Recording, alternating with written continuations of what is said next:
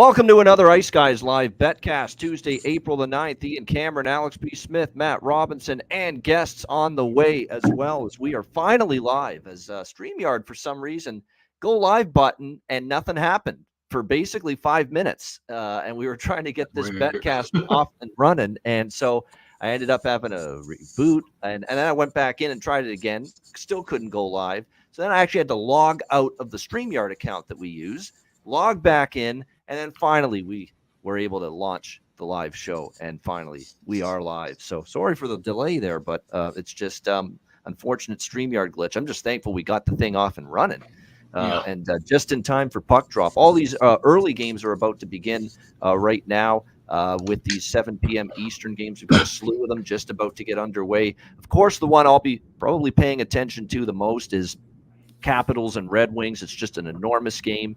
That is just getting underway, as well as Toronto, New Jersey, Philly, Montreal, Ottawa, Florida, the Battle of New York, the Rangers, Islanders, Columbus, Tampa, Carolina, Boston, all underway now, just getting the puck dropped as we speak. So looking forward to this Betcast. This is a great night. The games are important. 1 week left in the regular season. Excited about what's to come.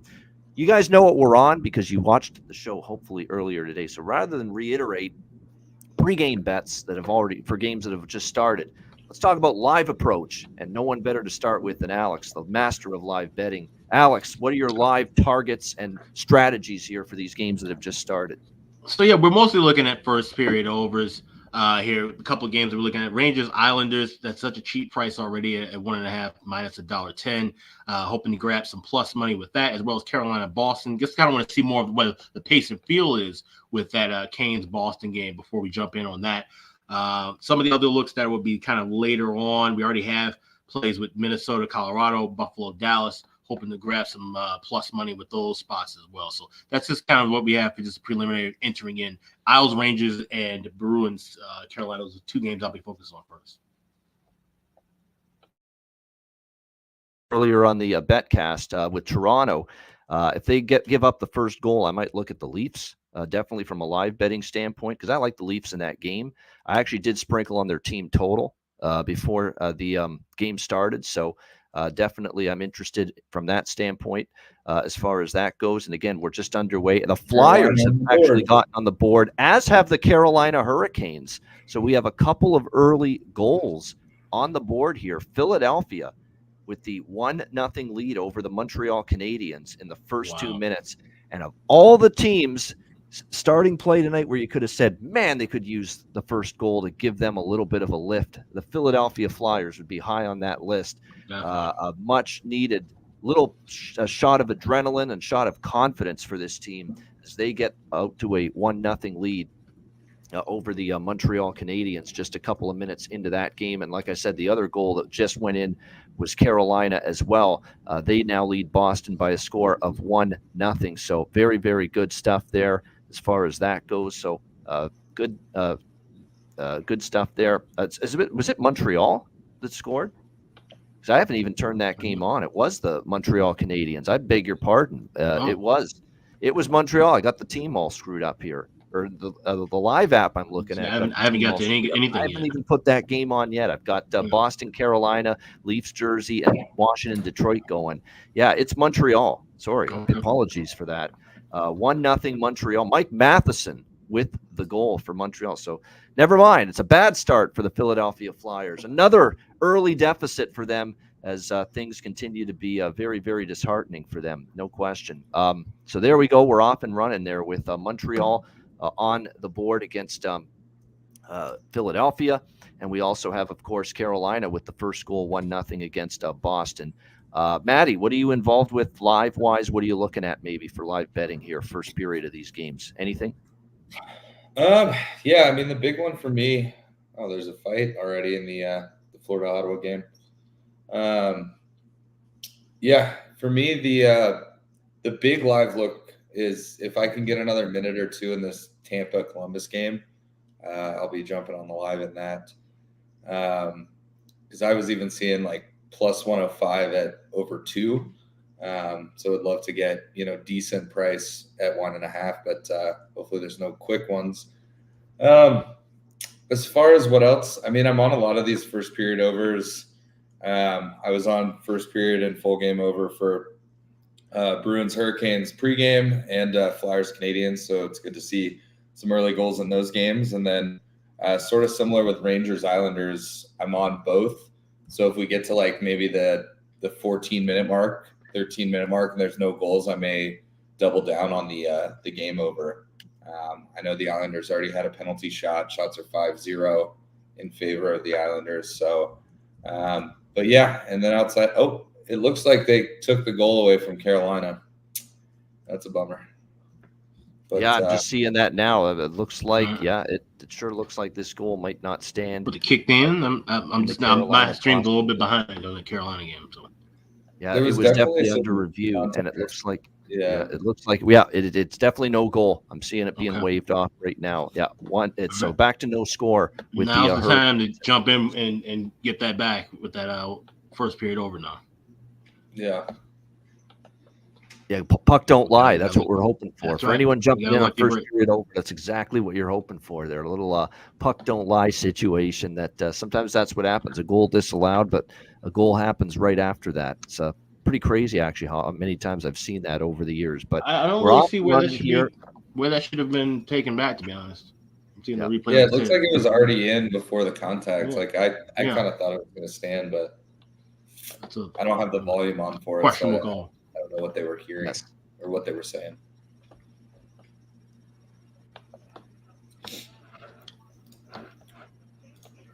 Ottawa just had a brilliant chance against Florida, missed the net. By the way, Stolarz, a little bit of a surprise because it was actually confirmed on most sites that Bobrovsky was starting tonight, but it's actually Anthony Stolarz, kind of a last-second replacement here for the Florida last-second decision to change goaltenders tonight for Paul Maurice. I'm just now in on plus 120. I just added that to Rangers Isles first period over, plus 120. Yes, Rangers and Islanders. Yeah, first period over. There we go. Live look there for Alex with the Rangers and Islanders. And again, that's my best bet on the show. Yep. Yeah. We're down to almost even money on Jackets Lightning first period over. It's minus 105, so I might jump on that. That's a good look. I might grab that once it hits plus range. Tampa Bay has hit a little rut, I believe, 2 in a row with their first period over streak, but still long term, it's very good. But I think the last 2 have stayed on. I know the Pittsburgh game stayed under against Tampa Saturday. But I just got in at plus 100, so I went for it. You are talking about a Columbus team that can give up goals at any moment, plus a Tampa Bay team that quite honestly, can strike, and a Columbus team that if they're going to score, it'll be early because that's always when they've done their best work this season. We've talked about many times on this show how their goal differential in the third period is brutal. And it's because they usually are at their best early in the game. But yeah, this is a good start for Ottawa here. They have been now really all over Florida in the early going. So this is kind of what I was hoping for as I took a shot with the big dog in that game. For anyone watched the show earlier today knows that. I was just a little concerned about the enthusiasm of Florida. Really, are they really chomping at the bit here down the stretch to win these hockey games and, chase down Boston for first in the Atlantic, which they probably can at this point, to stay ahead of Toronto for second in the division? Is that really worth going balls to the wall? It doesn't seem like Florida's feeling that way right now. Making them, I think, a little bit of a dicey favorite. Really, if they're going to be a dicey favorite in any game down the stretch, that's going to be something to look at, that maybe this team is not warranting maybe the price tag at the moment. It looks like, by the way, we have ourselves, let me see, Rangers and Islanders. I think we had something happen just now here. Yeah, we got an Islanders goal. Right, yep. There it is. Just saw it. Go. I just got in right behind Alex. 1-0 Isles. Yep. That's a nice right price. Off a face-off, too. Needing one with 15:48 left. So that's actually a bad goal by Shesterkin there. Yeah. Hopefully we get the same luck in that Columbus game. I'm still waiting on that one. There for Shesterkin. Unless it might have hit Mike Riley actually in front for the Islanders. Good chance it did actually. Makes sense. Which is okay. Deflection would make more sense to me off that. Wow. Shesterkin got that in clean. That's not the greatest goal, but I think it definitely hit. It's Lindgren that did it? Yeah. Oh, it went off Lindgren. defenseman for the Rangers, Ryan Lindgren, off his stick right here. Beautiful redirection past his own fucking goaltender, Ryan Lindgren. Well done. Get your stick out of the way. Say what you will about Don Cherry and misogynistic and some of this other shit that he would say. He was always right, 1,000% right about that. Get the stick out of the way. If you're going to block a shot, use your body. He always said that. Yep. 100%. He was right on that. Sticks on the outside, but when it comes to puck contact, use the body. Yep. No doubt. So Islanders do indeed get on the board thanks to an own goal off the stick of Ryan Lindgren, and it's 1-0 Islanders. Big eruption in the crowd there in UBS Arena. The Islander crowd sounds like it's a little louder than normal, and you know what they can get for the bigger games. It's actually one of those places where early in the season or when the team stinks, the vibe for Islander home games is very low. But when you get the important games late in the season, in the playoffs, that's when you start to see their home ice advantage kind of get stronger. They are one of those teams that have – and there's only a few teams in the league that have a more of a sliding scale with their home ice, but Dallas definitely being one of them. Yep. Huge points, of course, for the Islanders, who currently occupy third in the Metro. Let's say hello to Matt's younger bro here, Ryan. Joining us here. What's going on? I'm hearing things that are concerning me about you, Ryan, right now, that Matt's got to calm you down. You're a little bit of a emotional, a little bit of a helter-skelter Stars fan, like panicking after the Chicago loss on Saturday. Well, I didn't say a word after that. I took a nap during that game, actually. Okay. So that's good. We got to breathe and exhale when something bad happens to Dallas. It's going to be okay. Yeah, it's going to be fine. Yeah. How are you guys doing? Good, but I got to ask you, as much disappointed as it sounded like you were about the Chicago game, Stars losing to Chicago, how can they fucking do that? How happy were you with what you saw against Colorado? They had to fly in the day of the game, and look at that performance. First of all, I didn't say a word to Matt. Like, I didn't even watch most of the game. I took a nap, so he made that part up. I was heated after they lost that Florida game, that one Betcast. I was pissed off then. So I didn't see a ton of the Chicago game. I know they absolutely outshot them, but didn't see a ton of that. I was really happy with the Colorado game. Obviously, if you can beat one of the top teams in the West like that in their rink on a night of a back-to-back with the travel issues they had, that was pretty impressive. So I was really excited for that game to see how they would respond, and obviously played great. So.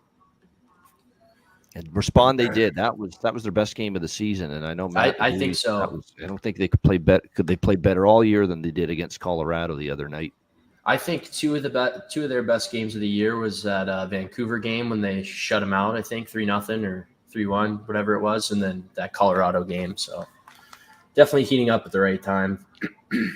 Yeah, they definitely are. I like the start for Detroit. They've been swarming Washington a couple of shifts in a row. 7-3 the shots in favor of the Red Wings, but still scoreless there in that one. Let me just see. Yes, Leafs on the board there, which is good for the team total with the Leafs. So they are on the board against the New Jersey Devils and a 1-0 lead for Toronto in that game. Still 1-0 Montreal leading the Philadelphia Flyers. Nick Robertson, man. Nice. He's been playing well lately. The younger brother, the forgotten Robertson, because obviously you know Jason with the Dallas Stars. His older brother, I don't know, his older brother Jason, he's the one star that can pick it up here in the last few games. Needs to pick it up a little bit. Yeah. Definitely. And especially at playoff time. Let's be real. He didn't have a great playoffs last year for Dallas, Jason Robertson, especially early. He has the talent to be in that conversation with Kucherov and McKinnon and those types, but he's got to make that next level step, and he's definitely got to do this whole season. Yeah, crazy. Great. Oh, sorry. Oh, go ahead, Ryan. The crazy thing was, Matt and I talked about last playoffs, is especially in Dallas, so many Stars fans are bitching and moaning. Like I think through the first round, he might have had one goal, maybe one or two, and even in the second round, people were saying, he doesn't look like himself. He's not playing great. And we checked the stats and he was still like a point a game player. It was just, he had, only 2 or 3 goals, but in 14 games, he had 13 points or something like that, or whatever it was. But he definitely needs to take it to another level, like Alex said. Yeah, he got to score goals. He's got to be the guy who scores game-winning goals that really put the dagger in the heart of teams and put away series. He's that kind of a player, and he can do that. This is why I mentioned it on the show today, but I took Toronto moneyline pregame at that minus 130 price. It's now minus 295. Just because. Well, I got it in and around there, and then I checked social media 5 minutes later and saw that Jack Hughes was having season-ending shoulder surgery. Yep. So I don't know if they knew that before the game or if it was like a last minute. They had announced. Yeah, he was out. We knew he was out. The surgery part wasn't. Okay. It just, I wasn't sure if he was out before, but he was listed. Yeah, he was out for the game this morning. But I guess announcing the severity of it drew in a little bit more money. Yeah, that's a big loss for them. Oh, absolutely. Yeah, I mean, I think one of Ryan and I's our buddies, or more his buddy, it's actually his roommate, was talking today, and because we were talking about the Buffalo game and how it's a must win for Dallas to get that comfort. They only clinch if Colorado and Winnipeg lose, but if they win tonight, it's very wide. Like, it would be a lot of things have to go wrong for them not to win the Central. And Ryan's buddy's like, well, Buffalo's still in the playoff hunt mathematically, and it's like, I get that they're mathematically still there, but we looked at like the playoff picture. It's less than a 1% chance of them getting in. So to me, Buffalo and New Jersey are out of the playoffs, and that shows by them kind of packing it in and having Hughes go ahead and get surgery. If Buffalo was still in the playoff hunt, it would not be Eric Comrie starting in net tonight. That's for sure. Ryan, I know. Just like if New Jersey was still in the playoff hunt, and if they believed they were, Jack Hughes wouldn't be fucking shut down for the season today. That's right. He'd be playing through whatever. Yeah. But Ryan, like I mentioned, my best bet stars over 3.5. That was actually one of Alex's options for a best bet pre-show. I took that as well. I let him know that that was mine, and he was like, "Okay, I'll grab something else." But so just. The consensus was very heavy on that, and I know Ian took it as well. So hopefully that one cashes. Yeah. What's going I'm on, tempted Goose? by Detroit first period puck line. I'm waiting to see if we can get a little better price, but I'm tempted by it. Plus 210 right now. And they've had the better play. It's like Carolina scored. He came back and scored. Carolina up 1-0. I was trying to get back in on that one. I think still scoreless there. I'm showing 1-0 on my. Yeah, they got. You know what it is, Ryan? They had not about Carolina. Yeah, they haven't pulled it yet. We haven't changed it yet. Goose, what's going on? He's on the road as he always is when the Betcast first starts. Coming home from another hard day in the salt mines and listening to the Ace guys, not really doing much, but that's okay. I see Montreal's up 1-0. That's good. I got them on the money line and I parlayed them with San Jose, because if you're betting Calgary, you're a fool these days. Let me tell you, that's the way we're gonna go with that. Matt, double thumbs up, buddy, on the Leafs. Fucking plug right on, pal. He's a big fan. And I the Leafs tonight. Yeah. I took them first period puck line, and I see they're up 1-0 already. Nick Robertson in the game with a goal. So far, so good there. Absolutely. Good start for the Leafs. This is a game even though they're on a back-to-back, this got all the warning signs for New Jersey today of kind of like waving the white flag with the Hughes news, and that loss to Nashville really did take them out of whatever thin little chance they had for the playoffs. So if you're Toronto, and they've done a better job, Toronto, of taking care of business lately, against the Lessers. So that's a good start for them tonight. The back-to-back scares me, 3 and 4, right? You know what I mean?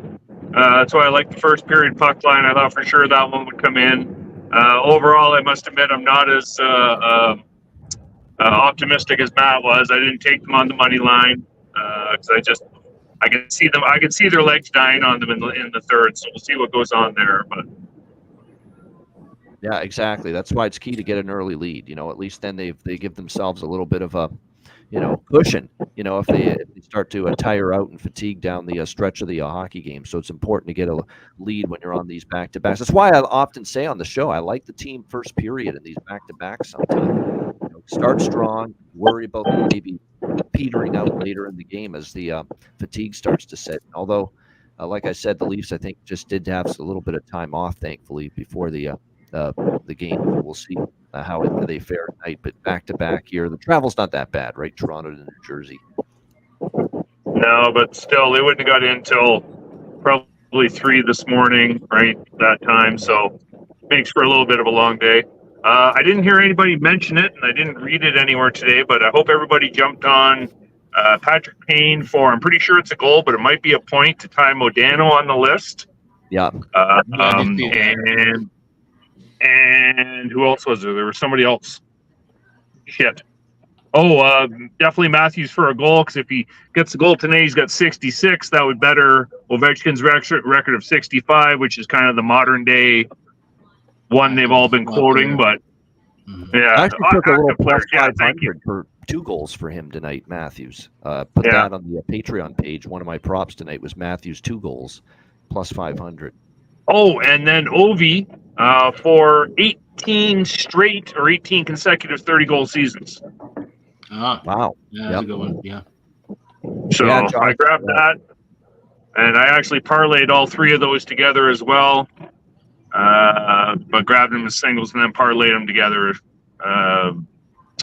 along with Larkin and the 2-goal call out of Detroit as well. So Nice. Yeah. That was my bargain bin play. Yeah, I like that.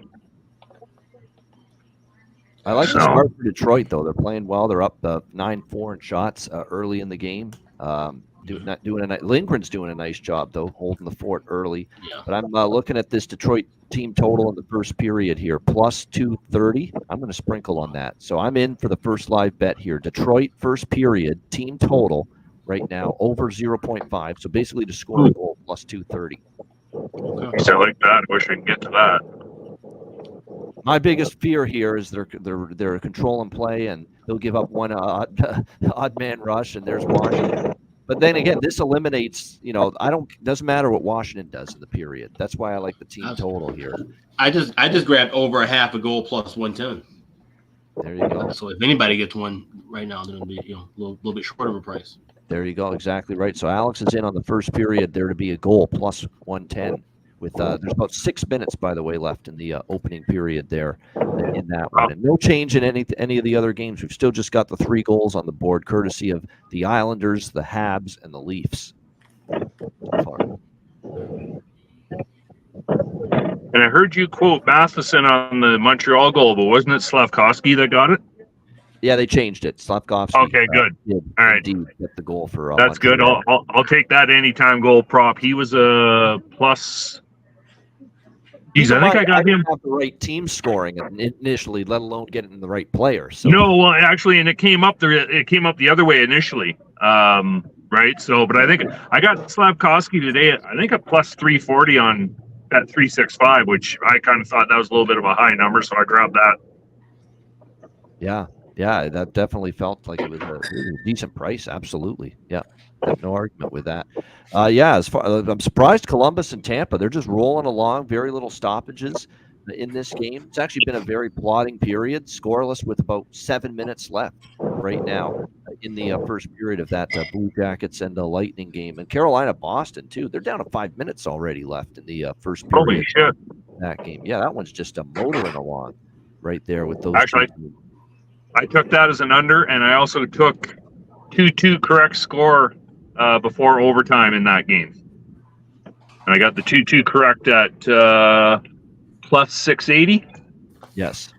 Okay, very good. 2-2 plus pretty good price there. What was it, 280? Plus 680. Oh, 680. Yeah, that's a really good price. Yeah. That's actually a little short. What book was that? 680. That was 365, I think. Oh, okay. Oh no, sorry. Bet 99 on that one. Oh, okay. I was thinking the FanDuel would have had at least 10-1 on a 2-2 correct. Yeah, unfortunately, right. I'm kind of limited in Alberta with what I can use. So no, I get right now. Right now I'm on. If you can find that, then that 680 is fine. I hadn't heard a price quoted that low for a correct score. Yeah, no, right, and it was 2-2.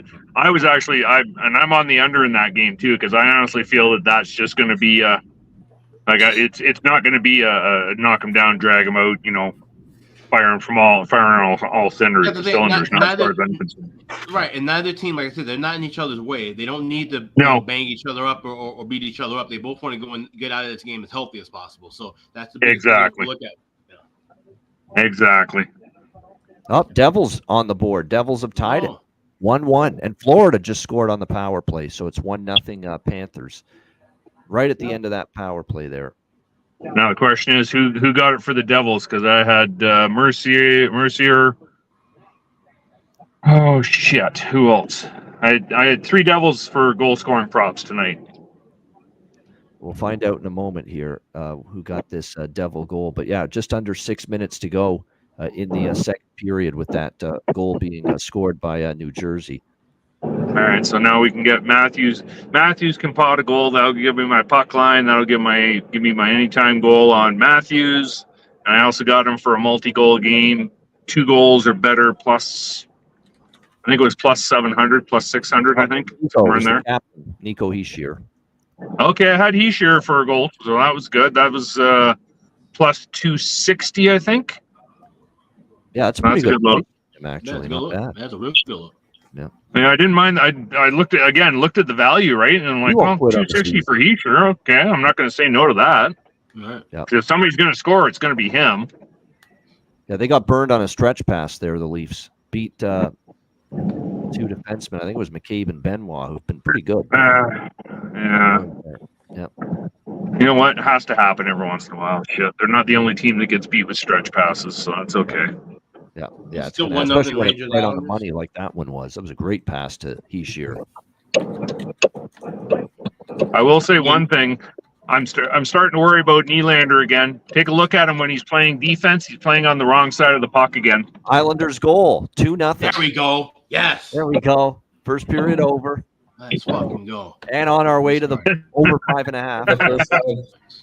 First live. I grabbed over 1.5 at minus 110 right before you guys were grabbing it because I was going to be on the road, so I had to grab it at the price I could get it at. So that's good.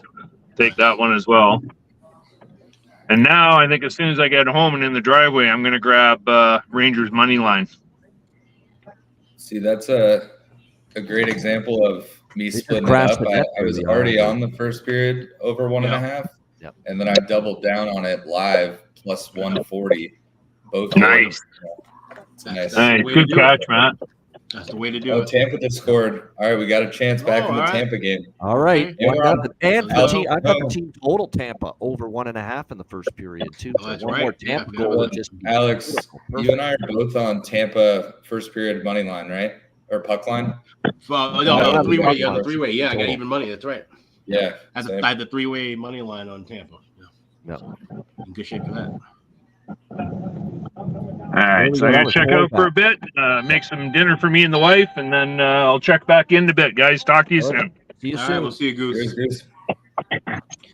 Yeah, I decided to for the island. I parlayed your guys' best bets together. I took Matt's separately, but then Alex, I took your was it LA and Kings Ducks? Kings Ducks. Yeah, I took that, and then I parlayed it with Ian's Rangers Islanders over.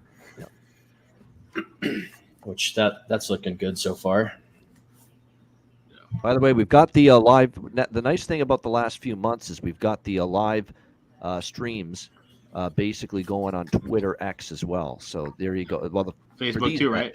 Obviously, we won't be doing that for the Patreon exclusive betcasts, but for the free betcast, yeah, you can watch them on Twitter X. They're streaming on my. Are we on Facebook as well? Account. Ice Guys, yeah, Facebook as well.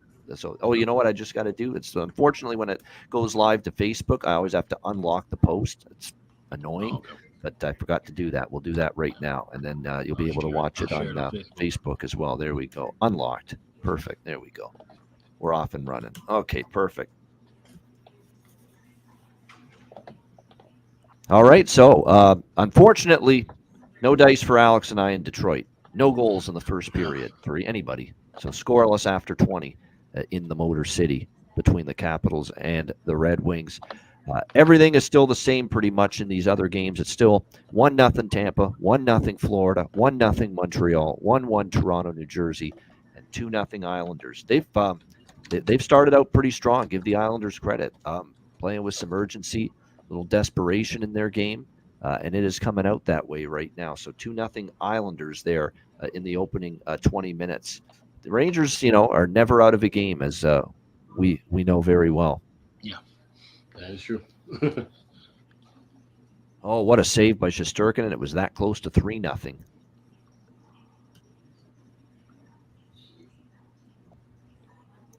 Yeah, that's unfortunate, Kurt. It's a solid bet, but a unfortunate result. It was the right move, I thought, to take a shot with Detroit to score a goal in the first. Now it's concerning because you've got to think Washington, is going to realize, whoa, we dodged a bullet in that first period. We got to pick it up a little bit here. Right now, oh my gosh, 3-zip Isles. They just added to their lead. So another Islanders goal. Wow. And this is very impressive from them. Showing a Panthers. That's the good news. The bad news is Florida scored again 2-0. So Ottawa apparently doesn't give a fuck about avenging a pathetic loss last week to Florida. So that's not good for Ottawa. 2-0 Florida there. Nice first period over. Love it. Detroit had 16 shots in that first period. Just, wow, the Rangers look out of sorts defensively. Like, they totally broke down there. Dobson with a great pass, and then totally lost coverage in front of the net. The puck goes behind the net, and the Rangers totally leave Palmieri by himself there to tap it into a wide open net. I mean, everybody was out of sorts on that goal. The defense, Shesterkin even, I don't think he knew quite where the puck went.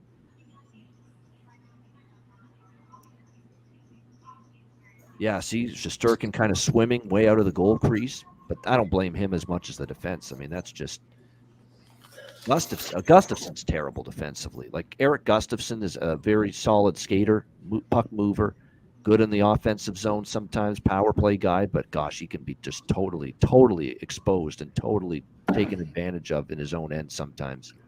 And he was there. See those 3-0 Islanders? 3-0. Yes. The Rangers money line is now. I don't know about that at this point. I don't know about that because Plus look, 600. I'm more just curious what it's at, if it's worth I'm looking for a pushback shift from the fucking Rangers first before I'm ready to jump in there. Yeah. I haven't seen it yet. I haven't seen it yet. I'm going to do the usual, by the way, dinner break at the first intermissions of all these games, just the usual, 20 minutes, and then we'll be back after that. I do want to mention that I did end up taking a small piece of for the 8 o'clock games because I know they'll be starting before I get back.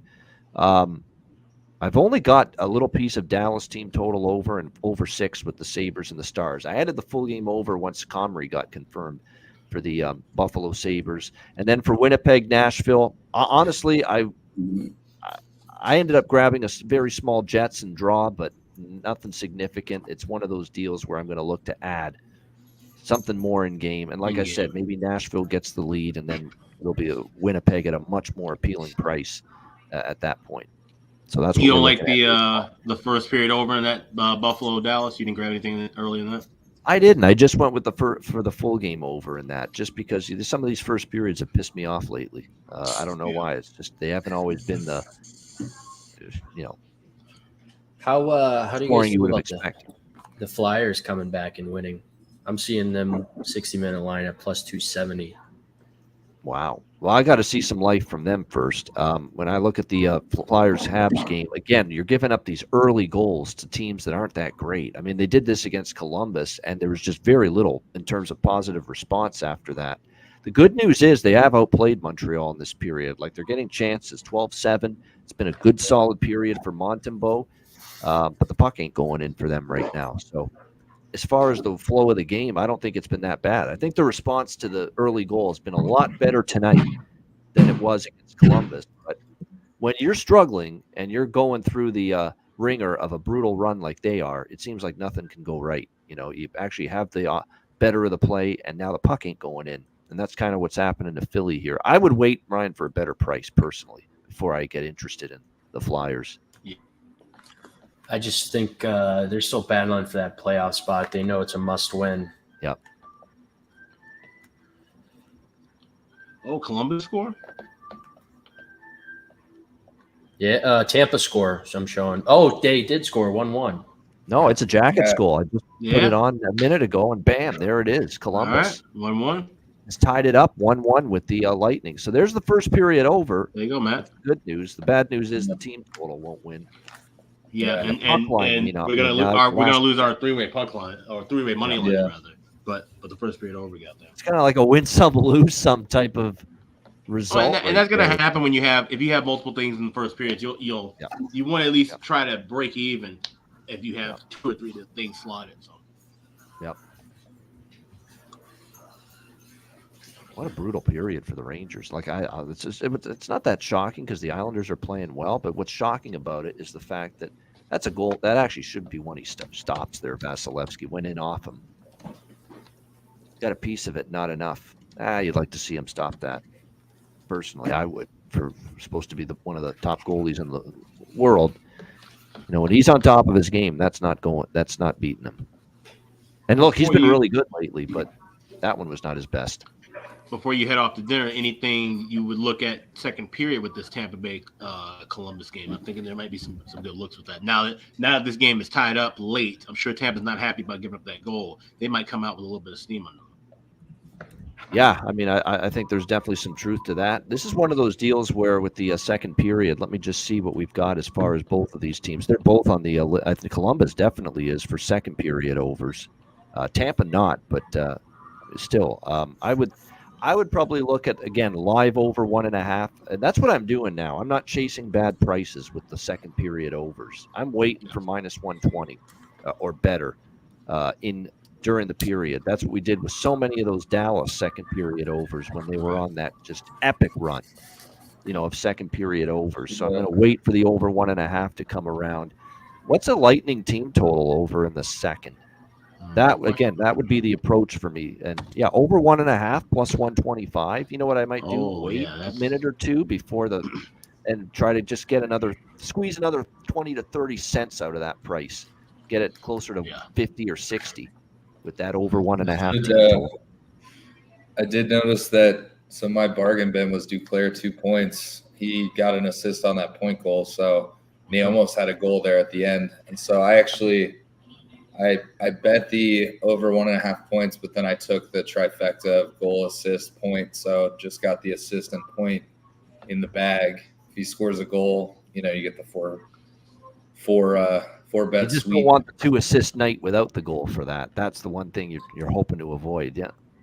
Yeah, I mean, at the end of the day, that would still be hitting the assist prop, hitting the point prop, and the over 1.5 points prop. So definitely would be net positive. Because obviously the goal prop, I think, was plus 320 or something like that. So 280 something.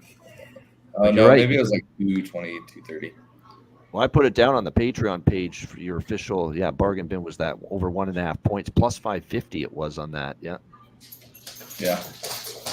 Really good price with that. And like you said, now you only need one more point for that. But like you said, you're on that goal, assist, and point same game parlay with Duclair as well. Yeah. Yep. How do you guys feel about the full game over in the Stars game, Ian? Yeah, now with a Comrie confirmed, I like it over 6 a little bit. Full game. It's hard to envision Dallas is for 60 minutes. Are they really going to be totally dialed in defensively? I don't know. Buffalo, I think can chip in 1 or 2. I think, and then at least early. Yep, 4 minimum. They really should get 5. I think against Buffalo and Eric Comrie, because Eric Comrie's had a tough season. He just has. Yeah, it's been tough. He needs a sturdy team in front of him. Eric Comrie, a sturdier team than Buffalo. That's the thing. When he was in Winnipeg, that's when he was, doing all right. You think that's it? Yeah, because I think there were times with Winnipeg he was okay, but you're right. I mean, he's journeyman material is what he is. He's AHL or Europe. Yeah, that's exactly it. Yeah. No knock on him, just not that he does not NHL goal. That's all. No, that's right. Yep. This ain't for everybody.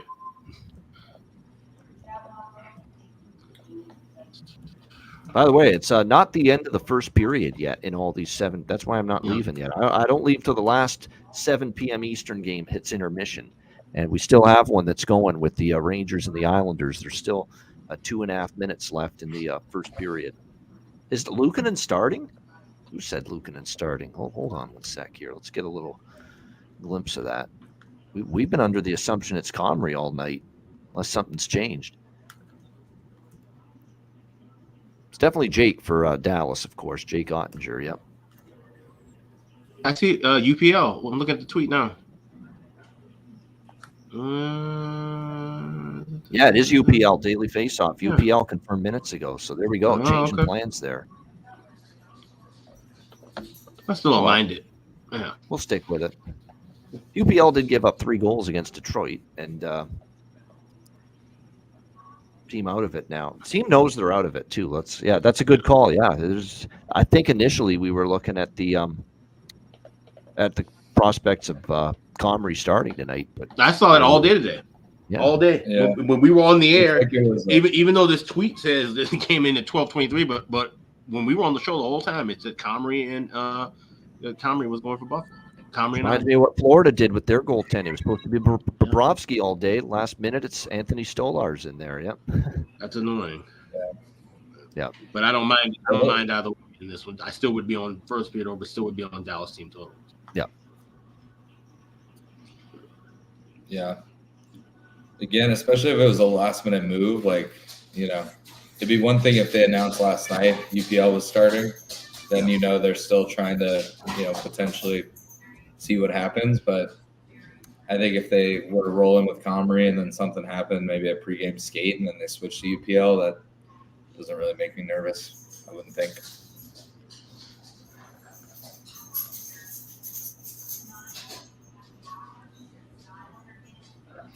Ryan and I also threw together a little Dallas tri-sport parlay.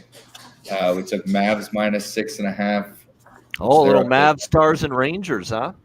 And then Mavs 6.5, Stars money line, and Rangers spread minus 1.5 because they're playing Oakland. Yeah, it was like plus 295, plus 300, right in that range. So Mavs are up 20-something points right now. So well, they damn well should be. It's Charlotte. They're terrible. NBA, that is, of course, I'm talking about. Yeah. Wow, this is going to be interesting here. Regroup time for the New York Rangers. They have not been used to playing this poorly in a period of hockey in a long time. So credit to the Islanders. It was not just that the Rangers have played poorly. It's the Islanders have played very well also, so keep that in mind. And the first period is down to 10 seconds left. So it looks like that period is going to wind down with it still being 3-0 in favor of the Islanders. So just before I head off for my dinner break for 20 minutes or so, we got we'll recap the scores in the early games after one period. Scoreless, Carolina-Boston after the first 20 minutes. 1-1 with Columbus-Tampa Bay.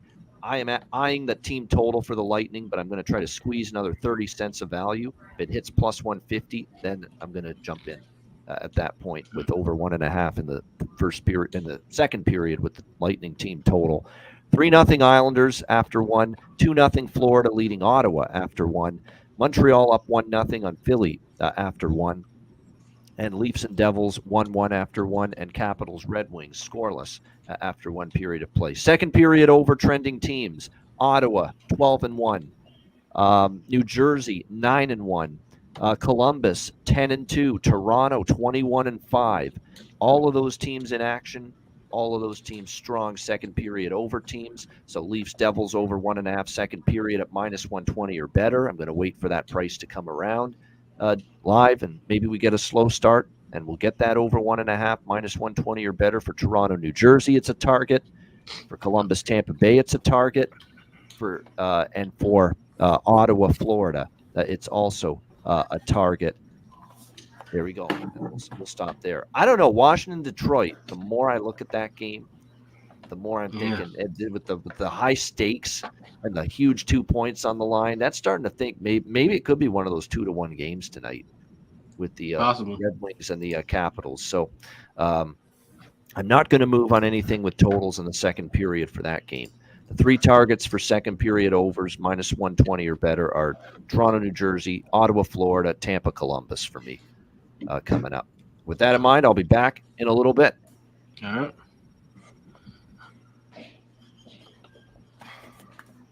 Yeah, still no score with the Bruins game. All right, I'll ask you as a Stars fan, what team would you like to see Dallas play in the first round? I think, I'd say LA is up there. Nashville, I think. Obviously, they're both good teams, and, Nashville did something special with that run, but yeah, I don't know. Come playoffs, I don't know if they're like built for the playoffs necessarily yet, like as deep. I know they have some high-end skill up front with O'Reilly and Forsberg and stuff like that, but I just, you look at, would you rather play Nashville or LA, or would you rather play Colorado or Vegas? Like, right. I think out of those 4 options, Colorado or LA and Nashville would probably be the more favorable matchups. Yeah. I think the only possible ones are LA, Nashville, Winnipeg, or Vegas. And I would definitely favor LA as my top choice. Nashville would be 2. And then I go back and forth because, what Vegas team are you going to get? Are they all fully healthy? Is Mark Stone going to be good to go game 1? Likely. So I would rather see Vegas have a battle with Edmonton, maybe go 6-7 games, see who gets out of that. As a Stars fan, though, if they did have to play Vegas, it would be extremely fulfilling to see them knock out Vegas in the first round.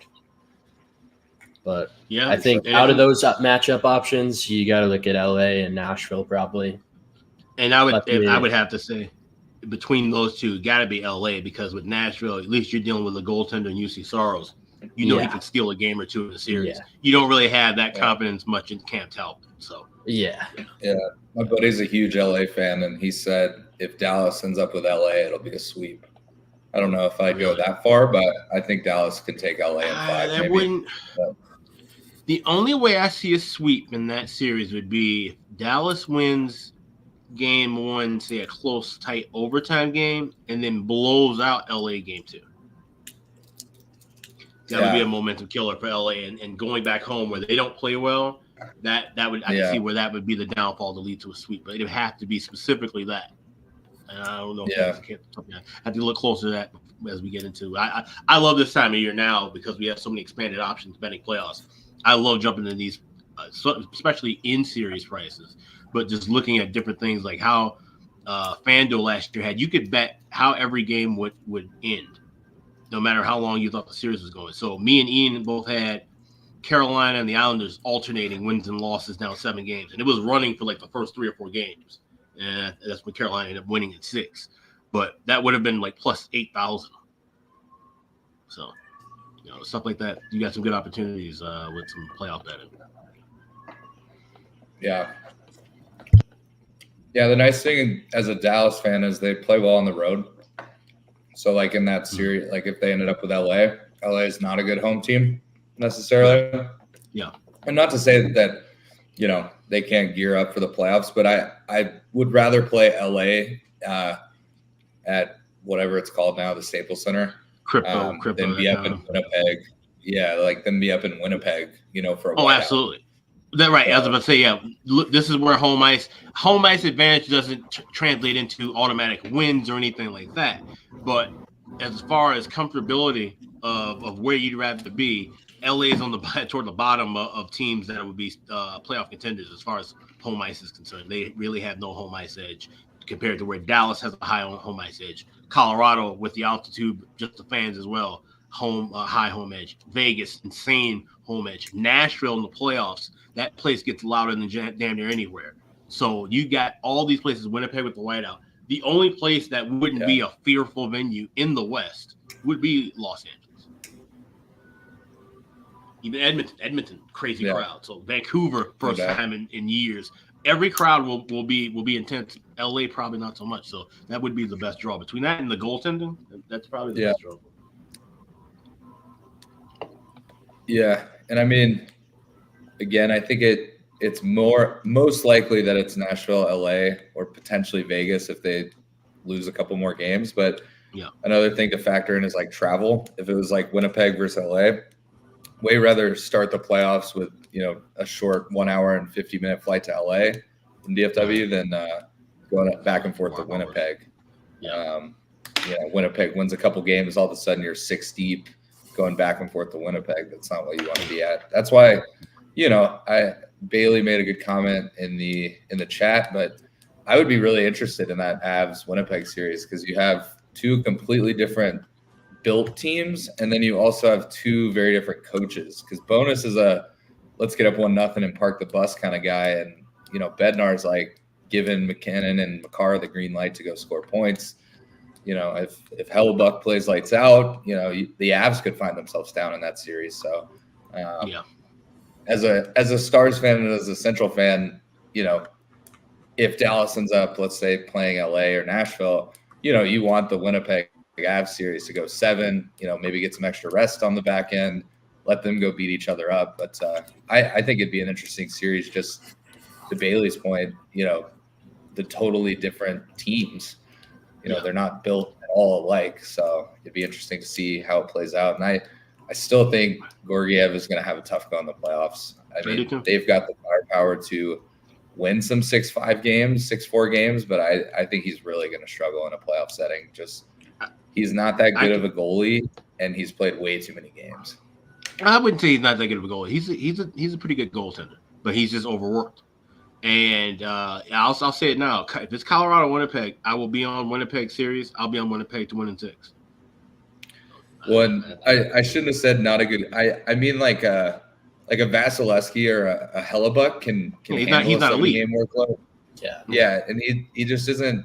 He's never had to play that many games, so I just think we witnessed it in Dallas after Andre's great playoff series.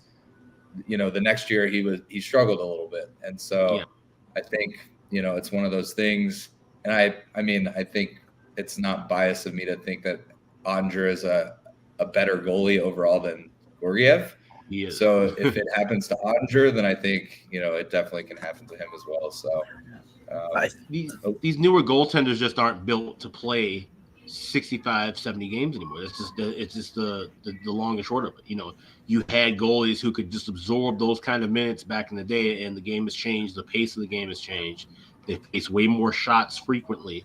If you count up how many shots a goaltender faces, just count in warm-ups and the game.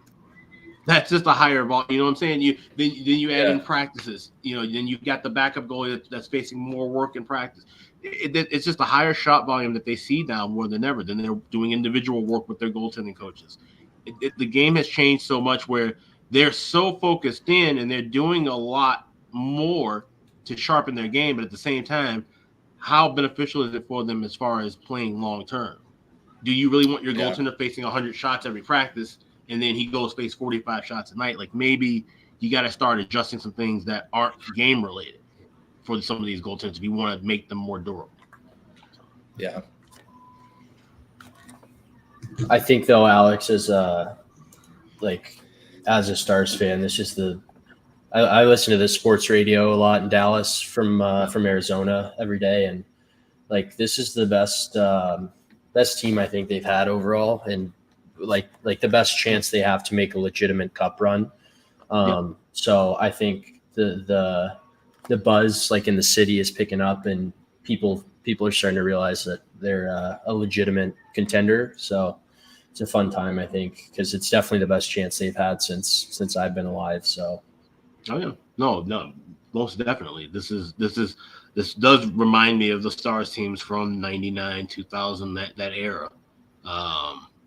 They're definitely locked and loaded, and this is the best chance they have for sure. And Andre, like I said, he's going to be the X factor. He has to be the guy. A lot of it depends on him. Yeah, he has to steal you. Yeah, he's got to steal you 1 game, 2 games in a series. At least 2. At least he has to steal you 2 games in each series, and he has that capability to do that. He can steal you 2 games in every series. You're winning the cup. All right, we got some stuff in the second period starting up. Columbus, Tampa's about to start. I'd be excited to watch that. Obviously, that Colorado-Winnipeg series if that happens, but also isn't Toronto slated to play Florida most likely right now too? Yeah, I think that would be right now. That'd be good. Interesting series. I was thinking Toronto could maybe get out of the first round if they had, drew Boston, but with Florida, that's not happening. Yeah, Florida's an elite team. Yeah. Yeah, it's an unfortunate draw for Toronto. You think Toronto's chanting "We want Florida" after this season that Florida's had? Yeah, probably not. Probably not. How do you feel, Alex, about? I was talking to it with one of my buddies last night. How do you feel about the Rangers? Do you think they're a bit fluky or regular season team? Now that's the thing. They got to shake the mantra of being a regular season team. They are definitely that. But we know they can put together enough to get far. We saw them go to a conference final just a few seasons ago. Shesterkin's just got to find that next level that he found back then. And if you can't find it with him, thankfully you have Jonathan Quick playing the best hockey he's played since he won a cup over a decade ago.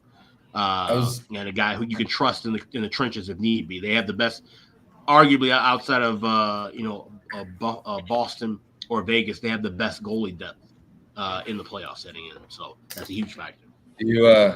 I was gonna ask, how long of a leash do you think? Do you think Shesterkin gets 2 games, and if he's a dud, they put Quick in, or do you think it's If they were to lose like 5-1 first game, do you put Quick in for game 2? That's tricky. Yeah, you would think about it. If you lose, let's say you lose the goals, Yeah, you lose 4-1, and then you give up a goal quickly in game 2. Then you pull Shesterkin. It's Quick's game the rest of the way, and it's Quick's game for game 3.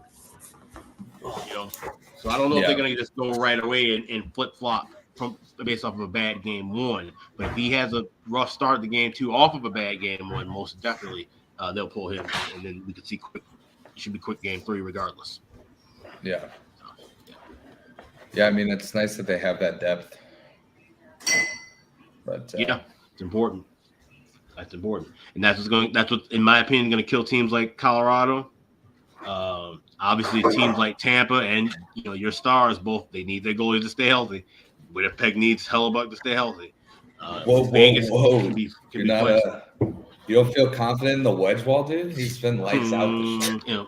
In the playoffs, they just know when Wedgewall's in, they got to score 5 goals because he does have a good record. Which isn't playoff hockey.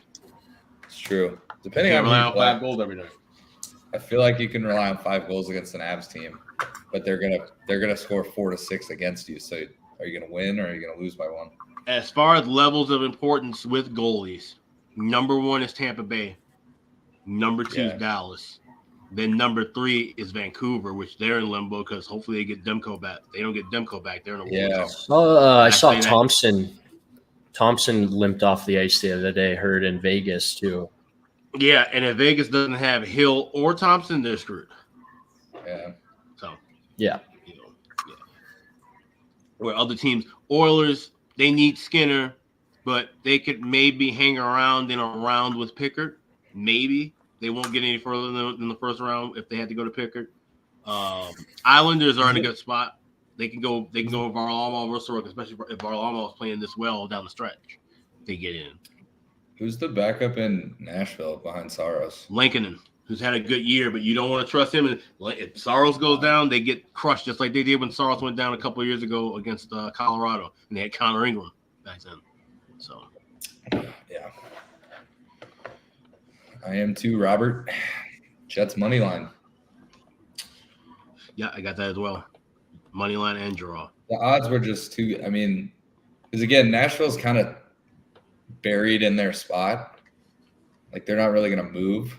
I don't think. Can they drop to Vegas, the second spot? Yeah, Vegas. That's how Dallas would play them. Is if No, but it's Vegas or I mean, No, I guess LA's it's LA's third in the Pacific. Nashville's Right. in the first wild card, and I know. Vegas. Yeah, is in the Nashville second. can't move. Nashville's if, locked like- in. They just have to clinch their spot. It's just 3 and second wild card spot in the Pacific. Yeah, that's what I Well, was saying. Nashville if could Vegas drop. wins, like Nashville they'll could jump drop, LA, and though. LA would be in that spot. Oh, they could. So it's They still kinda- could drop. Nashville could drop though, because they're only 2 points ahead of the second wild card. So if they I see. lose, Yeah, LA and Vegas can swap, obviously, but Nashville could drop. So I got you. Okay. yeah. I guess it's possible. I don't know what the schedule. I was talking. One of my teammates is a Canucks fan, and we were talking about matchups and stuff. And he said he hopes that Vancouver plays Nashville because he thinks they're frauds. Which I don't know if I would go that far, but I think if it's Nashville, Vancouver, and Demko's healthy, I'd probably take Vancouver. Yeah.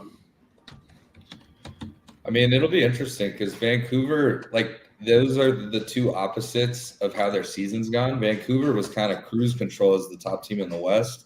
Yeah. And then obviously they've had injuries with Demko, but they kind of fizzled up and down a little bit towards the end where Nashville got hot. So Yeah. it'd be interesting to see if Nashville can carry that to the playoffs or, if they. Yeah, it would be. That would be it. Yeah. If Nashville draws Vancouver, that's gonna be a tough series for Vancouver, especially if they don't have Demko. That would be. Yeah, I'd have to be trying to get off of. I mean, my futures would just be toast at that point, probably. But I'd have to look at Nashville series prices. And just to mention, Taylor mentioned in the chat about the combo we had. Hill and Thompson, when healthy, is still a better tandem than Saros and Lincoln. Saros and Lincoln are having better years, but keep in mind they've both been relatively healthy all year. Hill and Thompson have not been able to stay healthy for the second half of the season. So no, there's still two much better goaltenders in my opinion. I still think Saros, as good as he is, he's not in that elite conversation in my opinion. He faces a ton of shots, but he's a bit shakier than some of the other top tier goalies. And Lincoln is just having a good year. I don't think Lincoln is even going to be a guy that you can rely on to be a good 1B or number 2 option down the road. I mean, I watched him as a rookie with the Hawks. He had a good rookie season for a horrible team, but he's doing what he's doing now. He'll give you 20 games and keep you afloat. That's pretty much a ceiling in my opinion. Oh, Nashville going to a power play early. Devils going. Devils are up 2-1. Mercer. Oh, that was one of Goose's goal scorer props. Yeah, he had Hershier and Mercer both. It's a nice hit for him. All right, Sabres and Stars underway, so now I'm going to look for that. Plus 122 in the first period over.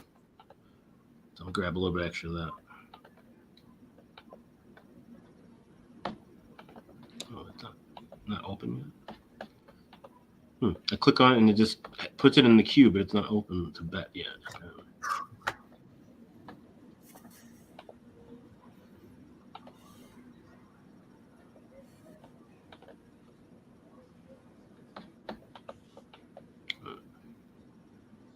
Yeah, John X, that's what I'm hoping for. Stars Canucks Western Conference Final, and I am sitting pretty because I have both teams to win the West, both teams to win the Cup. Yeah. If we can get those two and then combine with anybody versus Florida East Final, that could set up me hitting my Florida Vancouver Cup Final bet, and I'd have Cup futures on both those teams too. So that would be perfection, honestly. Yeah. I've got Dallas, Florida in an exacto final. Yeah. As well. It was like probably 2 months ago. I forget. It was when Florida was rolling. Dallas was sort of struggling, but yeah, because that was when Florida was hot on their streak. That's when I jumped in and grabbed it with Florida Vancouver. So. Yeah.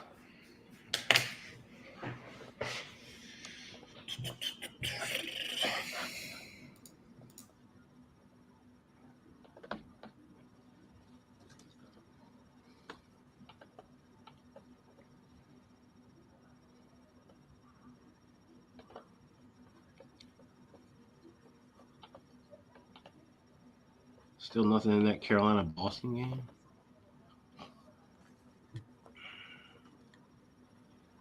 Still 1-0 Habs in the Flyers game. 2-0 Florida over Ottawa. Still no score halfway through with Detroit and Washington. I think that game might end up being a 2-1 game, like Ian was saying. Yeah. Looks like Caps are going to the power play, too. I need at least Detroit to win that game. The shots are 25-9. So hopefully they can figure it out and get the dub. Still like Dallas team total, Brewski, even with UPL in that. Yeah.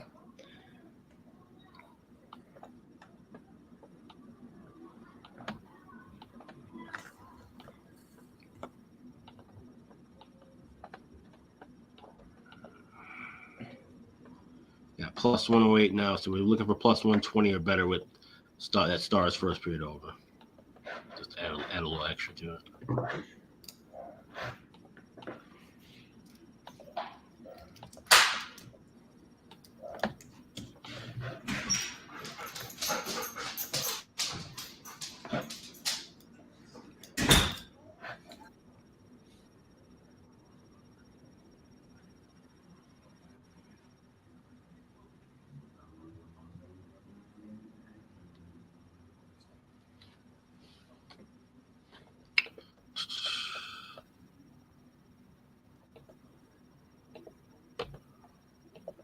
Gosh. Oh.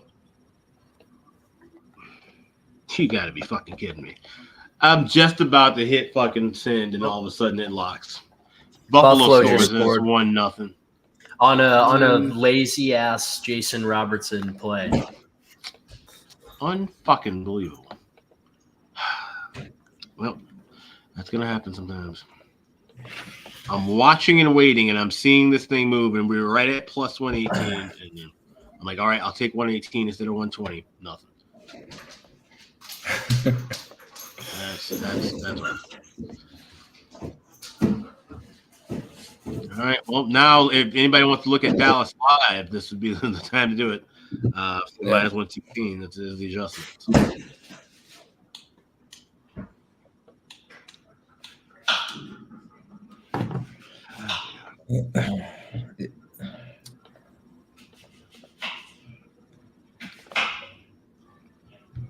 Predators on the board, 1-0. Oh, wow. Is it that Peeper that score on the power play? I think so. Let me see. I'm checking now.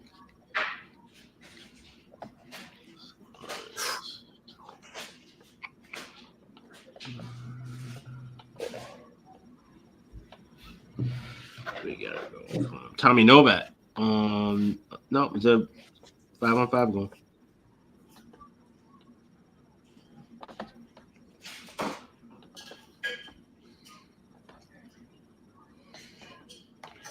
Also, if you think there's a fluke and Dallas comes back and wins in regulation, plus 140. Yeah.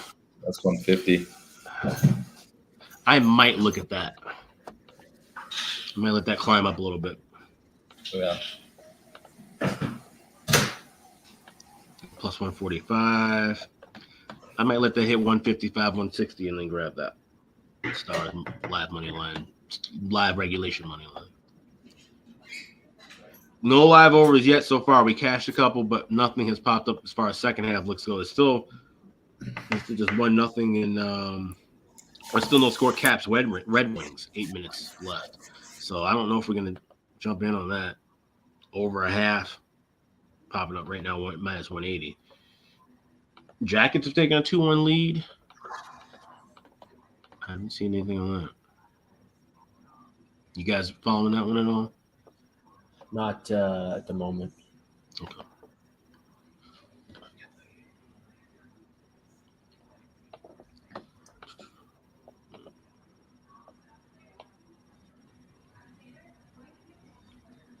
Still 3-0 Islanders. Nothing else really happening there.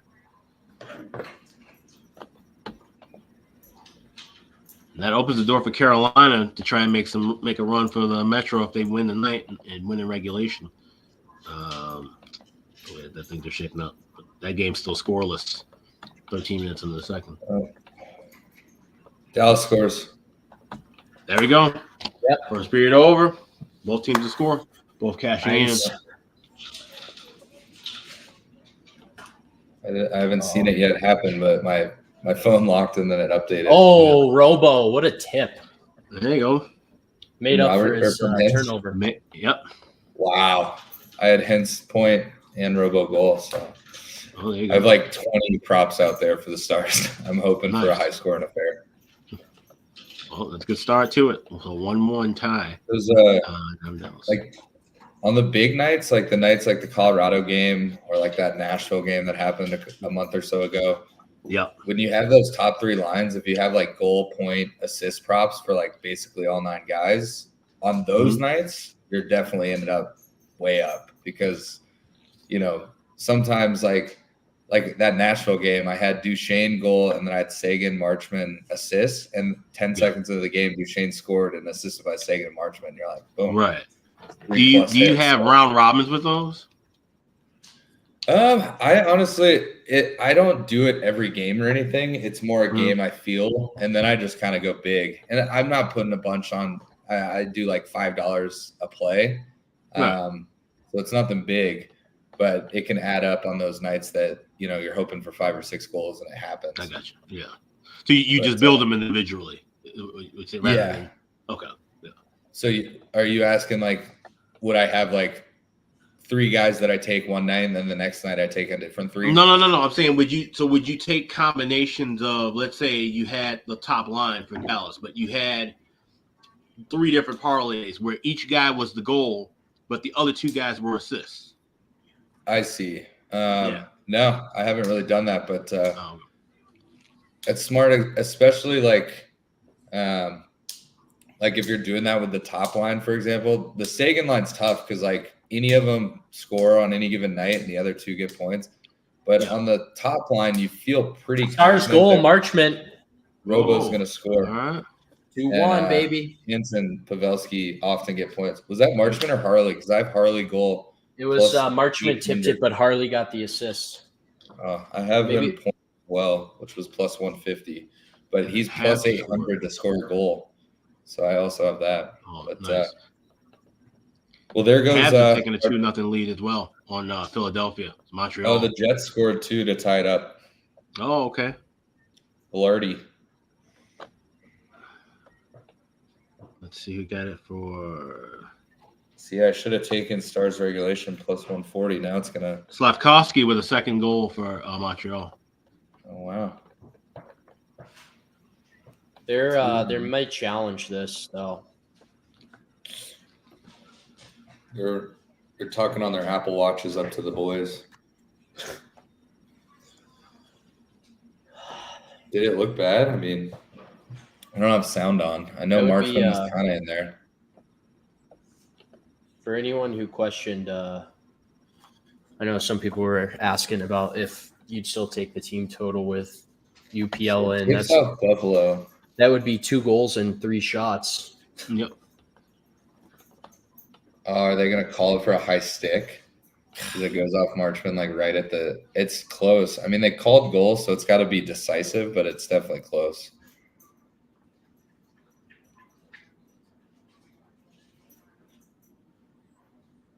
But the thing is like it's where it hits on the stick. Because like his blade is definitely above the crossbar, but it catches like the shaft. So it's like it's going to be weird. It looks like on my NHL app they've taken it away. It's 1-1. So my guess is it will not stand. NHL app is always behind though. Always. It didn't look like it hit him at all from the overhead. My so maybe my betting apps are still showing 2-1. I would love it if it gets called back, or I mean, it ends up being a Harley goal and no contact for Marchman. Well, he definitely tipped it. So, what's the score in the Isles Rangers game? Is it still 3-0? Still 3-0. Yeah.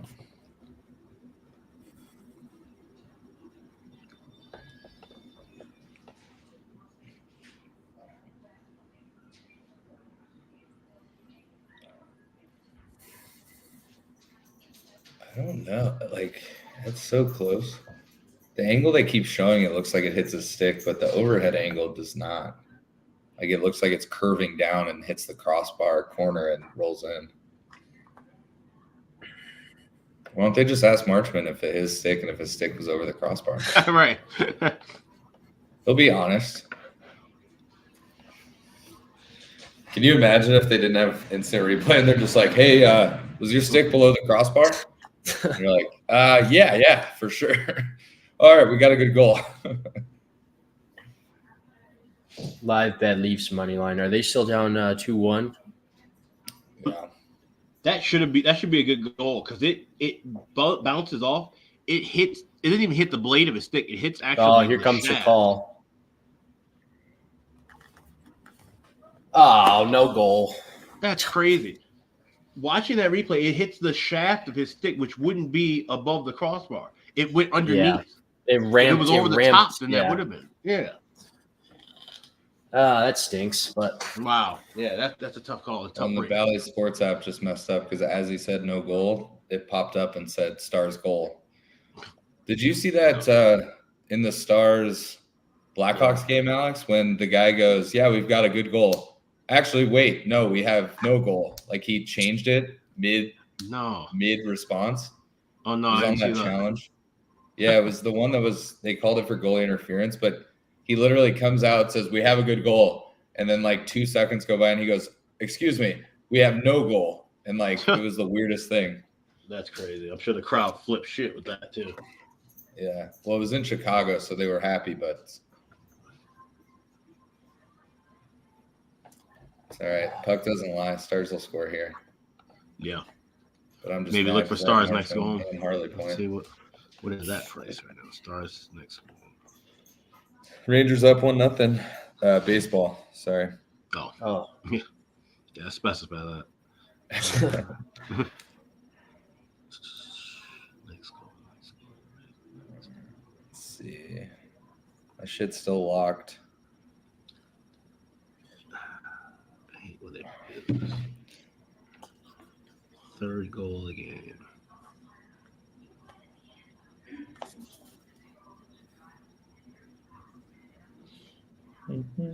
Clearly, I'm missing. All right, let me go somewhere else. Anyone else seeing that at MGM? The next to score in Dallas, Buffalo. Everything on MGM for me is locked. Oh, okay. So maybe they just haven't put it up yet. Yeah.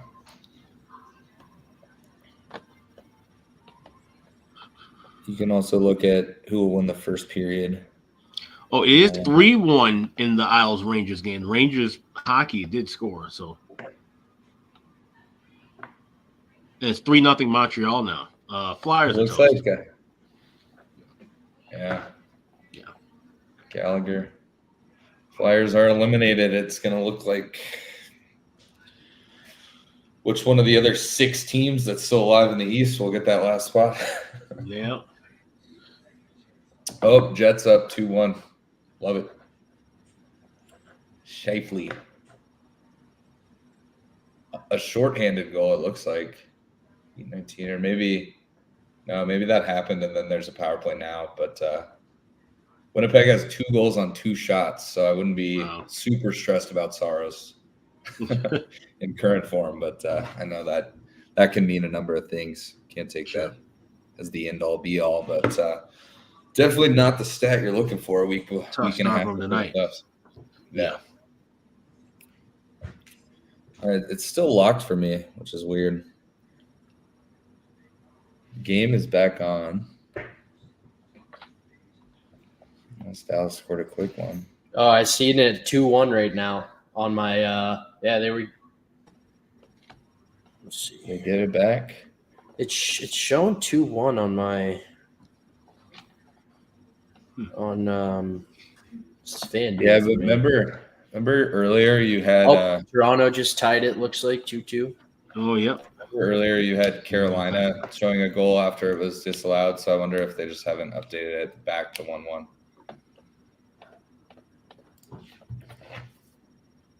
Let's see. I'm just checking to see who scored at Toronto.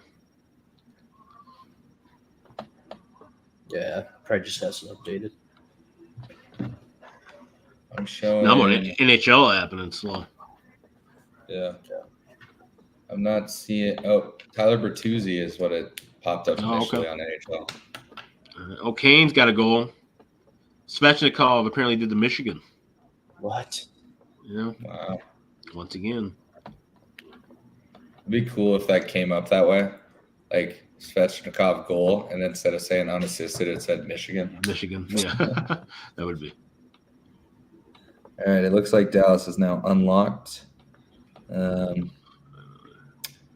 You can bet Dallas plus 160 to win the first, which is similar to next goal, but there's 12 minutes left. Yeah, but even next goal in the first period should be a better price than that.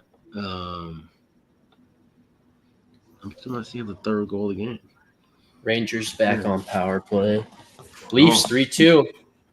Wow. Just like that. Now might be the time to look at Rangers on the money line plus 400. The Caps scored 1-0. I thought someone said Kane scored. I don't know why my FanDuel's messed up though.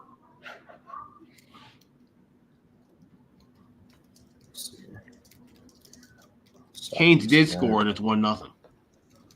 That's why I had him at. Canes. Yeah. Hurricanes. I thought you said Kane scored, like Patrick my Kane, bad. and then I hear Hurricanes. 1-0 Caps. No. So that makes sense. So yeah, It was Washington up 1-0, Carolina 1-0. Yeah. Wow. Glad I didn't take that live Philly to win in regulation. Yeah. 4-0. Yeah, they're toast. Hat trick for Slavkovsky. Slavkovsky. Yeah. The natural hat trick too, or? No, Gallagher had the third. Oh, okay. Yeah. I was curious that too. Dylan Strome. All right. We got Dylan Strome had going 27 goals this year. It's a good year for Yeah. him. Washington. Is that a career high? Let's check his elite prospects. Someone's hiding me. Stromer. What are we thinking about over 2.5? Oh, it's just still it's no, it's still fair. minus price. Over 2.5, maybe in the Stars and Sabres. Think there could be another goal at some point in that spot, just overall, not necessarily Dallas. I think so, but I'm only showing 3.5 plus 250. I got 2.5 minus 185 at Bet Online, and I'm waiting for it to drop a little bit.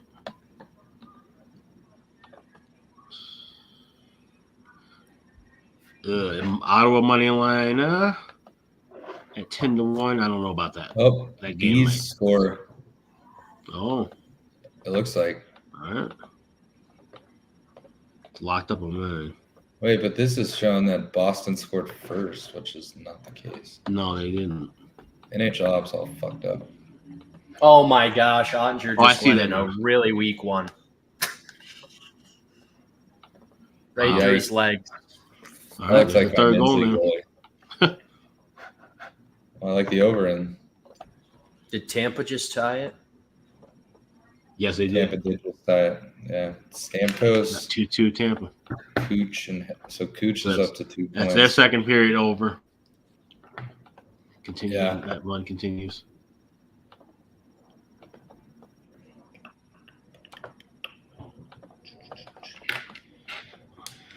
All right, now you can take a look at Stars regulation again. I grabbed plus 445 with Rangers money line. I think that's a good enough price. They can get another goal before this period closes out. They're live. So Rangers live plus 445 on the money line. If you think they can win in regulation, it's plus 1250. Wow. I don't want to get that dicey with it. I'm just going to stick, especially because it's the Islanders. So I'm just going with. Yeah. Yeah. Yeah. Plus 525 is what I just got in at money line. Oh, there you go. All right, let's see what Dallas is at. Still locked.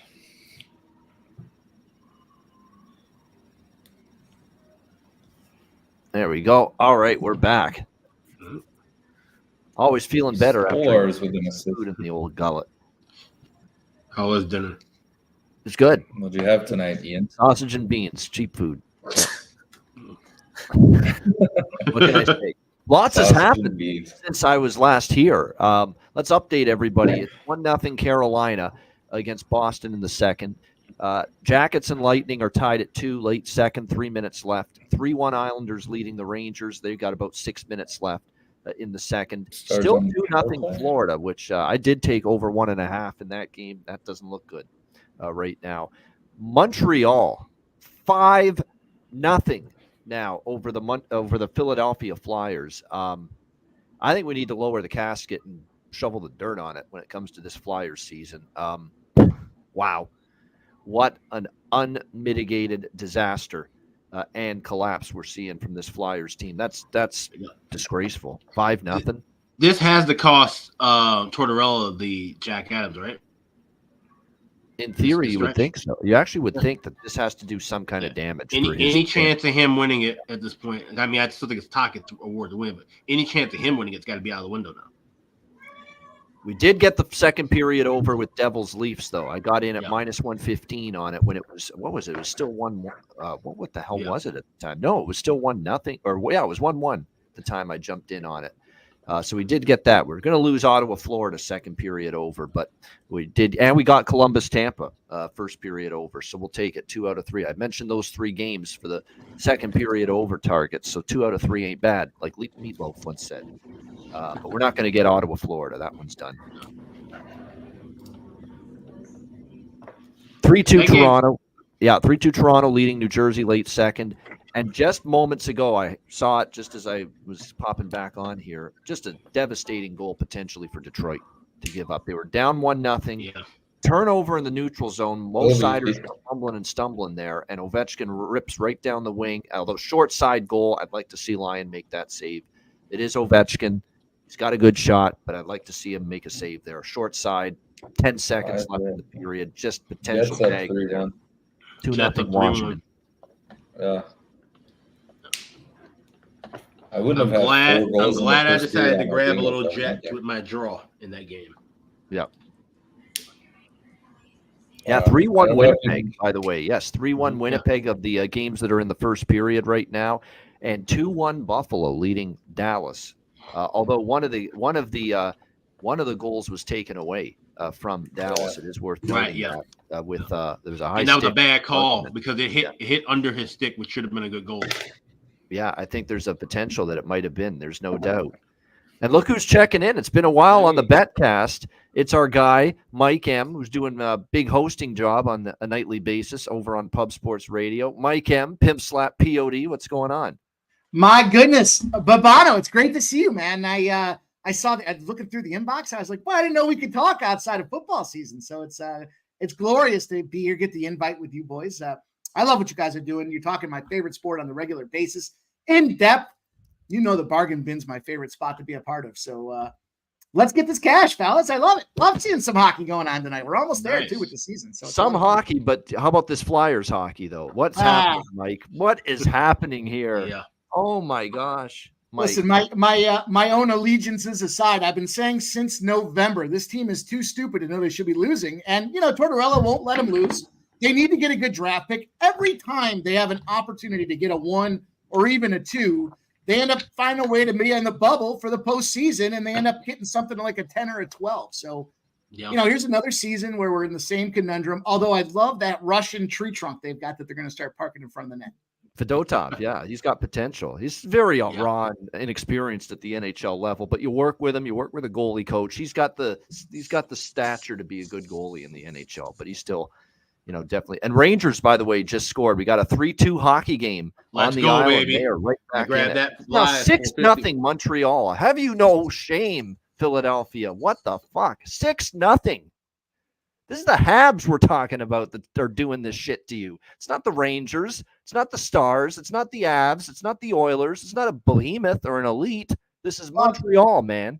I'll tell you what, in fairness to Montreal, the last month or so, nobody told them that they were losers. They come out there. They're finding a way to slap some teams around and be competitive. No, they played hard. They definitely have played hard, the Montreal Canadiens. They haven't always won. Like, they played hard against Toronto and lost. They played hard against the New York Rangers and lost, but they are playing hard. The effort's there on a nightly basis. Yeah, 4-2 Toronto. They've added to their lead late second period. The Leafs are collapsing on New Jersey here. 4-2 Leafs late second period over the Devils. I jumped in. I took that Leafs puck line pregame there, plus 185. So happy to see it. They went down early. I thought, this is going to be a tough one, but they bounced right back here, 4-2. Oh, Look, boys, in honor of here, I had to go with the little bargain bin spot myself. Now the game started, so you can still get value on this thing with give me Roman Josi there, a little plus 365 anytime goal scorer. It's not quite the stature and accolades that your bargain bins have, but here's a guy that's 2 goals away from getting his career high in goals in the season, and he's been averaging a point a game pretty much all season long. So love to see him go out there and smack one today. We'll see what happens. Yeah, there's something to that. The players trying to get their career high in a certain stat, like goals or assists, late in the season. You can look for that from props. These players want to know what their previous high was for a season, so it's something to monitor with player props. If you know there's someone that's 1 or 2 goals away from their career high in goals in their last few games of the season, why not take a chance on the goal prop? Exactly. They want to strive. They want to get there. I will say this, though. Left wing lock has become one of my favorite tools. So I appreciate, shout out to you boys for showing us the ropes, guiding the way for us here, shepherding me to utilizing that tool, because it's been fun, especially seeing these guys go from that third line. They get a first line crack, and there you go. That's it. Mike, you know what to do. It's fun. That's what we preach on this show. Those are where the gold mine, diamonds in the rough, the bargain bin specials are. Those players moving up the lineup, and some of the best prop opportunities for sure come from that, no doubt. Yeah, left wing lock, Natural Stat Trick, RotoWire, Daily Faceoff. These are all sites you need to be using daily as far as lineups, as far as starting goaltenders, stats. Thecovers.com matchup pages for the NHL are still used daily by me as well. They're very good. So lots of good resources to help you out. They're not as good as they used to be, though. No. Over their covers, though. I don't know You're why right. they made that. They used to have the trends nice and easy to find it. Now you can't. Now they don't even have them. Yeah. I don't know what the hell that decision was made. It was a bad decision. Let's put it that way. Very bad decision. I'll tell you, this has been a glorious NHL season here. The trends and the being able to kind of start riding on some of these spots just have been so profitable. Yep. I can't recall any other sport where we've just seen like the revenge factor. I've talked about it over and again. You lose as the home favorite. You go on the road. You're the road favorite. You're smoking them at almost a 68%, almost a 70% clip in those spots. And then the team with no rest. How about the second? You would expect it. It kind of makes common sense. They run out of gas that second leg of the back-to-back, but we're seeing that a lot of these teams are getting early leads and then live betting opportunities galore. At the end of that second period and the third period, they just run out of gas. And again, second leg of the back-to-back, you would expect that, but been so simple yet so profitable. Yeah. Flyers need to go back to the Broad Street Bullies days. I agree. Someone's got to get in the scrum and start some shit here. This is ridiculous. With your season on the line, you're down 6-0 to Montreal. I mean, my goodness. I'm excited to see what Torts has to say after this game, especially if it ends up 7-8 nothing. Well, hopefully he physically assaults somebody before the end of the game so we can see some fireworks there. I mean, somebody's got to turn it up. It might as well be the coach. He tried that last week, with the rant after the Islander game, and it didn't do much good, unfortunately, because they haven't won since then. Yeah, just a mess of a. They're out of gas. You know what it is? They're out of gas. These guys. Right. I mean, they just can't turn it up to that next notch for playoff style hockey. They can't. Just missing too many pieces to still be. Again, plug the hole with some nice draft picks, but shout out to Danny Briere because he has done a nice job as a recruiting, specialist here, negotiating trades like anything, dumping salary along the way. It's almost like he's got pictures on somebody because there's been some moves that they've made where you're like, really? That's okay, let's take it. And he's done a great job in his inaugural season. So we'll see what they can build on. I want to be positive. I'm just disappointed. They should have been one of those, 10-70 teams and locked up that, you get so many ping pong balls. There's no way you're not getting a first round draft pick, or a first overall, but yeah, here we are. And this is the thing now, they're not going to get the greatest odds for any sort of first over. They'll be in the lottery, but their chances are not great. They might move up a couple spots, but that's about it. They're going to be drafting mid round. And, that's the issue now. You made this great push to make the playoffs. You're probably going to come up short now. and you're going to be drafted in that mid-range in the first round. And this is not as deep a draft as we've seen in years past. It's worth noting as well. The best move we had was Nolan Patrick, and I would air quote it, but I'm not even going to lift my arms up to acknowledge that guy because he just did nothing. He got a hernia coming into the draft. Was worthless throughout the draft, throughout the first couple of seasons. They moved him on out. I don't even know if he's still playing anymore. But no, he's there was rumblings he retired or was forced to medically retire from hockey. But now there's talk that hasn't fully been set in stone by Nolan Patrick. But I don't think he's playing again. Personally, I don't think so. You know, if you never played, can you retire? That's like me saying, guess what, boys? Breaking news: I'm retiring from the NHL. Sorry. Yeah, sorry. Well, he just got marred by injuries, and even before the injuries, like he just didn't have the impact, and then he got the injuries mounting, and it just became, impossible for him to really continue on at that point. But yeah, all of a sudden, by the way, it's 2-1. I should point that out. We had a scoreless first period and scoreless like up until the midway part of the second, and all of a sudden it's 2-1 Carolina. Leading Boston late in the second period of that game. Dallas still trailing Buffalo 2-1. That's why Matty Robinson and his brother are a little quiet right now. No, I'm kidding. So I'll toss it in the play here. There are some plays I have that are still about to pop off. I ended up going. This one's a 3-leg parlay that I did there, and been somewhat profitable with these here. We've got revenge spots and rest advantages here with the Avalanche, the Kings, and then I bundled in the Arizona Coyotes to it. Made a nice little plus. I think it's plus 355 spot there to kind of go along with it. I've been trying to plus dog hunt here the last week of the season. You're going to take a shot on a team with all the uncertainty and the variables that go into who's playing, what are they playing for. I felt like you got to have risk reward with that kind of stuff, and I do like that 3-legger. So we'll see what happens overall. But Colorado certainly needs to bounce back after that Dallas spot. The Kings versus the Ducks. Need I say more? And then the wild card there is the Coyotes and the Kraken. Not a Grubauer fan. I don't know if he's the official. I saw earlier today it looked like he was going to be the guy to go back. I'm not a Seattle fan laying minus 140 with the way they've been playing the last month. So I like Arizona. I mentioned that on the we also took Arizona at plus 120, plus 125 with Karel Vejmelka in that. So we gotta, that's the thing too. I'm on it, but with a little trepidation there. So. I'm on it, but I don't love it. Right? That's right. That's a fair assessment. Yeah. I just think the better all-around team at the moment, form-wise, is Arizona. I like what I'm seeing. Yeah. I love that I see fight from them on a nightly basis. They're playing hard. They were down 4-1 to Vegas at home Friday night, 6 goals in the third, and they beat them 7-4. I mean, that shows me something. That shows me, hey, you're trying to win games. You're trying to finish the season strong if you're Arizona. Things you like to see. Exactly. Still, despite it being a 5,000-seat arena, it's still got to be pretty cool to be a pro player going back into a small barn like that on a college campus.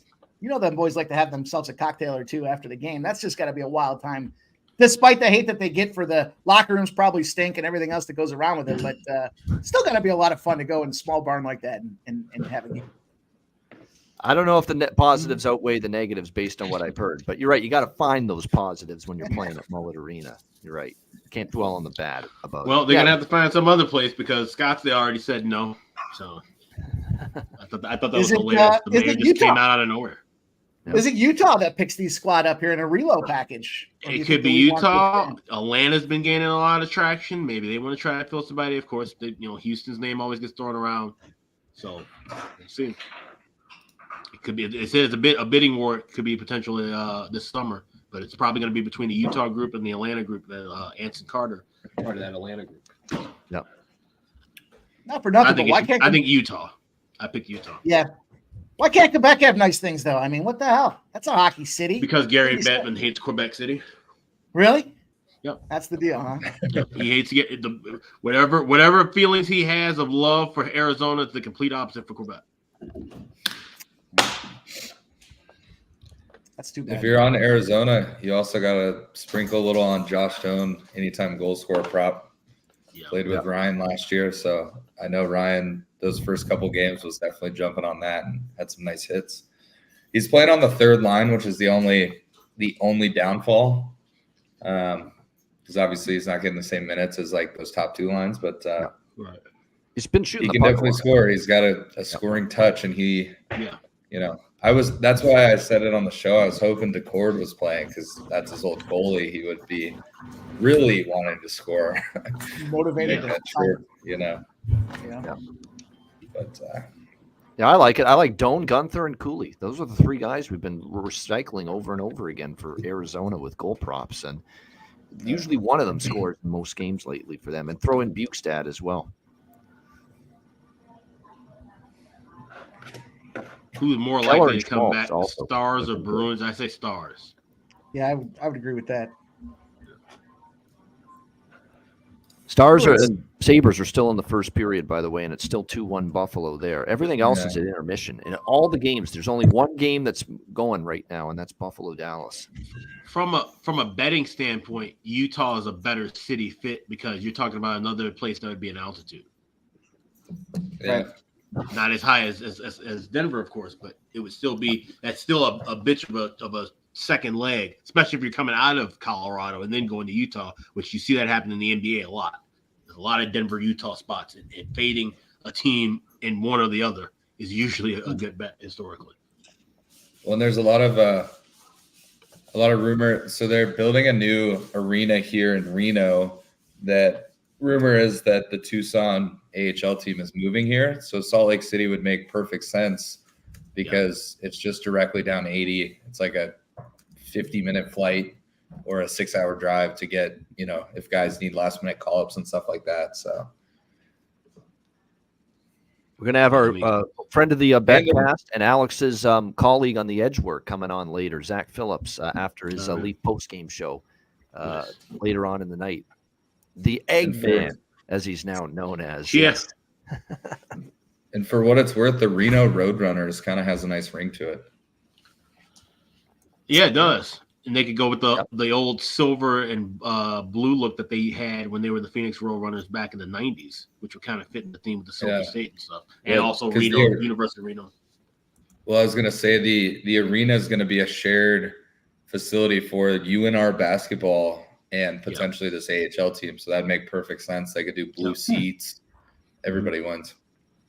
But, we'll see what happens. But, it's definitely that news out of the Scottsdale, man, which also I was seeing some back and forth on that. Like the way he shut it down kind of seemed like there was other agendas in the mix as well. I don't know. It's interesting what's going on down there. Well, and here's the funny thing, too. If they move them to Salt Lake City, the Utah Grizzlies would have to vacate being an ECHL team. Yeah. They would be a perfect fit to go right there in Tempe in that arena, 5,000-seat arena, and then you have a team still back. So you could still technically have a form of, Coyotes or Roadrunners there. Maybe the Roadrunner name stays in Arizona and they just go Arizona Roadrunners with the ECHL team. And then the, Utah and Reno get different names. Yeah. Detroit, I feel bad for Detroit. I'm looking at this box score right now. Yeah. I mean, they've been the better team in two periods, and here they are down 2-0. It's 27-16 in shots in favor of the Red Wings, and even the expected goals are in their favor. And then to give up that second goal, one turnover, and they're bam, ends up in the back of that. I'm tempted to look at Detroit live, but I want to see how they start this third period. Do they have their heads down?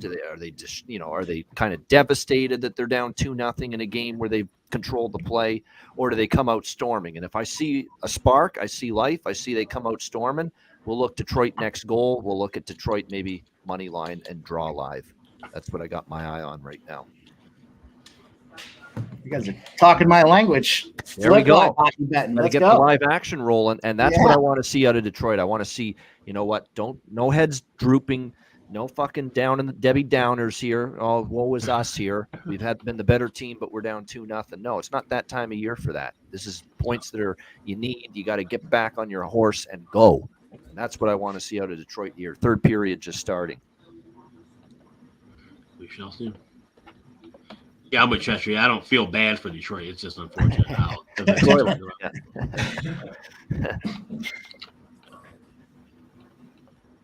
Boy, they were scoring at will for a while there, and then they kind of got the injury bug. And even with Larkin out, they were still finding a way to put some pucks in goal. And I just don't know that they fully recovered.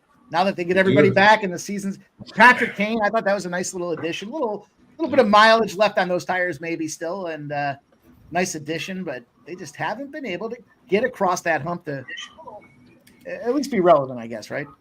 Yeah. Oh, it looks like our friend Mikey in the chat, Detroit team total, over 1.5 live, Okay. plus 175. There you go. I'm looking at Detroit in some form here. I'm just trying to see. Well, if you grab that, you might as well grab a money line too. Yep. Because you're talking about at least tying the game up. They're going to need 2, assuming they keep Washington to a clean sheet. That's what I'm saying. Right. Third So, period. So now's the time to grab money line if you have that play, those correlate.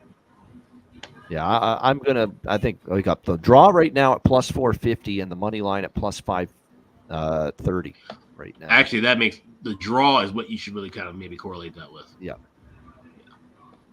I mean, have all three in pocket. You talk about 580, 590. You might as well. It would. You could take a unit or a half unit and split it 3 ways amongst those 3 plays, and it would make sense.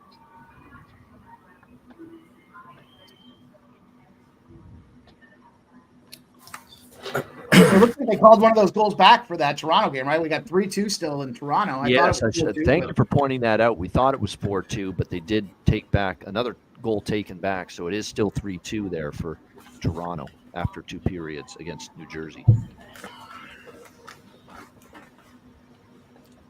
One of the games I had circled for kind of looking at the draw was that Rangers Islanders game, right? So 3-2, it's very much in play going in this third period. They're down 1 goal, the Rangers, and certainly alive. They scored 2 in that second period, put them on ice there, put the Islanders defense, or put the defense, put the Islanders offense on ice, and maybe the opportunity to come back here, sneak one in, and send it to the extras. It was plus 300 right before puck. Yeah, definitely. I know Alex is already on Rangers money line live there. Plus 450. That one. Yep. For the comeback. And they're never out of a game, that team. Nope. And the third period. They have the most Rangers comeback this year wins in the league. good. They have 13 or 14 comeback wins in the third period. Most in the league. Is that right? Mm-hmm. Feels like they're always in the game. Even when they're getting busted up, they're still in there relevant and trying to do something. I think we can count Flyers Habs draw as a loser. I'm just going to go on a limb and put that in the loss column right now. Yeah. It'd be hard. I think that one's done. Oh, what a stop on a breakaway by Lindgren. Man, he's playing well tonight. Oh, man. It's like early season Lindgren right now. I didn't get in on it before, but would you guys still take the Carolina-Boston draw at plus 260? I'm on it pregame, so I would. If you want to jump in live, that's a good. Is that good value? That's the best value you can get live right now, because that should really be probably closer to plus 200, plus 180 as it kind of creeps down. The game total over was dead in my eyes. Wait. This is also This is the end of the second period, right? So it's now 260. So wait for that game. Wait for it to start up. Then you might be able to get that going back up a little bit in your favor, plus 300, plus 320, unless you feel that this game could be tied up early in the period. So I don't mind waiting a couple minutes. Yeah, I'm going to do the Toronto Washington Rangers third period over parlay at some point. I'm just waiting for it to be 1.5 in each game across the board, because all 3 of those games are strong third period overs. Toronto game, Rangers game, Washington game. It's refreshing talking with so many hockey minds here. My head's spinning with all these live hockey. Yeah. Usually we're talking basketball, and it's like, all right, it's the fourth quarter. I checked out. Oh, you think I should? Trying to chime in on the hockey, but there's not a lot of people rowing the boat in the same direction. I know what you're saying. We're spinning in circles. I did have that under 5.5 with the Carolina game, so I think a great spot for like I don't want to call it a hedge, but a great way to kind of, I don't want to say insure the bet either, but a great way to kind of put some money out there and still break even would be that overtime spot. I think that's a great look. Yep. Carolina's been an under machine here, this kind of post All-Star break. They've been they have like a 12, I forgot the number. It was like a 12-game run at home when they were sitting on a 6 that's gone under the total. Amazing. Well, yeah, of course, we got the Buffalo Dallas coming up second period. Second period over, yeah. Mm-hmm. Well, we're again waiting for over 1.5, minus 120. Yeah, better. I don't bet them even. I don't bet the over 2 very much anymore. I just wait. I'm just patient now. I wait for over 1.5. Yep. Bet online has minus 179 for 1.5 right now. So 2-3 minutes in, we should be able to get into that. I'd even lay 130 in it, but 125, 120 should be about 3 or 4 minutes into the period. All right, there we go. We're locked in at a plus 130 price with Rangers game pre-period, Leaf game pre-third period, and Detroit Washington live over 1.5 third period, plus 130 for the three of them parlayed together. Third period over 1.5, Leafs Devils, Rangers Islanders, Red Wings Capitals.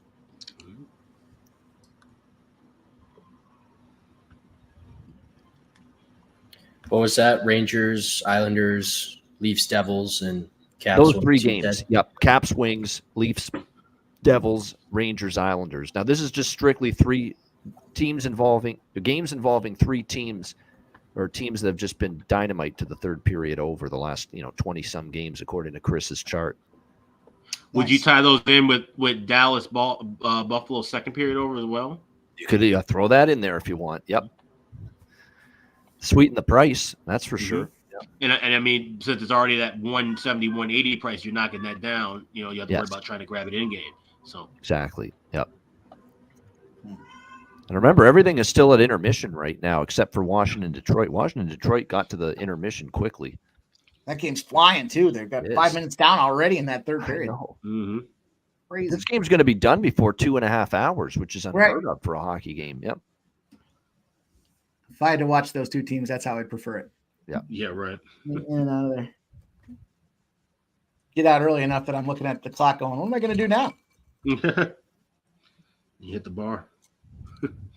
Yeah, right. Holy shit, the White Sox won? Oh, fuck yeah, let's go. Wow. Blind squirrel finds a nut every now and then. Yeah, definitely. We're probably only going to win 30 this year, but hey, that's an Alex line that I stole right there. Check one off there. Yeah. Beat the Cleveland garbage. By that, but yeah, especially because they had some junk pitcher going, and Logan Allen pitched actually very well for Cleveland in his first start. Not tonight. I still don't know who this Soroka guy is for the Sox. Okay, we've got some games coming back into the fray now in the third period. Toronto, New Jersey, third period now underway. Ottawa, Florida, third period underway. Columbus and Tampa as well. So here we go. Witching hour for these 7 Eastern games. Yep.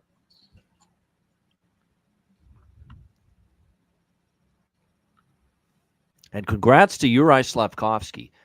Hat trick for the Montreal Canadiens tonight in that game against Philadelphia. Wow. Yep. Wow. The kid is starting to percolate. That's all I have to say. He is starting to figure it out in the NHL. And he's, 20 years old? Barely? Yep. Wow, that's impressive. Yep. He's going to be good. I think he's starting to look like, he's going to be a pretty good player in this league. Took a while, but again, he was very young when he first joined the NHL. Young. We have to remember that. So we're what, 92% of the way through the season, something like that. What's been the who's been the biggest sleeper for you guys in the bargain bin? Who have you been finding the youngest guy that's been out there just getting the most cash for you time and again? Has there been one guy that's kind of rose above the rest? My guy has been Zach Hyman. I've been cashing big with him most of the year. I mean, I got the first goal looks, 2 goal looks, 1.5 points. He's been my most profitable player to roll with in the bargain bin this year. Start to finish, it's Wyatt Johnston, 100% for me. That's what I was going to say. Yeah. He's been a great little moneymaker. You always get plus 400. I remember the days of plus 400 him to score a goal like early in the year. Yep. Not anymore though. Yeah. You don't really get a plus 400 on a 30 goal scorer very often, but no, you don't see it, right? when you're 20 and you weren't a number 1 overall pick, like and you're in a non power market, you get a little bit you get slept on a little bit, and you got to take advantage. I love it. I've hit on his over 1.5 points fairly often too, because especially since Stankoven's been up in Dallas, I think Ben's the leading scorer for the Stars since Stankoven moved up. But Wyatt's getting assists here and there, and then also chipping in with goals. So that's great. Cheshire said Evangelista. He's also been a guy that's got some good value, that scored some big goals this year. I don't know why I can't think of his name now. The shots on goal prop over 2.5, over 3.5. No. Yeah, they're gonna How about Anthony Duclair? There was someone we rode for a bit. He's up on the list. You mean in terms of if there was a top 10 most profitable bargain bins this year, Wyatt Johnston's probably number one for the full season. Anthony Duclair's got to be on the list. Matthew Nyes probably for Toronto should be on that list.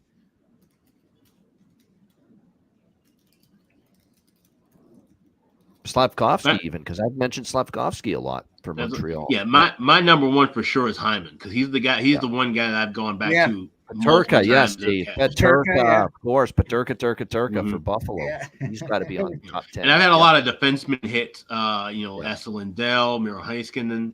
I had Thomas Harley was good for a while. Harley, that hit with Harley, yeah. So all the defensemen for Dallas were profitable for me in different ways.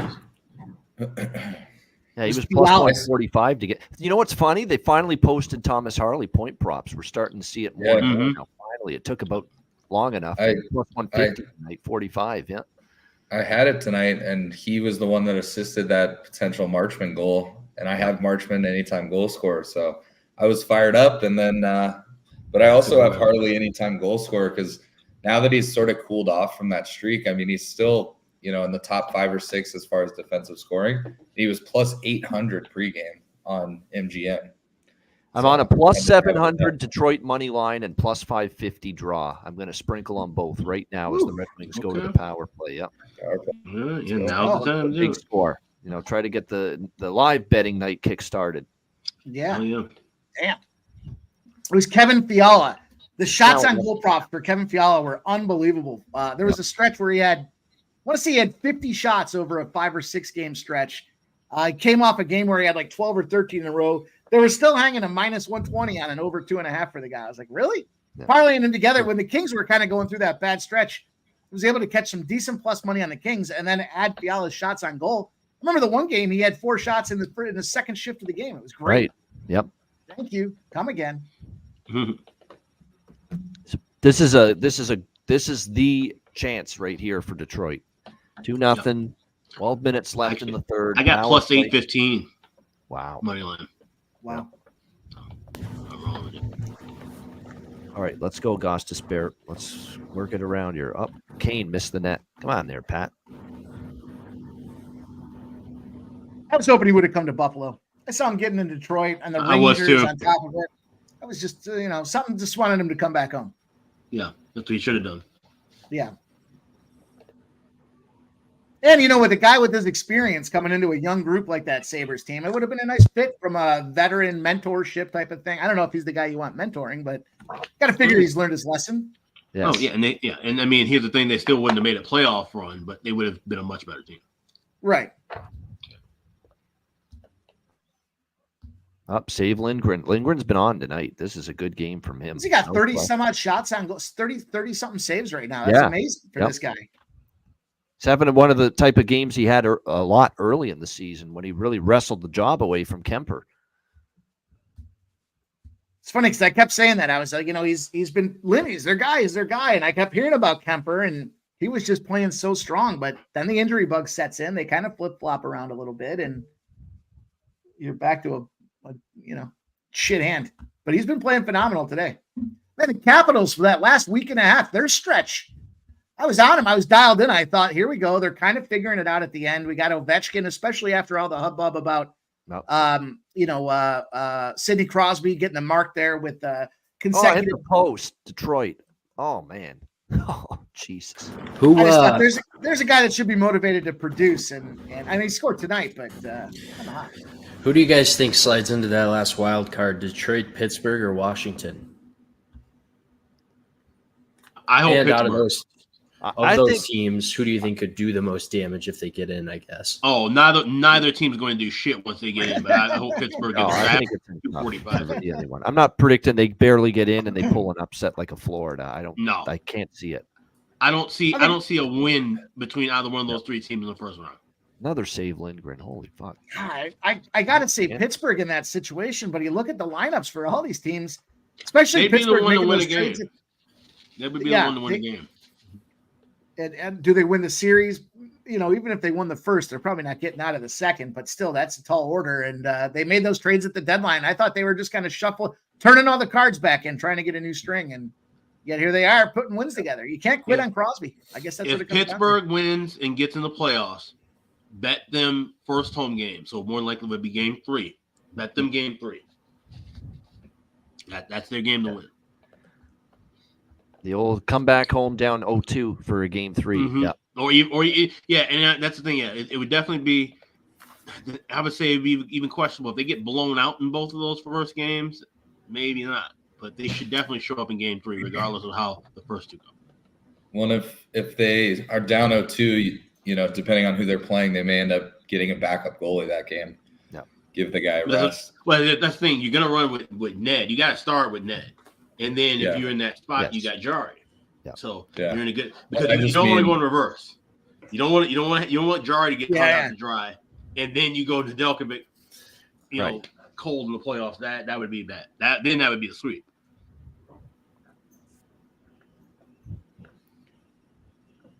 Yeah, and I sort of meant just, if they end up playing, let's say they play the Rangers. I mean, I guess they're the one team that the backup may be just as good, if not better than the starter. So that one's not really an advantage if Quick's playing game 3. And Jonathan Quick, how about this guy? Yeah, found a way to put the batteries back in and get things rolling again. Pretty much, yeah. He's had a great good team in front of him, best team he's had in front of him in a very, very long time as well. Yes. So that makes a difference. Tampa Bay goal. Here we go. And I was waiting for that price on them in regulation to get better, and it was only plus 120. I wasn't even close to getting to the price I was looking at. But wait, Tampa was plus 120 regulation? In that regulation. That wasn't a bad price. I was getting greedy, waiting for plus 150. Yeah. Tampa's back ahead. 3-2 Lightning. Yep.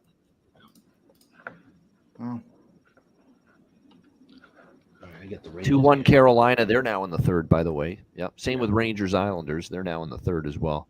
Let's go Rangers. I think that might be a third point for Kucherov. I know you mentioned that on the show, Ian. Maybe you dabble for a third point. Let me see. No, I think it was Point actually that shot that. Yeah. But Kuch does have 2. We need that declare goal.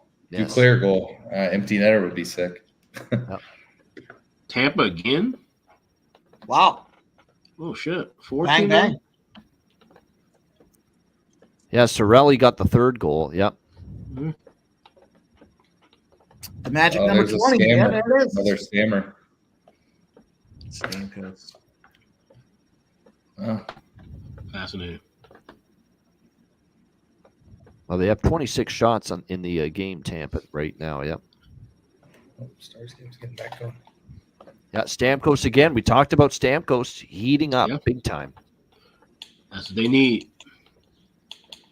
They need those core guys hot. Yep. Point, Hedman, Kucherov, Stamkos. I'm showing a Toronto goal. Yep. Yep. Yeah, let's go. Give it to him. Goal.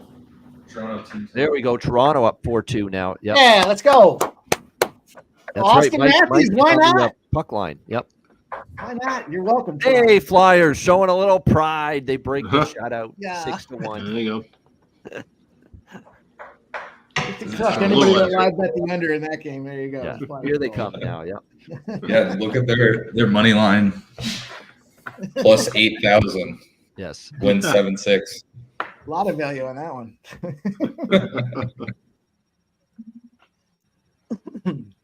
All right, we got movement now on this over 1.5. I haven't seen 152, so still waiting for $1.20 or better. Man, Austin Matthews has had himself a season. I mean, talk about Captain Obvious statement there, but it's fun to watch. Yeah. Oh, it's been incredible. Yep. 66 goals. Yep. Crushing. He's now only with that goal he just scored. He's now 4 away from 70. Yep. You know, the thing about a guy like that too, he's not the spring, and he's not an old guy by any stretch, but the fact that he's been able to stay healthy and be consistent for the majority of the NHL season is just kind of shout out to his ability to come in and take it serious day in and day out. Yep. You know, staying off the wrong side of the score sheets and finding a way to get on the right sides and doing it day in and day out. It's fun for fandom. You know what's the thing about his goal run, 66? Like 50 of them have been even strength. Yeah. 50 of them have been even. Guys showing up. Power plays, were cheapy goals. No, even Right. strength 50. He's Working got. hard. Yeah. Yep. Yeah. Grabs the lunch pail and shows up to work every day. That's damn all you can impressive ask for. right there. Yep. At least in the regular season. Mhm. Now in the playoffs, though, he's got to, show it more consistently. The whole team's in that boat, though. Yeah. No Oh, doubt. yeah. I was going to say that Toronto stinks not entirely on him. He's still a new guy to that No, organization. yeah, for sure. Once again, late down the stretch of this season right now, showing signs of maybe being a team that's ready to make a run in the playoffs. But again, you're always hesitant to just dive in head first with the belief because of the last 20 years. But no, there's been a really nice little couple of week stretch here for the Leafs lately. All right, we're at 128 with that over 1.5. Sabre Stars. Yep. Getting closer. We're moving closer to the launch point. Yep. Kim Berglund says McDavid is better. I will bite my tongue for the benefit of our Canadian friends. that are on McDavid the better, stream. Kim? McDavid better than who? Offensive. Matthews? Well, the Austin thing with Matthews. McDavid is I don't know about defensively. You got to give Matthews the edge there defensively. Matthews has become Pretty such a much- better player away from the puck. They're pretty much neck and neck in my eyes. Both of them have one trip. And both of them have not won jack shit. That is Yeah. definitely what they have in common. Yep. Who's had the better talent around him in their career? I mean, you look at McDavid clearly with the guys that have been floating around that they've all been generating top production Yeah. up and down the lineup pretty much the entire time McDavid's been there. But Austin Matthews feels like he's had some light spots roster That's wise. true. Yep. Hey, Perlo. Hey, how you Perlo doing, in the bud? house now. Yep.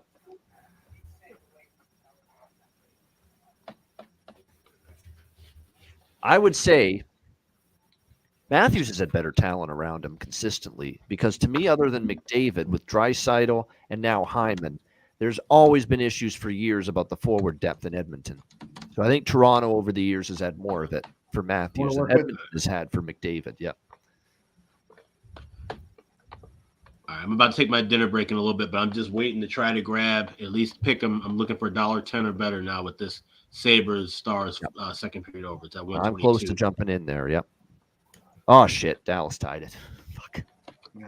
Whoa! Now Unbelievable. It just Same shit. locked for me, right? It just As locked for me I was too. like- Kidding me? Come on.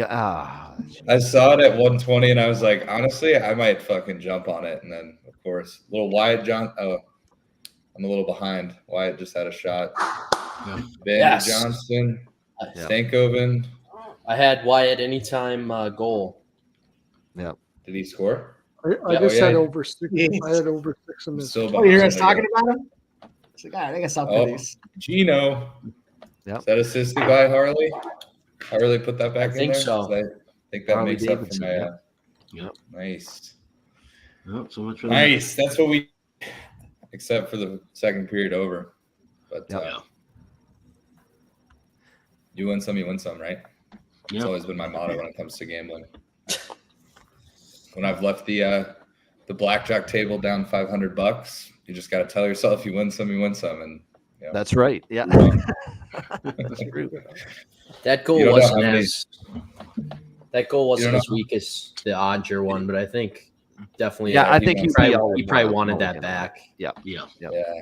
But he kind of was screened there a little bit. But yeah, it was definitely not as bad as the second goal for Buffalo, No. but still a softie. But yeah, you don't know how many times I've said you win some, and someone's like, that's not, the saying. I'm like, Right. no, it is. If you just live it by that. Yep. Buffalo almost just scored. All right, guys. I'll be back in a little bit. All right. Sounds good, Alex. See you in a bit. All right. So we are coming down the stretch of 1, 2, 3, 4. How many games? 7 games actually are in Seven. the early window. Yeah. 7 at 7 for us right Yep. there. Oh my gosh, Lindgren again, man. Oh man, they're just not going to get one Phenomenal. past him tonight so far from the looks of it. I thought they might put Kemper in, and I wouldn't have took my pick if I would have known that Lindgren was going to be in that. I'm glad I kept everything very small unit-wise with my NHL tonight, and I'm going to do that the rest of the season because it's been trickier. Results-wise, post-All-Star, pre-All-Star break results for me were great. Post-All-Star break, it's been bumpy road. So keeping it tighter, keeping it lesser units this late in the season. That's a good way to go about it. I need an empty netter for Leafs Devils. I have the over on that one. I imagine most of you did too. Yeah, I had team total. We've already won that with the Leafs over 3.5, so that's good. Nice. Oh, good. Yep. Good to see that. Definitely. Yep. And I have the Islanders Rangers over, and we're sweating that. Yeah, we're still in pretty good shape there. I mean, we only need one more. There's still a whole 14 minutes left. You're going to get the net empty as well if there's not another goal. So plenty of opportunity. That would be a tough beat, though, if it ends 3-2. And I have seen that before, but hopefully not in that game. Man, that line brawl to open that game up the other day was a lot of fun for that Rangers game. Oh, Rangers Devils, yep. Oh, yeah. Everyone's squaring off, exactly. Dermott and everybody was involved with that. Definitely, that was crazy-ass start to the game.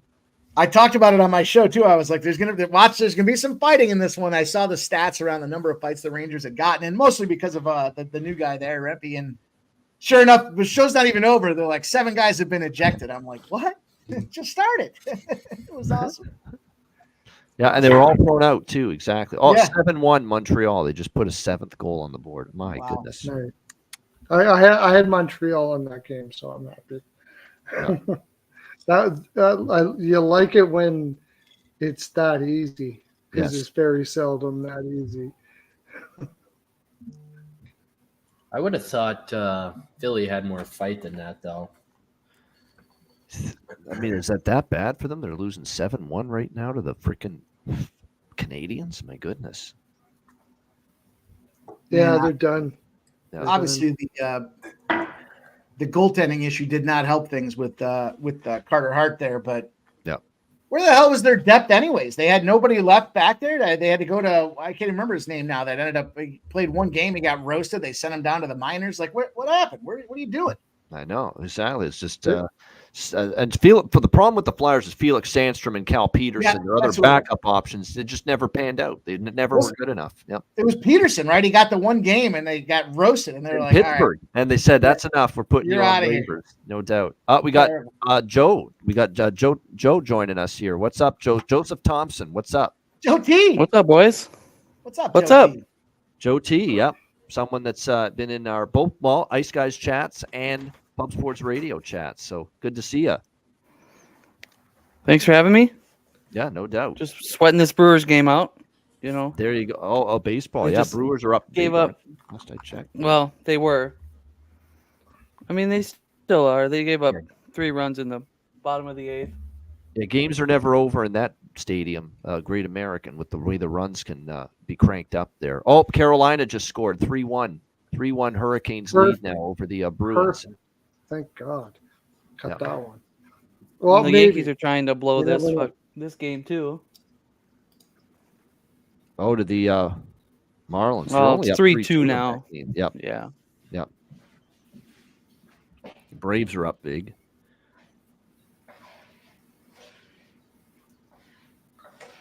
Yeah, baseball's going good. Baseball's doing fantastic. Basketball's doing great, but hockey is in a grind this year. Well, this It's a stage of the season, it definitely is more of a grind for sure. Yep. I've taken the more shot with bigger bombs to get through there than not even so much regulate. It's got to make sense, right? But regulations at give me the -1.5s, give me the plus money opportunities. If I'm gonna risk it, I want the reward behind it. Yep.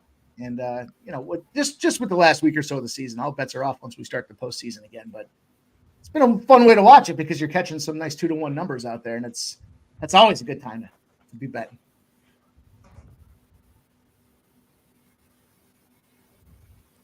All right, we're 5 minutes left in Detroit, and like I said, 38 shots, and not a one has beaten Charlie Lindgren tonight for the Red Wings. Impressive. Very impressive. Yep. 2-0 still for Florida, leading Ottawa. They're down to 5 minutes left in the third. 4-2 Lightning leading the Jackets still. And Lightning are going to the power play, by the way, in that game as well.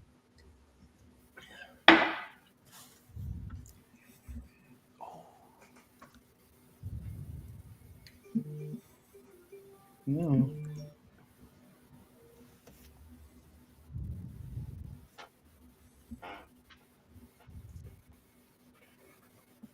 Orioles are I calling got up. the over. I got the over in the Stars Sabres game, and there's only 17 shots, and I might get I it. know, and 4 goals. Oh man, yeah.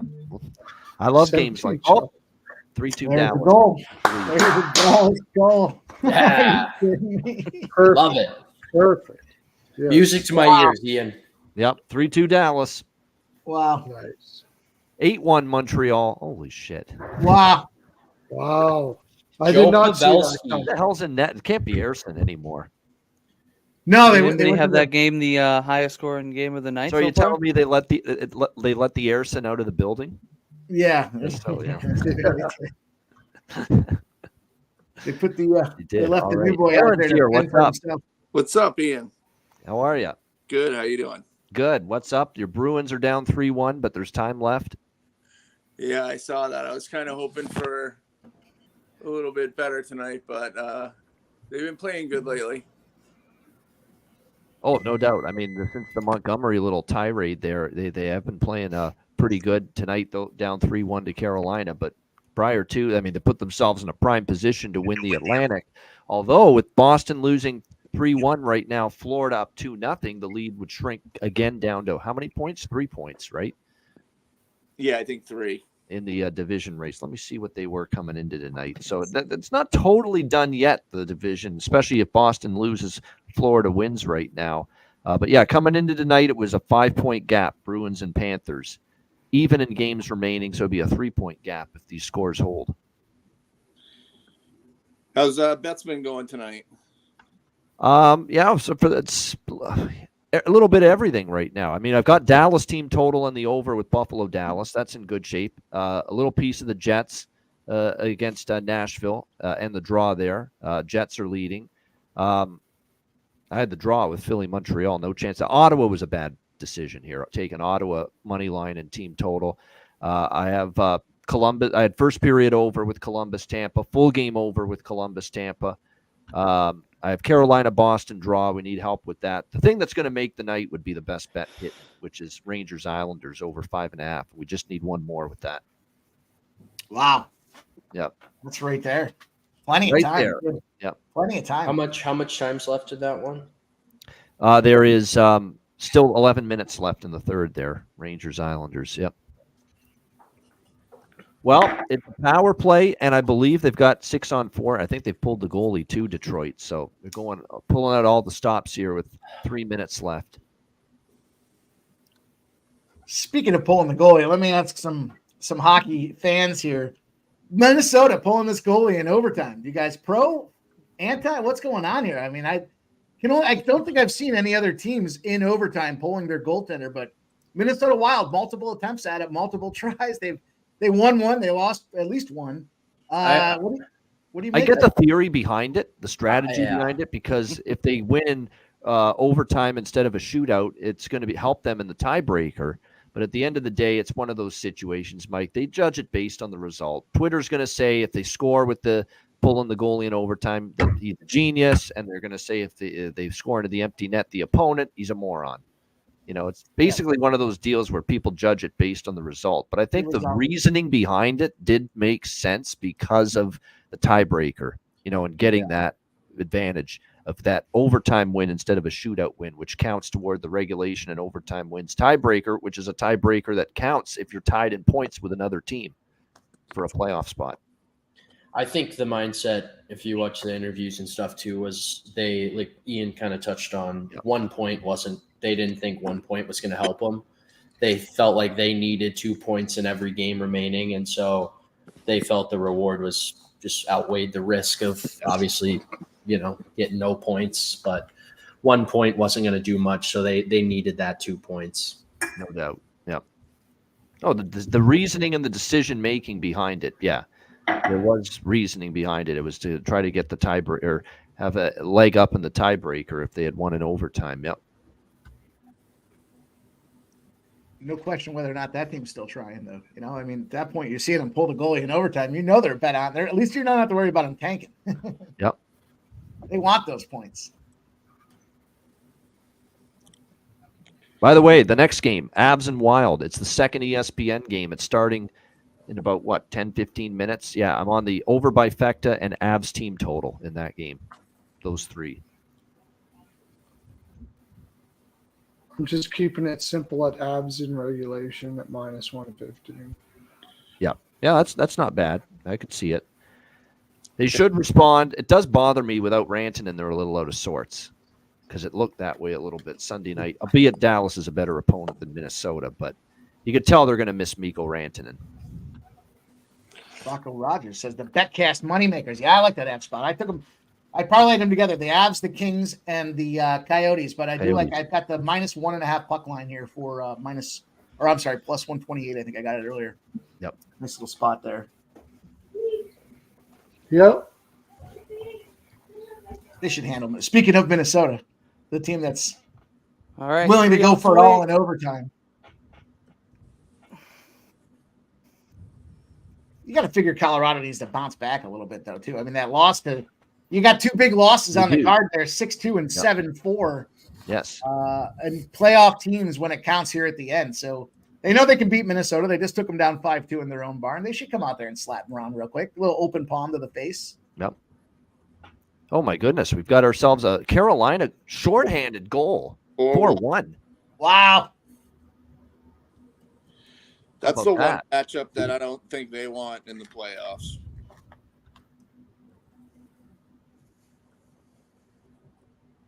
So Carolina was my late ad. At the All-Star break, they were 12-1 to win the Stanley Cup, so I jumped on them. The Rangers and the Devils preseason felt good about it, and I saw it the All-Star. I think it comes out of the East this year. Albeit, though, I think the top guard in the East is getting a little age-ed with the Lightning and you see Washington and Pittsburgh, but there's still some teams out, and even Florida for that matter. It seems like they've just kind of been keeping the same tools in the shed and throwing a sharpening on them every so often here, where Carolina seems like the one team that did try to make some moves there deadline wise to get better and make the run. Maybe they see the opportunity, and I was for them. Empty net for Detroit, but time's running out for them. They've got a minute left, and they need to.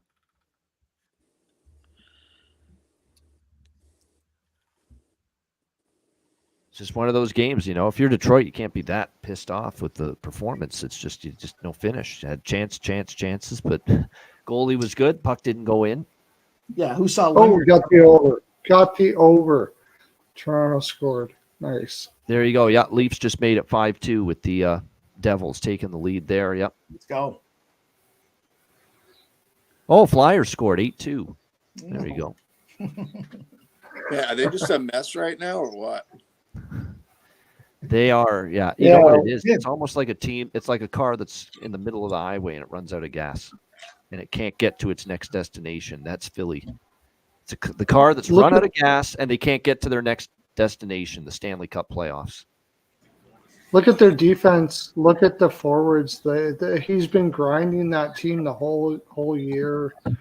Like, these guys have not been able to play that kind of grind. He's gotten everything he possibly can out of them, and there's just nothing left. There's energy-wise.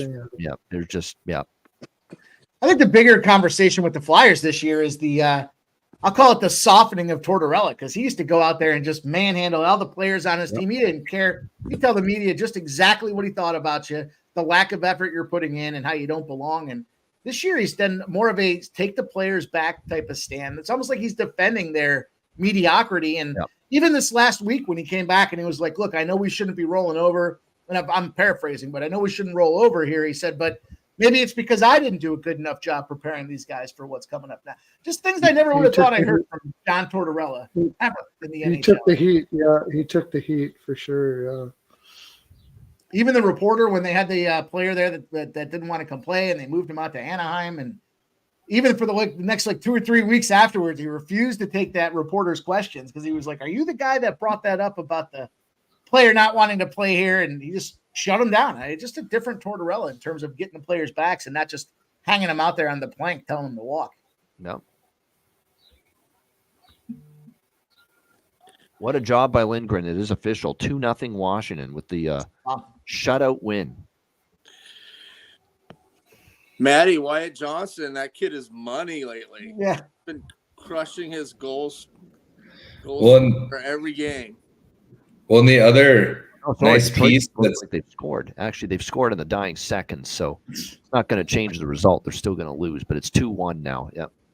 Just enough to yeah, he's been great. And the other nice piece is Ben has been scoring. So I've been like taking both their goal and point props, and like almost every night, all four are hitting because Ben's been their leading scorer since Stankoven's been up. He's had like the best hockey I think I've seen him play. 9 games or something stupid.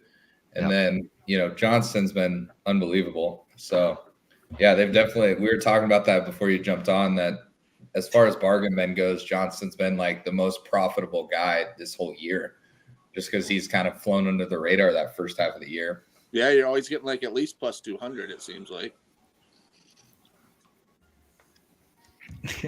Kurt, to ruin a 42 save shutout. Patrick Kane scores with 9 seconds left.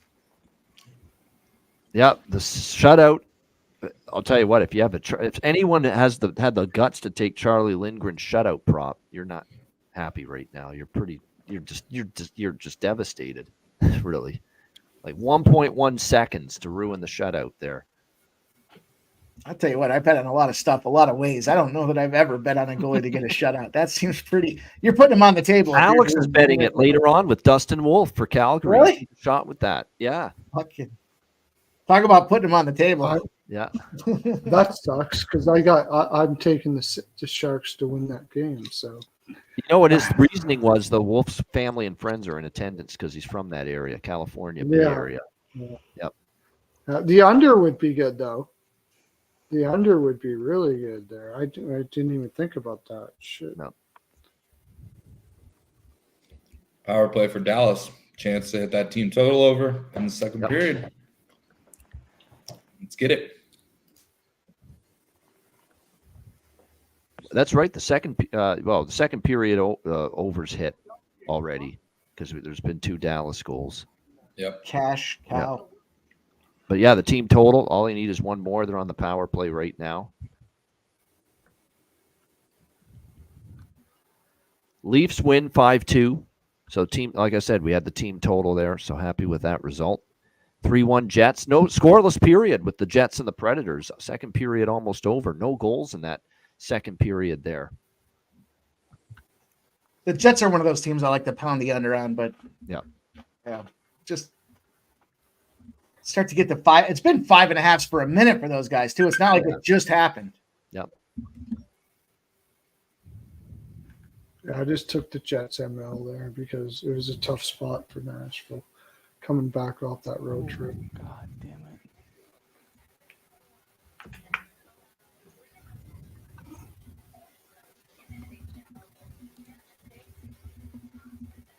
I'm trying to get your Twitter there.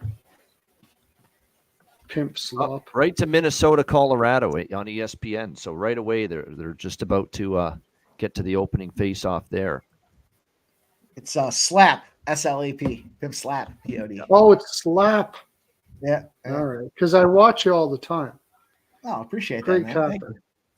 Thank you. Yeah, no, I watch you all the time. I didn't know he had a Twitter, so now that I he has a show? So. Yep. Never heard of him. Oh yeah, he does great. He does great stuff. He's freaking awesome. No, I appreciate that, man. I'm talking like you're not even here. Yeah, no, he's great. He's great. I like it. Go ahead. You can keep speaking nicely of me. I appreciate that. It means a lot. Yeah, follow me on X. Whenever we go live, I throw plays out there every so often here. I'm not as diligent as some of the boys doing it, but I do like to get them out there, and especially with some plus money spots, weekends. No doubt. To get them out there. Mike, this chat's talking about last call. I've never heard of it. You guys are fun. Appreciate it. Let's go. Plenty of action to roll, though. I've got this Jets and Yossi over 3.5 shots on goal spot. He's got 2 shots now, and the Jets are up, so we're okay there. We'll see what happens. Need 2 more shots for this guy. 2 more. And you're on the Avs, Kings, and Coyotes. Arizona Coyotes. That's a 355 spot out there. And then Colorado was the ad for -1.5. So couple of hockey spots there. There we go. Tell you what, I'll give you guys one too here. I'm gonna have to duck out shortly, but write this one down, circle it, underline it, whatever you got to do for it. Thursday's a big day for the Florida Panthers. Believe they are 18-1 to the under on a Thursday now this season. They got one more game this year on a Thursday. It's this Thursday, so write it down. I think they've been 6s and 6.5s, but they've been getting there comfortably. And I'll throw that one out there. It's a little no-nonsense opportunity. I don't know why Thursdays are their day that they just love going under, but at this point, 18-1, I'm not going to argue. Keep going to 18-1 to the under on Thursdays this season for the Florida Panthers. Mike M, that's right up his alley, finding an angle like that. Not only that, I think they're against the Atlantic Division, they're like a crazy to the under too. Yeah. Crazy stat to the under. So You're right about that, and you let us know about that, Aaron. You're right. The under trend with the division in the Atlantic. Yep. Let's go. Oh, Good stuff out there. Speaking of Detroit, Raptors obviously this is a hurtful loss tonight. It's not going to get any easier for them. They got to play Pittsburgh on Thursday. That's like another playoff game for them, and then they got to go to Toronto on Saturday. So this is a tough week coming up for the Red Wings. All on the line. Yeah, this was the one for me for Detroit. If you couldn't get this one, I don't like it getting any of them. Is it 9-3 Montreal? What the hell's going on there? Shut that game down. Enough. Yeah, just be done. Mercy rule. Player safety. 5 goals on Ersson. He got pulled. Fedotov's now given up 4. Well, you know your goaltending is in trouble when you bring over Fedotov. That's a little bit of a Has never played on North American ice and just kind of chuck him out there. Like, yeah, but let's be real. he hasn't played with that. He hasn't played with the team or anything. Don't go to the AHL. Nothing. Yeah. Just throw him out there. Like, you're not looking good in your goaltending. After a 1-goal first period, too. Yeah. They probably could have found a guy in college that may have transferred better. Yeah. Like coming off his college year, like a free agent that maybe is going to be your AHL, ECHL type goalie, but come into this stretch. There we go. They burned them all out, I thought. They had nobody left. It was literally the old Mother Hubbard. Nobody's left in the cupboard on that spot there. They had to smuggle the guy to Russia. Over in the Lightning game.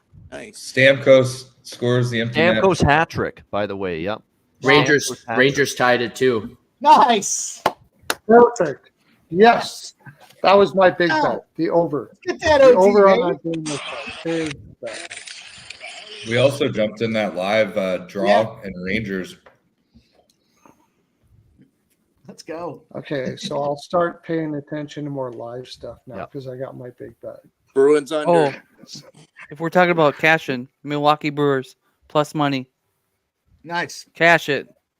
Baseball, yeah. Nice. I know it's NHL, but no, once you said Brewers, I definitely knew you were talking about about baseball. Yeah, that's my team. That's great. Mike knows how. Someone's wrong there. Rangers have not tied this game. It's still 3-2. I've got it on in front of me. Yeah, so it's still 3-2 Islanders. There's like 2:40 left. Yeah. Have we seen Terry in the chat at all? Because Mike knows about my feelings about the hometown Wild here. Yeah. Yeah, maybe he meant the Texas Rangers. I don't know. I don't even know what they haven't even started yet. Texas Rangers, so it can't be them. It's just a mistake. Yeah.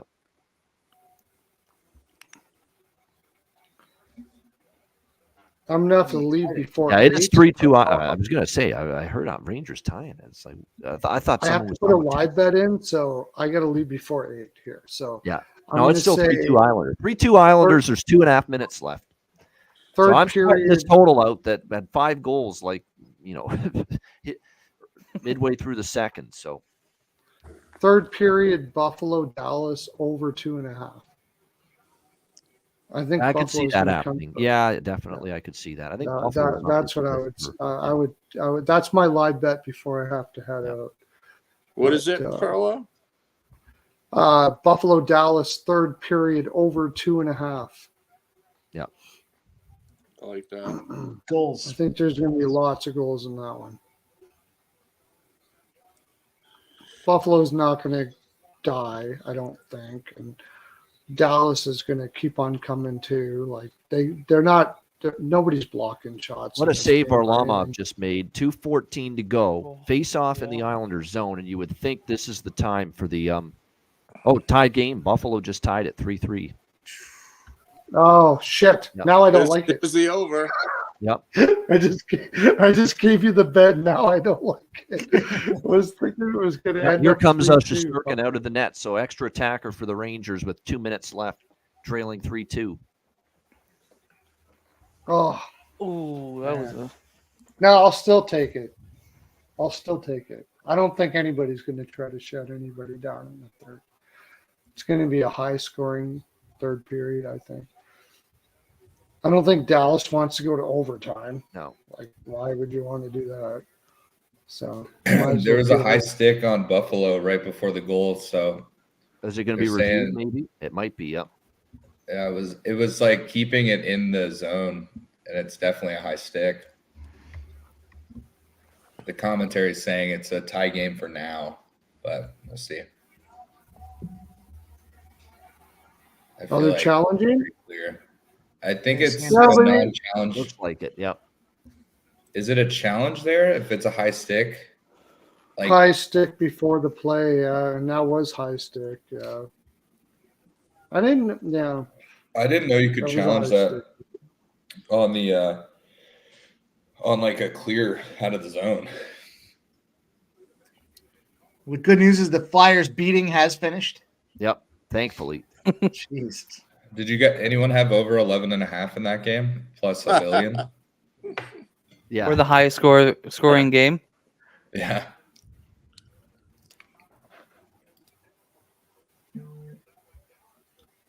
Rangers can't get pucks through right now. Look at blocking shots everywhere. The Islanders. They keep showing these guys at the AAC that there's two guys in reffing outfits, and they like are looking at their phones like when they're doing reviews. They did the same thing on the Marchman play. Yeah, and they're waving no goal. So gotta listen to the crowd. Get the fucking puck through, Rangers. Jesus, fuck, man. Fucking Islanders, man.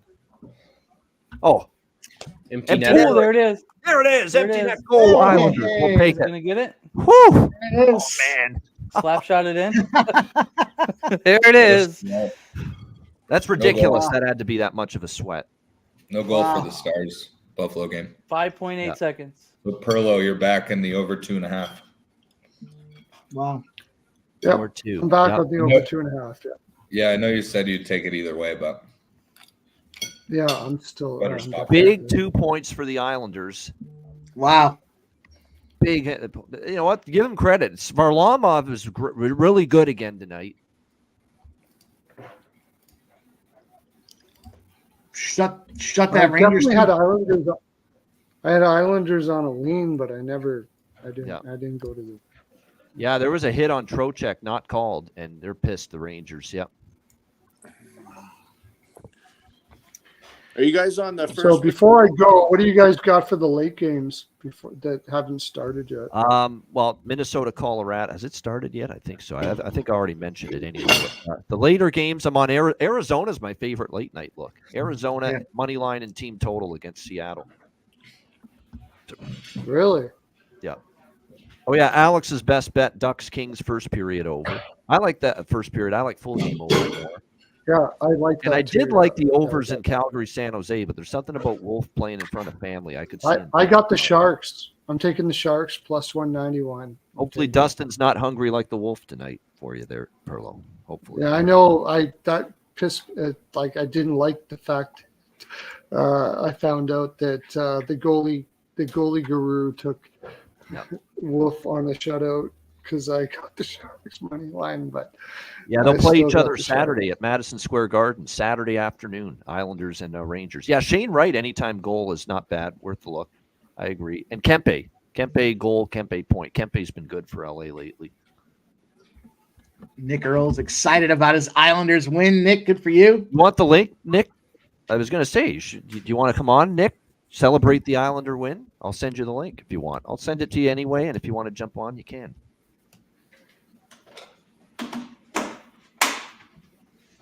He's got to be pumped. The Islanders, he even thought they were dead. Like in the hunt, man. Holy cow. Yeah. What a big win. What a big win tonight, too. You know, the Rangers, as much as the Rangers were winning, it's kind of masked with some mediocre teams at best there. I mean, Montreal 5-2, Detroit 4-3, Devils 4-3. Losing to that Pittsburgh spot 5-2 was kind of eye-opening there. Beat up Arizona. That's a big game for the Islanders, and the Rangers definitely could have used that thing just to kind of get some momentum going in the right direction. So that was a big spot for the Islanders. Yeah, a Buffalo goal did get taken off the board, Kenny, so it's still 3-2 Dallas there. Colorado power play already. Yeah, I still like the over 2.5 there. I don't know, maybe Buffalo will give up, but well, the Rangers have a big schedule spot ahead here on Thursday night. It's going to be a very difficult battle. The Philadelphia Flyers are coming into town. Actually, though, in all fairness, off this beatdown, you got to expect they're going to want to throw a little life out there. Yeah. I just don't know how much life they have left. That's a real good point. Yep. How much nothing. is left in the tank? Yep. They always play the Rangers tough that last couple of games of the season. Like historically, since I can recall watching Flyers games, it's the Rangers at the end, and they're always physical games, but only throw so much at them. I think if I was going to play anything Flyers there, I'd play Flyers first period money line or something like that. But I don't expect them to be able to hold it for the whole game.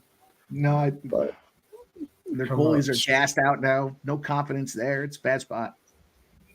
Both teams to score first period, team total over 1.5 or something like that. But well, boys, I'm going to grab something to eat and have a freshened up cocktail here. I might join you guys back again later on, but I appreciate the opportunity to hang with you boys and talk some puck.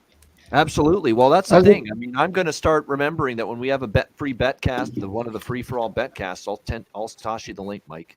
Yeah, please do. I love hanging out with you guys, man. Love talking biscuit and getting that cash together with some like-minded hockey individuals, boys. So good luck with everyone's bets tonight. And, you see too, you guys. Mike. Good to see you again. Take care. We'll see you, Mikey. See you, See you, Mike.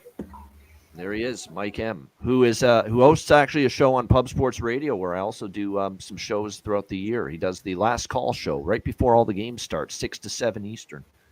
It's like the pregame show, if you will. Yep. It's good stuff. Yep. Good stuff for sure. And he's a big hockey fan, Mike, and that's why Mike enjoys, because he doesn't always get the people on Pub are as locked in with the hockey as obviously we are. So here he is, fresh off a huge Islanders win. Earl. There it is. Earl's in the house. Colorado power play. But there we go. Colorado. There we go. Have my speaker on the wrong settings for StreamYard. Oh, there we go. Well, here he is. Nick, it's been a while since Nick's been on the Betcast here, but absolutely, Nick, a huge win for the Islanders. You're an Islander fan, and there's a little bit of you that always keeps the faith, right? And even you counted them out about a month and a half ago, and here they are now, third in the Metro, and they've actually got a little breathing room now, just a little. I have a ticket 2-1 for them to make the playoffs that I bet about a couple games after Waugh was announced coach. I bet them to make the playoffs. I mean, that game terrified me. I even live bet the Rangers in the draw, anticipating the same thing as the Stadium Series. That. I saw emotional hedge there, but hell, I'll pay the couple bucks to watch them win and get closer to that ticket. That playoff ticket's a lot bigger than the small live bets I made tonight. So it's always a great day to say fuck the Rangers as well. So that's always nice. Yeah. So that's the Nashville game on Saturday, thanks to Varlamov, who was stupendous. And that's him again tonight. He was great. I don't think he was he didn't have to be nearly as great as he was against Nashville, because I thought the Islander team played better tonight than they did against Nashville. They stole one against Nashville. But tonight, I thought they played well, especially in the first period. They came out, they were ready to go. What the Islanders have shown me is that their coach, Patrick Waugh, when he played, he had stones. He had guts. Big moments, he'd rise up. And now that's 2 games in a row. Big moments for the Islanders. They've taken the onus of the coach. Rise up and show what you got. And they have. Credit to them. Varley's got to be game 1 starter, right? I don't think there's a shadow. I think so now. I got to say it. Yeah. He's the game 1 starter, and I'm not surprised, because when Patrick Waugh first became a head coach, that's when he played his best hockey in the league. Varlamov, his best hockey in the league was when Waugh coached Colorado, and he was the starter there. And about Colorado, they just scored. It's 1-0. There you go. Good stuff. All right, the first period over. First period Power over. play goal. Total, so that's good for both. Yep.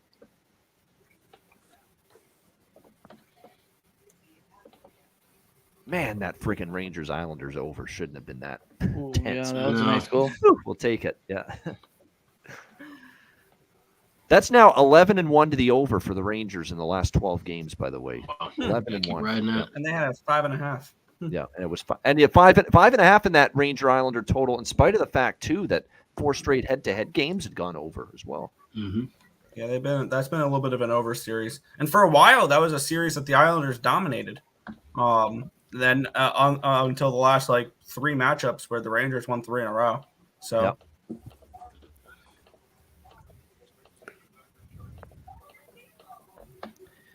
No, I think Lehkonen got the goal, Rocco. I think it was Lehkonen. Yeah, it was Lehkonen. Lehkonen. I was hoping for Drouin too, because I have Drouin to get a goal, but that was Lehkonen there. Yep. Oh, McKinnon, what a pass. There we go. I have over 2.5 points, by the way, for McKinnon tonight. 2.5 points. I didn't take over 1.5 points because it was minus 140. I just didn't like the price. I have over 2.5 points with McKinnon. McKinnon, again, this is the Hart race. We talked about this concept on the show earlier today. The Hart Trophy candidates, Matthews, McKinnon, McDavid, Kucherov. That's props with these guys down the stretch. They want to show out for this last, chance to impress everybody to win that Hart Trophy.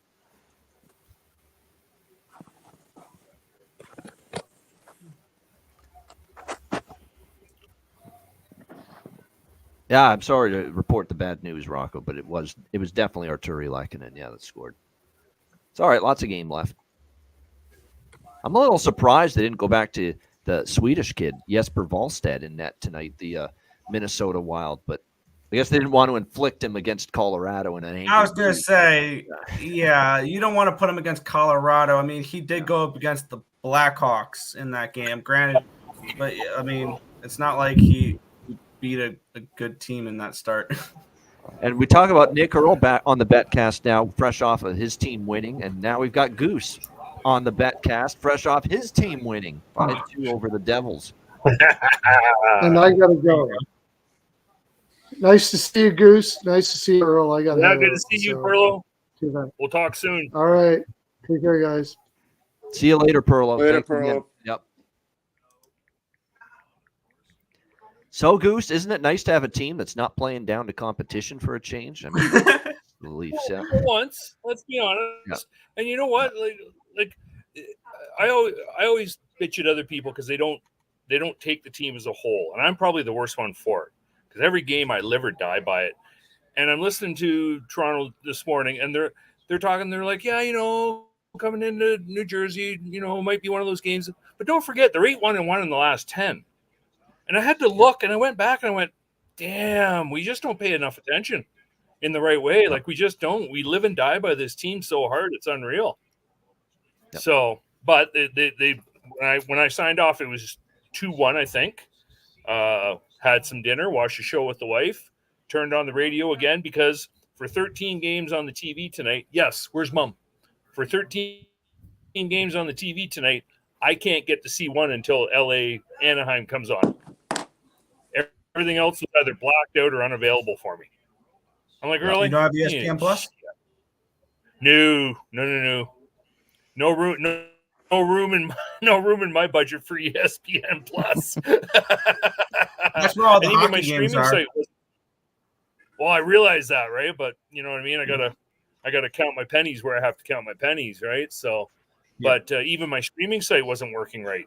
So, right. So at least I can throw on 590. I can listen to Joe Bowen and Harry call the game online or on the radio. So no big deal, right? It is what it is. But like now I'm going to be subjected to LA and Anaheim or Calgary and San Jose. So, Sharks money line, by the way, for that game, right? Calgary, San Jose, Sharks money line. Oh, for sure. I took plus 190. I took the bait. Oh yeah, I even parlayed them with Montreal. I took them both separately, but I parlayed it with Montreal as well.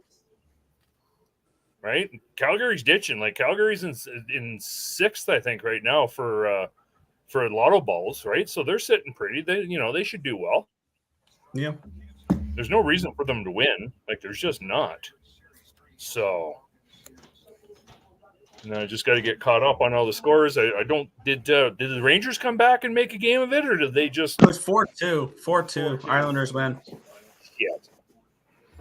All right. Well, it's beautiful. But I see Kane didn't get a goal. I see Ovi scored. Yeah. I saw everybody on the Wings today. I felt like I was the only one on the Caps today. I had Caps plus 125. And I know it's tough to back a team that lost 6 games in a row, but that just seemed like one of those spots where the line was just too wide. I looked at it and I didn't go either way. He had the goal with 1 second left. Oh, Kane scored with 1 second left? Yeah, Nice. Kane scored to make it 2-1 with less than a second and a half left. So he did score and Ovi did score. Right. So there you go. There's my point parlay. I'm happy. There you go. Right. I didn't go either way on either team. Right. I didn't like the game because I just didn't know who was going to show up. Right. It's like the Wings should have came in and they should have put the boots to them because they need to. So they're Jekyll and Hyde, that team. They really are. So, yeah. And then Ottawa got a slapping from Florida, I think, right? If I'm not mistaken. 2-0. I took Ottawa first period, thinking maybe they bounce back after losing 6-0 to the Panthers in the last matchup. Yeah. It's, you know what I mean. First period's always a decent bet with them, but there's another team that's just not worth it for the next 4 games. They're Jekyll and Hyde. Yeah. Yeah, exactly right. That's why you take the Senators only as a dog, never as a favorite. I never want to lay juice with Ottawa. That's never going to happen. No, and I'd be curious to see what they're going to do this summer. I honestly think they need to make a pure hockey trade. Blow it up? No, not quite blow it up, but they've got to ship somebody out the door to bring somebody in, right? It's going to have to be a pure hockey trade, dollar in, dollar out kind of deal. I just don't know who they're going to deal with. That's the problem, right? But they need something there. They need. I was talking to Perlo and a couple other guys last night. They need like a Jamie Benn type of player, right? Somebody that's got some guts, somebody that's been around, somebody that's did some winning and some losing. And Giroux's just not enough as far as I'm concerned. But I honestly thought they were going to make the playoffs this year with the way they finished off last year. And right, I should have known better, but I had high hopes for Korpisalo too. So I was not very high on Ottawa coming into the year. I don't know. They just the way their roster is built just felt weird. They kind of remind me of the Miami Marlins right now. It's just their roster's built weird.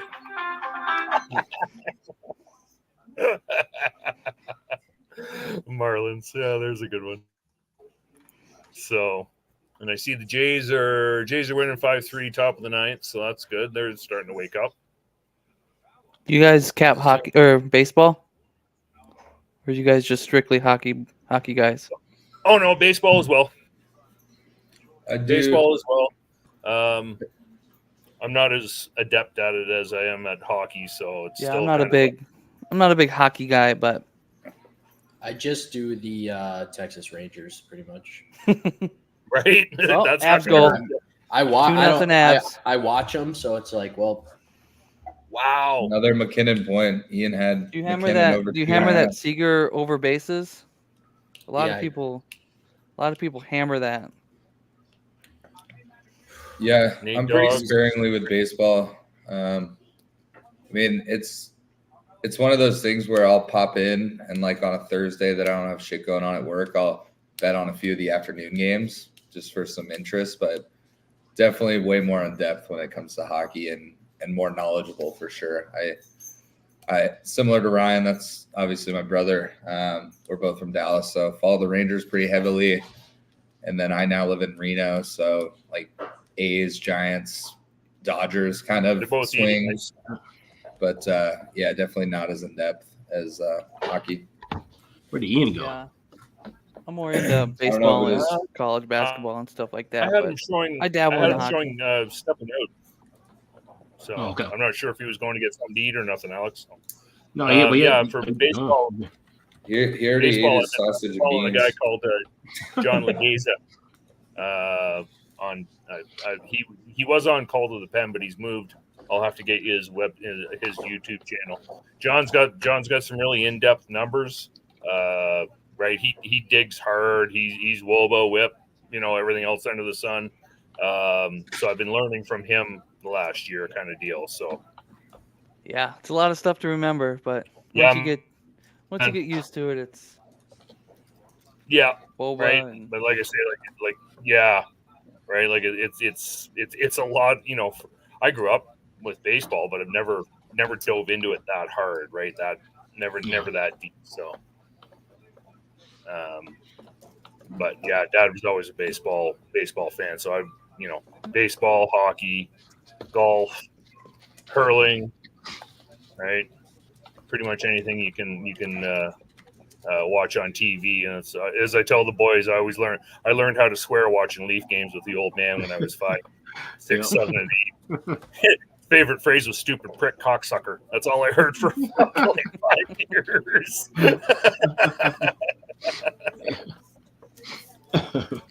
That's good stuff. Oh, Kim in the chat. Yeah, Ducks Kings. That's my best bet. That first period over 1.5 minus $1.15. It's about to start. So. So I can do it in person. Now it looks like it might be a 4-on-4 in the Colorado-Minnesota game. Yeah, they're reviewing the Minnesota's 4 seconds in the power play, and they just took a penalty. Well, they're reviewing it, so we'll see what happens. Oh, Nick Colorado. Nick Earl left, huh? Whoever that is for Colorado is leaking, so it's gonna be 4 minutes as well. I really wish they'd get rid of the wrestling so I could watch the hockey game. I had to tend to a sudden nosebleed. I can't believe it. Oh shit! Don't. Well, Colorado guy's got a nosebleed, so I know. It's like the first nosebleed I've had in like 8 years. The kind of weather. The weather has been so damn up and down everywhere. That's right. Yeah. Prime allergies. Started leaking all of it. It's like, what the fuck? I felt it. I'm like, oh my gosh, blood. That's okay. We hit 17 here today, and then right after I left, you guys, I looked at the window, it was starting to snow again. Yeah. Welcome to Alberta. Yep. Huh. April's the wild card month. 20 degrees one day, blizzard the next. Yep. Yeah. 20 Celsius, 70 Fahrenheit one day, blizzard the next. Yeah. Yeah. Alex, you live in St. Paul, right? Yeah. I live in Blaine. Oh, okay. All right, cool. This is just further west. Yeah. Not too far we got away a from you. foot of snow Thursday, and I played golf today. Nice. Wow. 2-0 Avs. I missed that. They got scored again. I see. Yeah, McKinnon scored. Yeah, we've had a very nice nice winter here. Can't complain about the winter at all. Like the least amount of snow in state history. Nope. So, and I missed the last snowstorm because I was in Chicago. So. Yeah, because that was with your mom, right? Mm-hmm. Yep. Yeah, that was probably the most snow we had all winter combined. Like with that last snowstorm we had.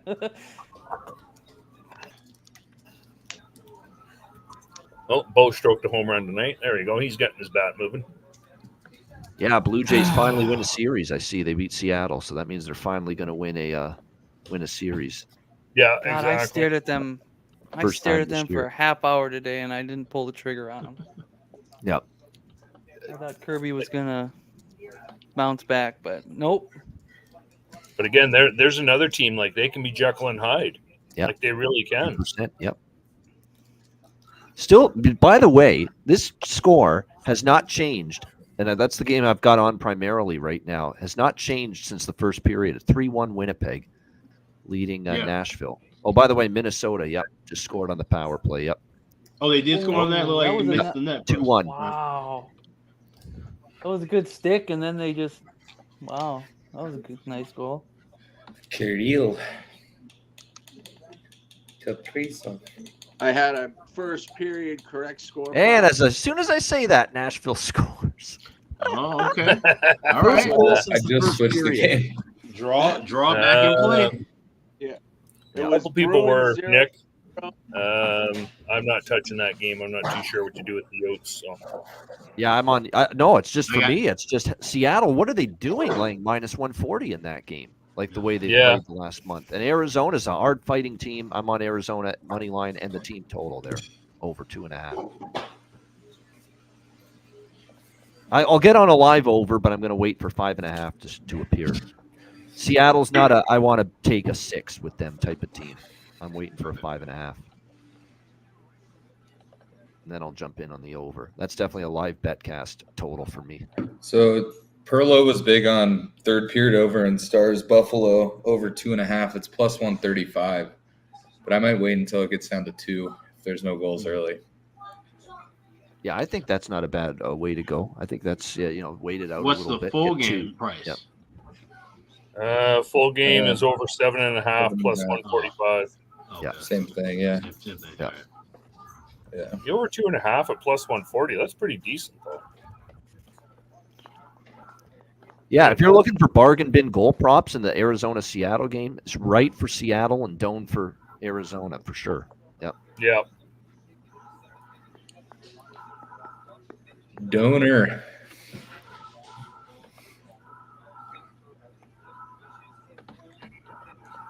Yeah, they got themselves a player there, that's for sure. Yeah. Right. Maybe we'll have to try and talk Donor into one of the playoff betcasts. He would probably jump on for a quick hello. Man. That'd be cool. He was my captain last year. He's a great dude. He always liked sports betting too. Like obviously he couldn't really bet, but on college Saturday he'd always text us and be like, "I love this game. If I was to bet it, take ASU plus 13.5 because they were always big dogs." But so yeah, I bet he would jump on maybe for a couple minutes, just say what's up. Especially if we get Demers on in the same one, then I'm sure they know each other well. Somebody had Shane Wright at plus 500. I'm only seeing plus 300, so.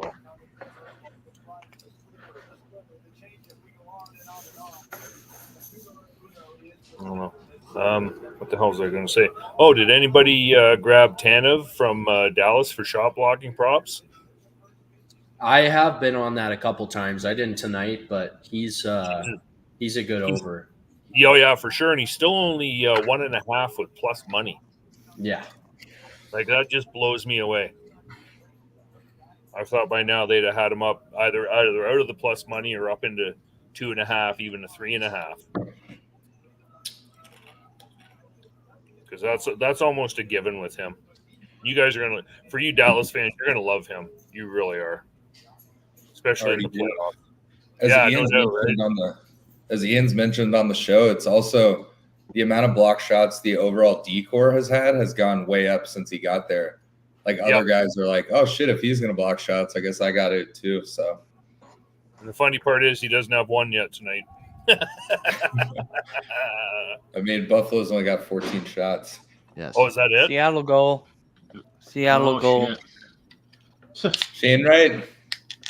I had him. Unassisted a minute in, obviously that isn't updated. I'm sure. Wow, look, that didn't take long. Yeah. No, I see a Kaprizov goal. I had him. Wow.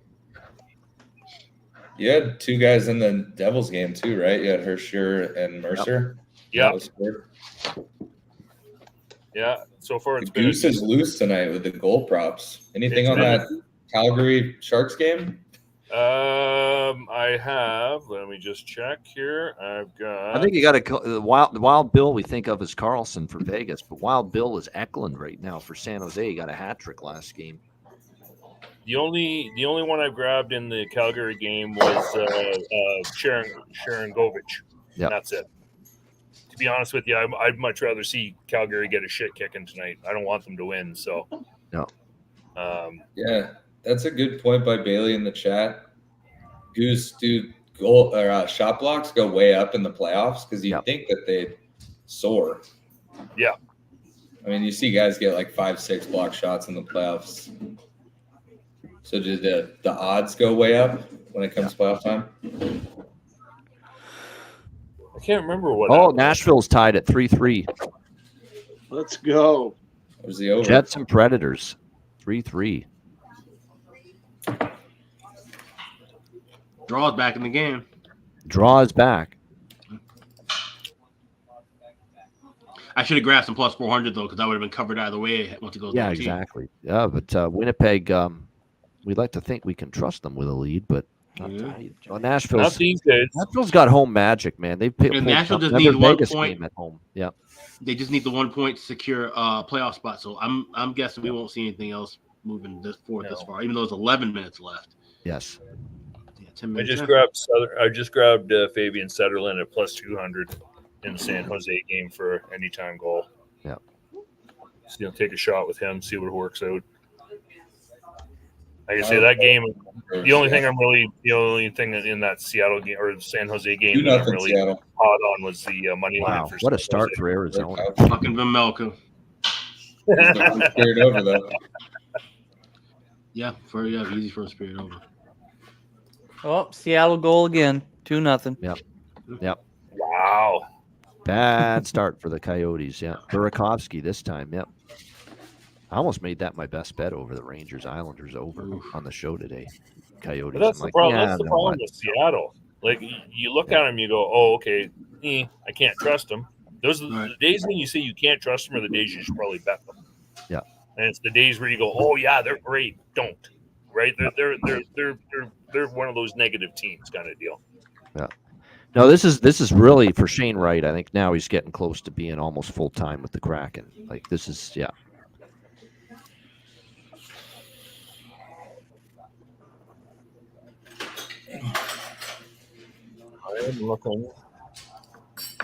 I am looking at. I did have 2 goal scorer parlays going tonight. Looks like everything crapped out.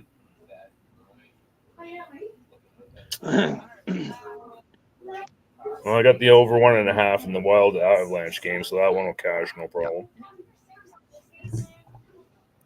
Oh, yeah, I took the Kings puck line minus 1.5, and I got the Sharks plus 1.5. Yeah. And I got that at plus 243. So we do need Arizona to get going though, because we do have the team total money line. Okay, we'll see if the money line. There's a long way to go still, and I have the team total too with Arizona. That's true. Long way to go. If they get 3 goals, we'll be happy. Did Kucherov get 2 points tonight by any chance?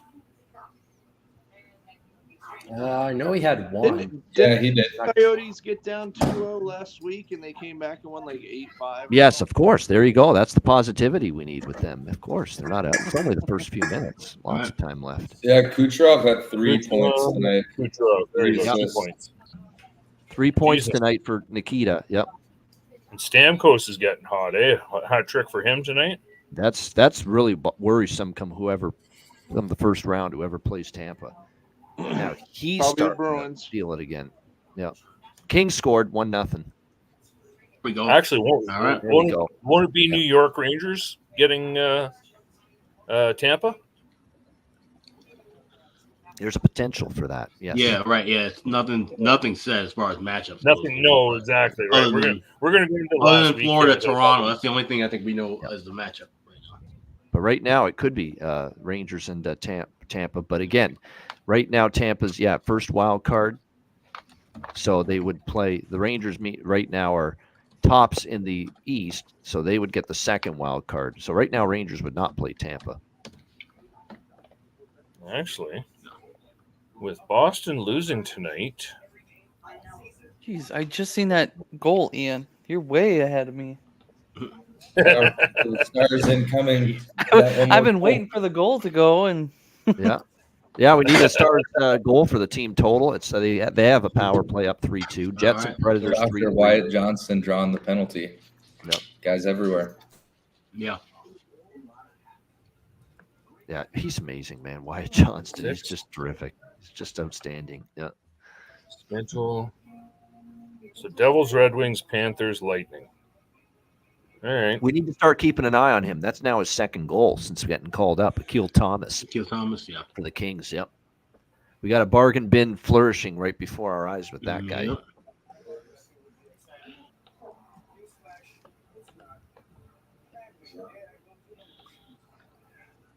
So I put a divisional parlay back in January. Dallas, Canucks, Bruins, and Hurricanes. Yep. I don't know. Can Carolina still catch the Rangers? They can, right? It's possible, but it's going to be tough. It's not very likely. That's probably going to be the one that loses. Yeah. Well, considering they lost tonight and Carolina won, that should tighten it up. That helps. Yeah, it definitely tightens it up. So 3 points Right, behind. as far as that goes. Each got 3 games left, and Carolina's 3 points behind. So yeah, they could do it. Tied with regulation wins as well. So, Stars Buffalo for third period overs down to -115 over 1.5. Stars still in the peeper. And actually, I'm looking at Carolina's schedule. They finish Blues, Blackhawks, and Blue Jackets, so they should go 3-0. They should. Right? They should. And I'm just going to the Rangers now. Rangers, where are you? Right there. Rangers schedule. Rangers finish off Flyers, Islanders, Senators. So both teams should go 3-0. Yeah. Right? They really should. Yeah. Having said that, stranger things have happened, but I don't put it this way. I don't see the Rangers dropping all 3. No, I could definitely. I could see them losing 1, maybe. 1. Yeah. Maybe, right? Yeah. And take your pick. It's 2. Yeah, right. Yeah. Rangers Carolina, Oh. Chicago. I think that's a Sunday 5:00 game at Chicago. I think so. Yep. And IceX just said that New York is going to lose to the Rangers on Thursday. Of course. That's definitely a leap of faith saying that. I don't know if the Flyers are going to beat a Pee Wee team the way they're playing the last few games. Yep. Oh, come on. Would you give me the goddamn I won't be on the hockey? Flyers in that game. Put it that way. I don't know if I'll be on the Rangers, but I'm definitely damn sure. That's it, right? That's another one of those games you almost just Stars want at to the walk. post, by the way, right near the end of their power play. It was close. Yep.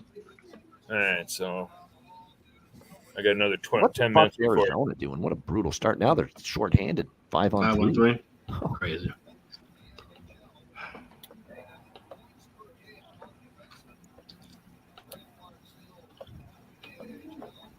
They've given this team like fucking 3 penalties already to Arizona. It's the first Seattle goal was a power play goal. Now they're on 5-on-3 power play. Not good. This could be a momentum swing, though. You get out of this still only down 2-0. You've had 3 penalties already. Arizona's probably going to get the next power play. I'd be tempted to go Arizona next goal if they get through this.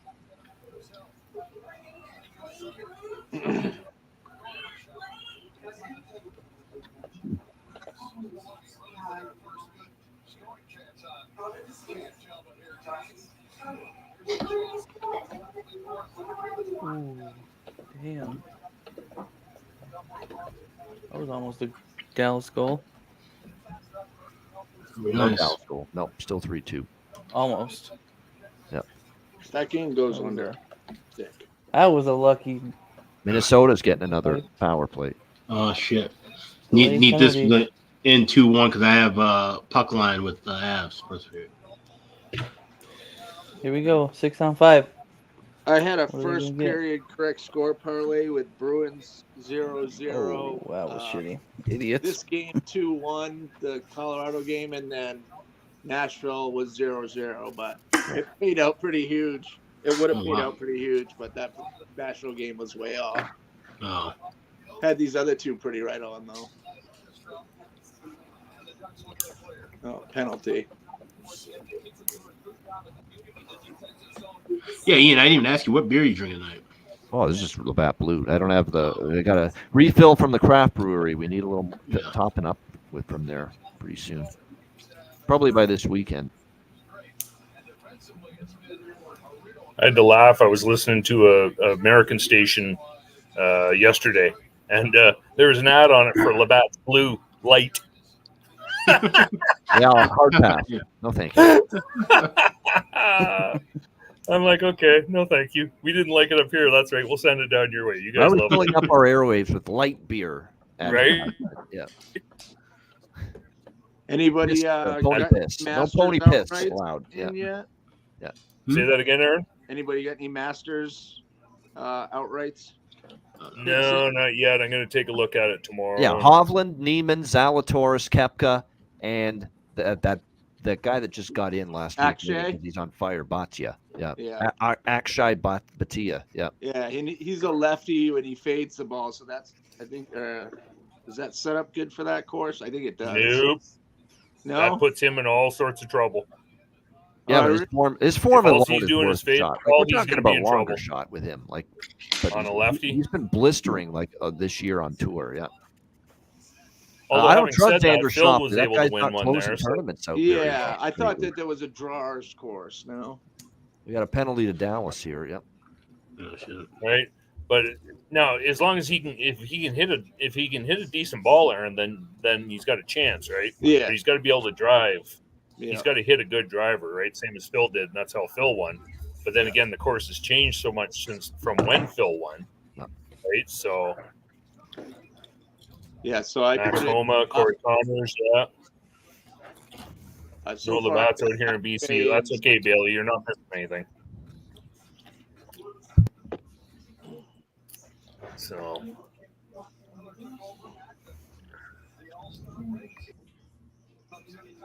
Actually, I might have to treat myself to some IPA this week. Yep. Never a bad idea.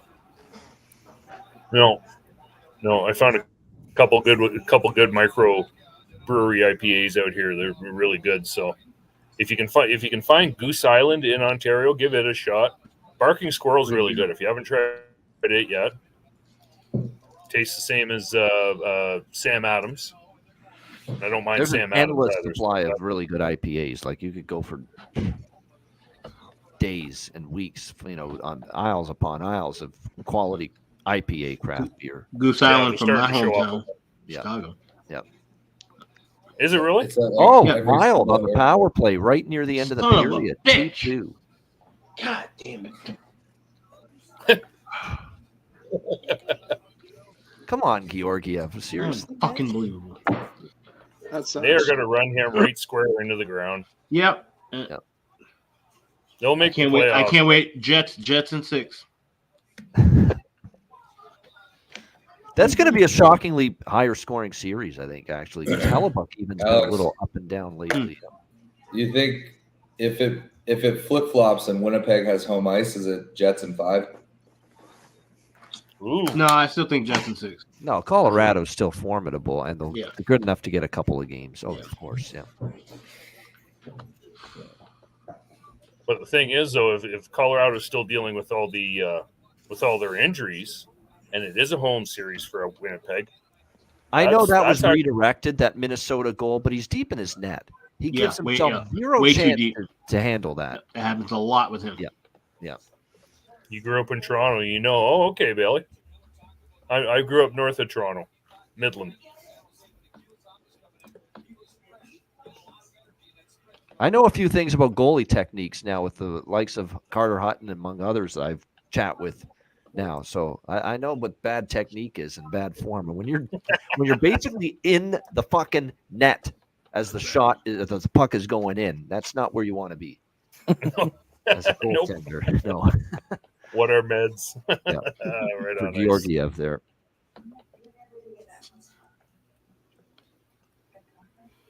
Another goal in this Anaheim game. We got 9 minutes left. Yeah, first period in Anaheim. 1-0 still there. 2-2 Minnesota, Colorado. We're coming down the home stretch here. Jets, Predators 3-3 with 4 minutes left in the third there. Oh, you're from Kitchener, right on, Scott. I used to do some partying down there when I was young. Jets, Preds, Ontario. That's an hour about west. 3 minutes left. Yep. I used to have a couple buddies went to Western, so we'd go down there every once in a while and go drinking. This is where you want Nashville to be smart here, guys. Like they're pushing, and I'm like, Sit wait a on minute, it. guys, You need get to the sit on point it. in the bank. You click the Keswick, playoffs. yeah, Yeah. Bailey, I That- actually did. Get OT I here. did some refereeing in Keswick. It was always an interesting trip.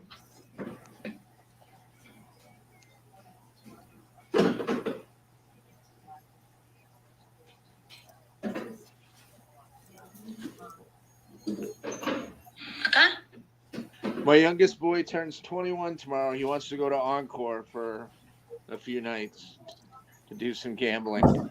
Nice. Oh yeah, I've heard of Kincardine. Oh yeah, that's kind of it's north of me, but I've been there, right?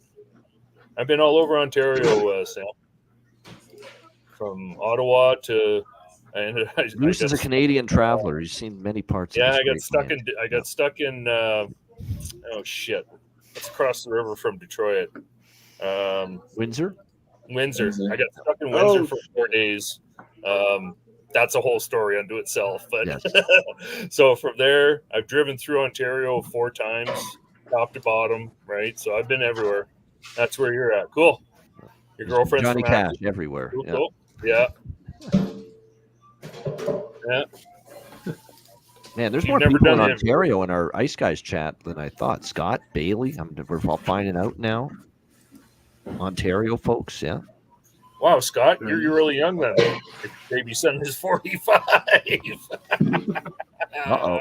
Yep. Giving away your age now. Look out. Shit, that means you got at least 10 on me then. All right, I don't feel so bad. That don't make me the senior guy then on the circuit. I'm not on the senior circuit then. Oh yeah, Bailey, for sure. Used to go down there for Georgina and oh Christ. Grandpa came from can't think of the name of it. Starts with an O. Anyway, I did Goose is 35. Thanks, Cheshire. That would make him younger than me, by the way, 35. Yeah, it would. Yeah, I was doing OHA reference. So I was lining down in Keswick, Georgina area, all around Lake Simcoe and all through Georgian Bay area. So yeah, I put a lot of miles on. Speaking of, did we all see the referee get smoked in the game? Yes. Yeah. Oh, yeah. I didn't see that. that. Was scary. Yeah. That was. the Pittsburgh game on the weekend. Yeah, it was. Yeah, that was Kazari. Yep. That was. Yeah. I haven't heard of. Has anybody heard of an update? Yeah, he went to the hospital for one night, and just precaution, and then basically, let us know when you're ready to come back, and he definitely cracked himself on the ice when he hit, so he's definitely. If he comes back for playoffs, I'd be kind of surprised this year. I could almost see him taking the rest of the season off and just tossed from the game. He only got a 2-minute penalty, though. It looks like Miro. Yeah, it was after the call. He went off on the ref. Oh yeah, just like a 10-minute misconduct. 10-minute. Well, that means he's done for the night because there's only 9 minutes but, left. That's something you never see. He's like the most even keel guy. So that says a he lot. must have really hated very that upset. call. Yep. Wow. Yeah. Well, and he probably told the referee exactly what he thought about his mother and his sister. Yeah.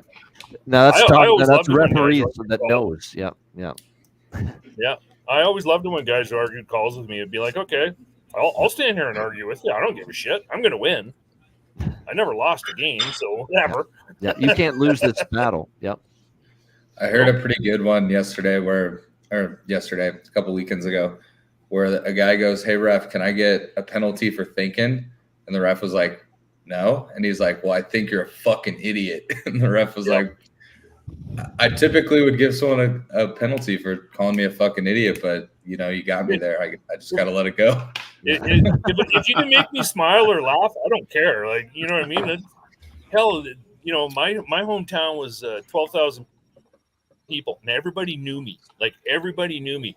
For 10 years, I was a fucking asshole. Everybody called me fucking asshole, right? So it's like, whatever. You can't call me anything I haven't heard. So whatever, have at her. You can't hurt me. Right? Yep, exactly. You can't hurt me. No, exactly. Right? Like I say, when I started, the older guys always told me, have a thick skin. If you can't take somebody insulting you, this is not for you. Okay, fair enough. And after a while, you learn, whatever. And the funniest part is, though, they'd see you in the bar and they'd be buying you a drink. Hey, good game. Have a beer. Yeah, whatever.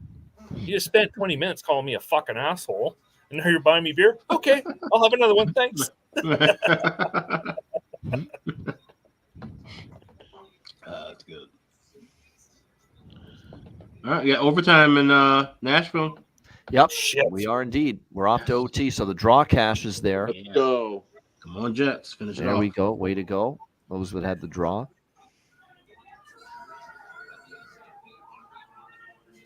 And we got the Flames game just starting.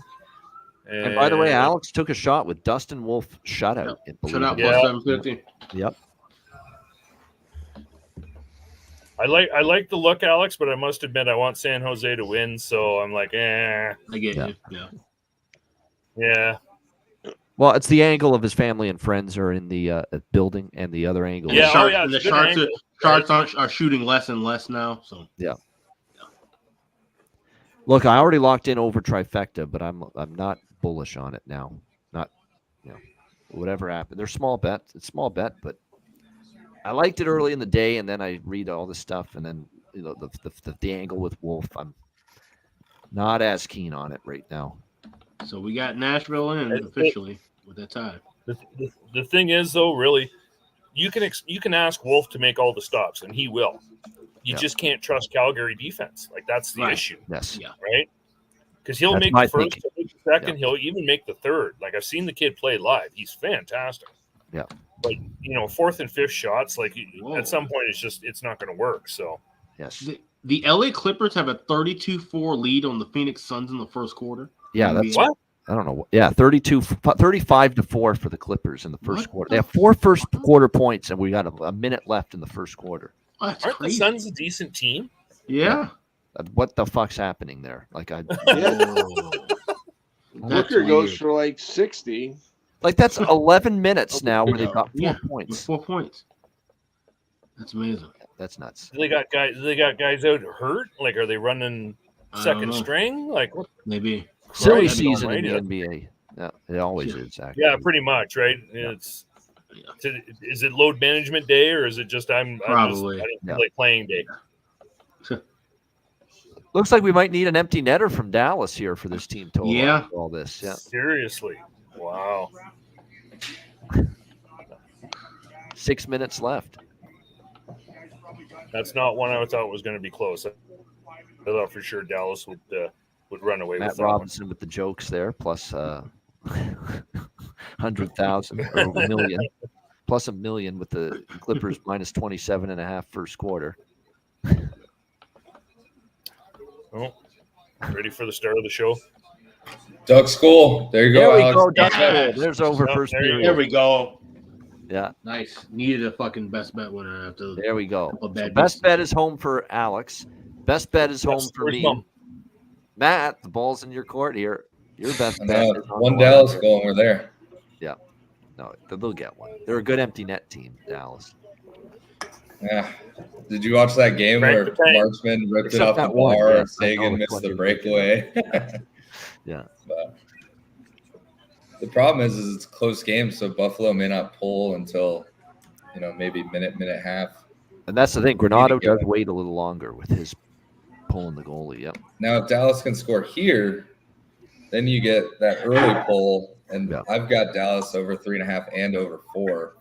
Then that opens up. But yeah, just want the best bet. Let's go. We need a 3-0 best bet sweep for the boys. Let's go.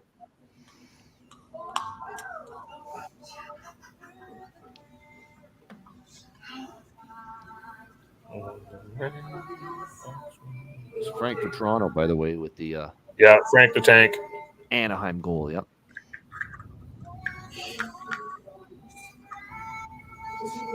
Where is it? There it is.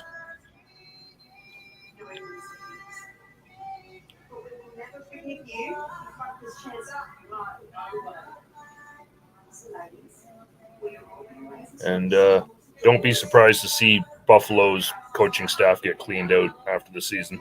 Well, that's what Jimmy said. Jimmy said there's hinting at there's tons of changes being rumored for Buffalo, like tons, personnel and coaching, and even management. I heard. Yeah. Winnipeg wins it in overtime. There it is. Winnipeg. Yes, where's Mom? There we go. 4-3 overtime win. That's a big win for Winnipeg. Put pressure on Colorado now, who of course spit the bit there in the first period, up 2-0, and now they're in a tie game with Minnesota. Wonderful. So there we go, Jets. All right. Just need one more Stars goal. Yep.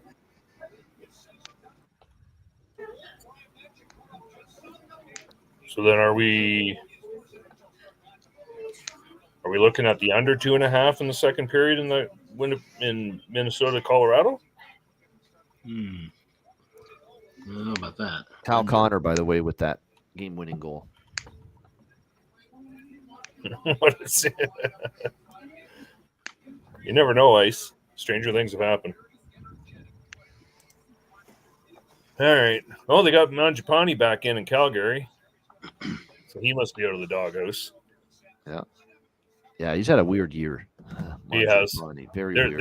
There's a guy that could definitely use a change of change the scenery. Yes. Wow. There is more empty seats in that lower bowl at San Jose than there are people in the seats. Yeah. It Tell Matt about it. He knows. He had a firsthand experience. Yeah. I was there 2 Tuesdays ago. Yeah, and I would be willing to bet that it was 30% full lower bowl. Yeah. Yeah. And like about 15 to 18% of that was Stars fans.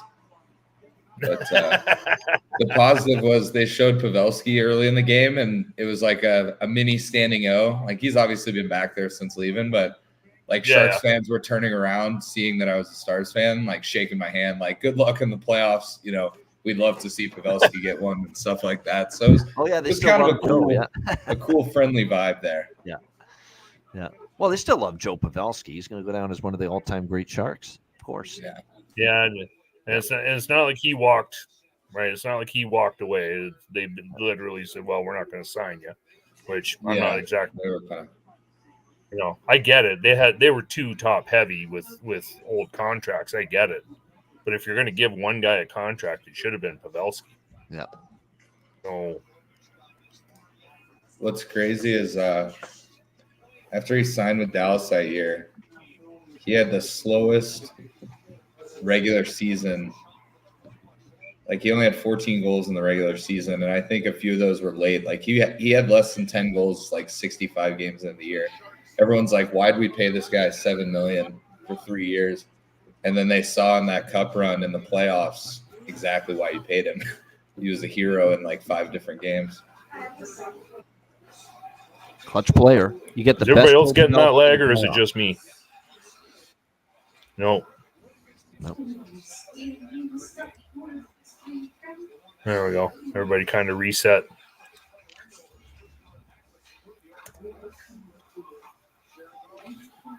Yep, the best version of Joe Pavelski always shows up in the Stanley Cup playoffs. That's always how it works. Oh, shit, yeah. Yep. Oh, shit, yeah. Yep.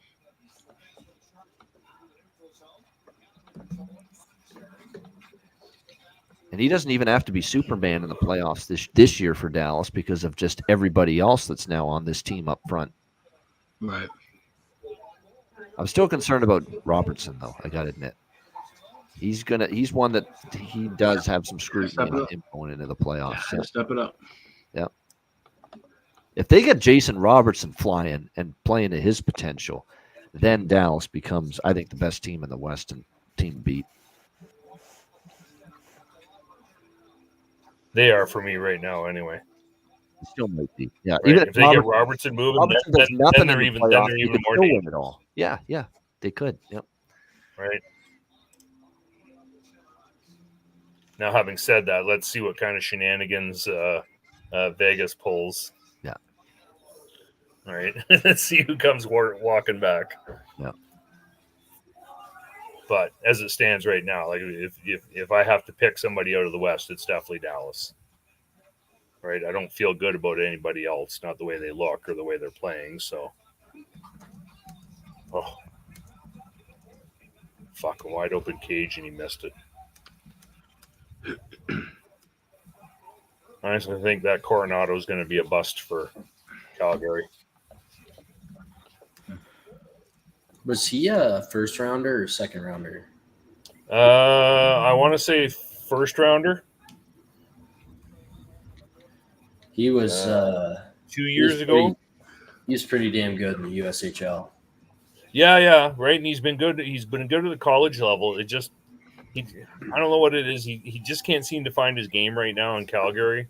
Yep. So it doesn't mean he's not a good player. But Calgary has a really bad habit of wrecking guys, wrecking young players. Now, having said that, Huska's a decent coach, so maybe next year will make a big difference, right? You know what I mean? Give him a full year up in the show, and let's see what goes on. But right now, Coronado and Pelche to get it revved up now. Both of those. Yeah, exactly. Right. Neither one of them. Pelche's had an up and down season as well, and Coronado just hasn't been able to find it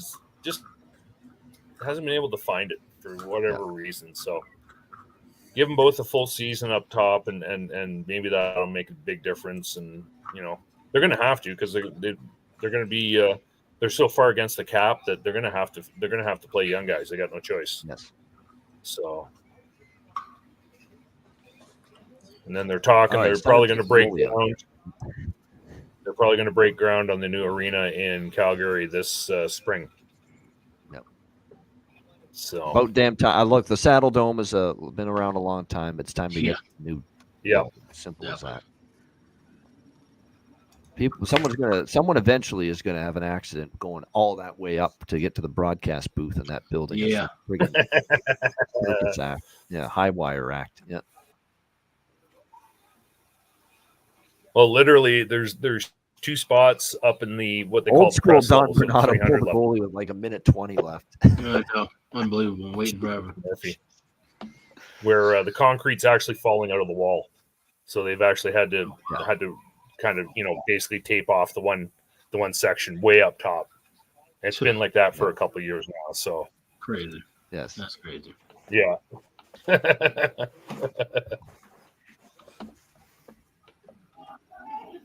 Well, the fact that it survived the flood here in 2013, the first, I think it was the first 15 rows in the lower bowl were underwater during that flood we had in 2013. Wow. Yeah, it was crazy.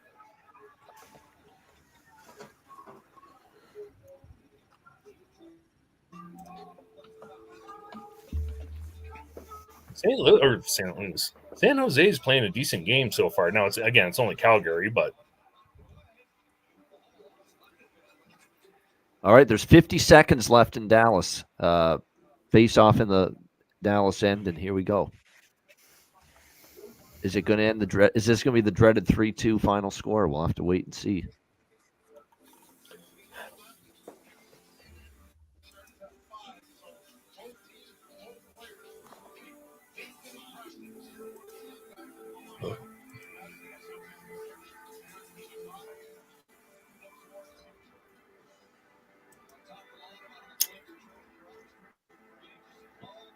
Buffalo's being kept to the outside pretty nicely here, yeah. I'm taking both teams to score in the second period. Minnesota, I'll be back Colorado, plus 140. I just jumped on the live under 5.5 at 120 for Calgary. I don't know. Yeah, you're right, Russell. That Dodgers lineup is crazy, man. Yes.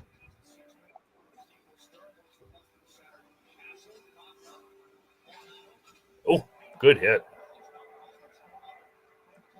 Yeah, Dodgers are going to be a tough lineup to stop this year. There's no doubt. Yeah, jumped on live under. Bailey did under 5.5 in the San Jose 3-2 Dallas final. Yep. Yeah. Fuck. Yep. They had 3 goals too, like midway through the second. Now, one of those nights though. Yep. All right, guys, I got work early. Good luck. Okay, Aaron, we appreciate it, man. Joining us as always. Yeah. Always a Matt, good to see you, Aaron. One. You too, guys. See you, Aaron. See you, Aaron. Be good, buddy. Fuck. Oh, man. That's the That's the I just got the most bummed I've been with the 5,000. Stars regulation win in a long time. I know it's Two like, yeah, chances go there. Stars, and then it's like, oh, and I'm sure of all the Dallas like things you had going on, money line and regulation and the fan bets, the team total was the one you were firmly invested in the most. Yeah. Yeah. And it had a Scott, chance do there you with mean you 3 got the seconds Wings left. missing? You got Yeah. plus 5,000 for them to miss the playoffs? Am I reading that right, Scott? Yeah.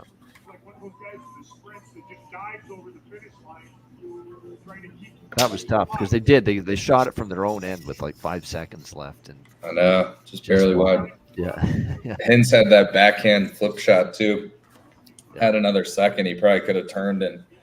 I don't How's think he Ryan knew he had feeling? a Big Stars hard time. win, but look, Great, but I took Matt's team total, so I'm kind of pissed off at that. That's frustrating, man. It's a tough beat. That's Oh, not a okay. bad beat. All right, It's a tough beat. Yeah.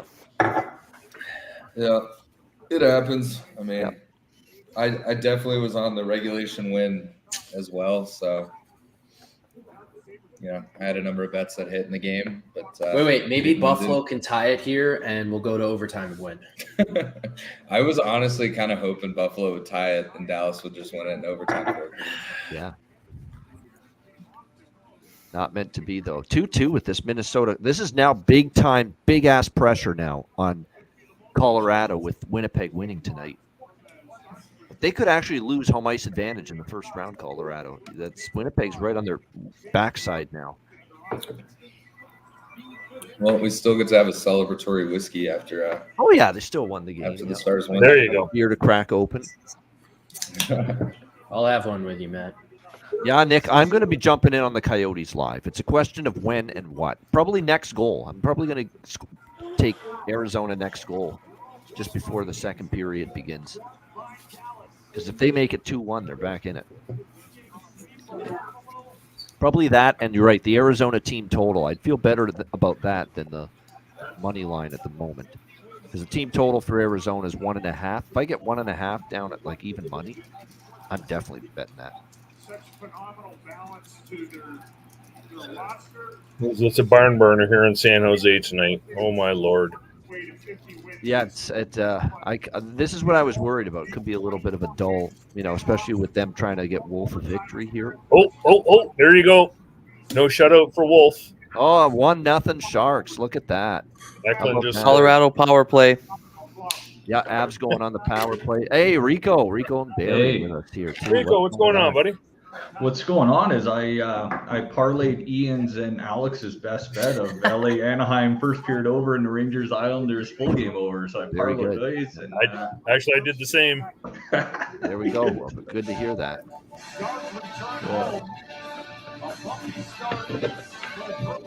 Sorry to hear that unfortunately tonight keeping Matt's best bet out of the parlay helped. Unfortunately tonight, that sucks. But we were that close to 3-0 tonight. Well, I didn't get my team total over 2.5 or the over in the Buffalo Dallas game. Yeah. Can't believe that didn't hit at least a push on. The good news about the Wolf shutout spot for Alex is it's over quickly. Like it's not third period, the shutout still, and it gets snapped like for fucking Lindgren tonight. Could you imagine if you had Charlie Lindgren shutout tonight? The price would have been nuts, and they score with like 1 second left, Detroit, to break the shutout. That's tough. Okay, so all I need is a Sharon Govich goal in San Jose, and I couldn't care less what happens. Yeah, he's on fire all of a sudden. William He Eklund. It's just nuts what he's doing right now.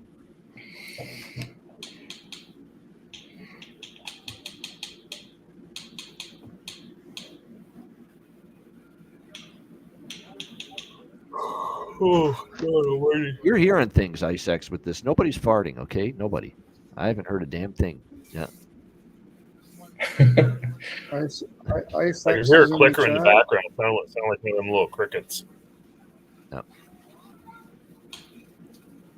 I haven't hung out with Ice for a while. Oh, here we go. That goal actually got things going a little bit in the Calgary game. It's starting to get some pace now to it after that San Jose goal. Yep. I got the Sharks, man. I got the Sharks in this game. I had San Jose too? the last time they played Calgary in Calgary at a better price because they were on the road, and that was definitely when they're a big home favorite. Calgary, you can't take them. That's really like I say, I just think parlayed San Jose Calgary and has Montreal no together. balls. So. Yeah, I think it was IceX just farted. Exactly. Yeah, I think he's hearing his own farts. That's probably it. Yeah. Definitely. Yeah, exactly. Oh, here we go. Joining us on the Betcast now. He was on the last time in the late night hours. Jordan is joining us, and he's coming back from the Montreal game earlier tonight. He was in attendance for that utter beatdown over the Philadelphia Flyers. Nice. Jordan, what's up? Hey, how's it going? Yeah, no, I'm actually in Montreal on business, but we had some extra Habs tickets, and wow, that was an absolute dumpster fire from Philadelphia. Oh my God, that's brutal. Was it as bad as it appeared? Because every time I turn that on, it's like, oh my gosh, this is awful. Yeah, it was probably about two to 3 minutes in, and I was like, they're not even going to show up tonight. Like, they're gone. Like, like when are the goals going to start? And then they got one, and then they got the second one, and then it was funny. So they were in the opposing end, and they ended up putting it deep in the end. And one of the players, I can't remember the name, he shot it back up to the top, to the blue line without even looking. And of course, Montreal intercepted the puck. And on the third goal, I could see Tortorella on the bench from his stands. As soon as the Montreal Canadiens player took the puck, you could see the look on his face. You could just see him just look away in disgust. Yeah. Goes down the other end of the ice. And for those that were watching, he called a timeout after the third goal, but didn't help. It got worse from there. No effort. I mean, he was gone. Like, at that point, the team was euchred. So yeah, they were just distraught. You could tell mentally, physically, spiritually, everything just shot at that point when they fell down. No timeout was going to resuscitate them and bring them back. Very into cool. that. Lucas, Colorado, never been by to the way. Yep, 3-2 Avs. They've taken the lead. Jordan, are you going to be hearing the Montreal goal horn in your sleep tonight? Just going to keep going off. Yeah, it was in. We actually had a client with us. He was from Slovakia, and Slavkovsky got the hat trick tonight. So it was an interesting experience. He was kind of just randomly here with us visiting, and he was able to kind of experience that. But the other guy actually was his first NHL game, and I was like, you picked a pretty good game to go to for your first time. He's gonna go to a game that ends 0-0 and goes to OT and be like, "This sport sucks." Kale McCarr, the rosacea man, gets the Avs the lead there, 3-2. Did you walk the client through the court? Did you walk the client through the courtyard, Jordan? No, we didn't. We didn't Where all get the out statues that way. are? No, we didn't. Didn't We get out didn't that actually way? get out that way. We just went pretty much right into the Bell Center. Actually, when we got Gotcha. there, most of the bars around there are pretty packed, like prior to the game. So Yep. But yeah, cool experience. It's my first time actually being in that rink before. And everyone Never says actually- one of the great atmospheres in hockey. It is in the NHL. Yep. Yeah. Yeah, no, I can see it. It's too bad, unfortunately. Montreal's season's been pretty rough, but they got some good pieces. You can see it. I mean, they scored 9 tonight. I mean, they've got some good pieces that they can build on for the future, for sure. Yeah, for sure. Yeah. Yeah, they're no more than 2 or 3 years away from being, contending at least in the division. That's for sure.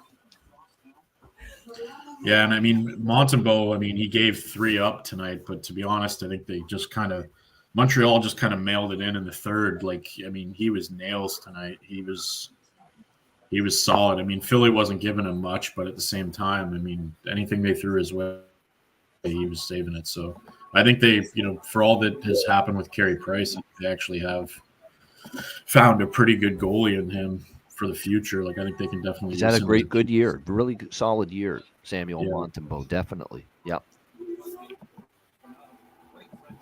Yeah, the defense looks good for Montreal for a while. You got Morgan Malleau, Ryan Bacher coming up. Jack is just reaching his peak. Kovacevic. I mean, they could have one hell of a good defense. Don't forget Like, that Lane next Hudson year, at BU. Lane Hudson at BU, Boston Lane University, Hudson, Terriers. Lane Hudson. Yeah, he's there's gonna be another something. one. Yeah. Yep.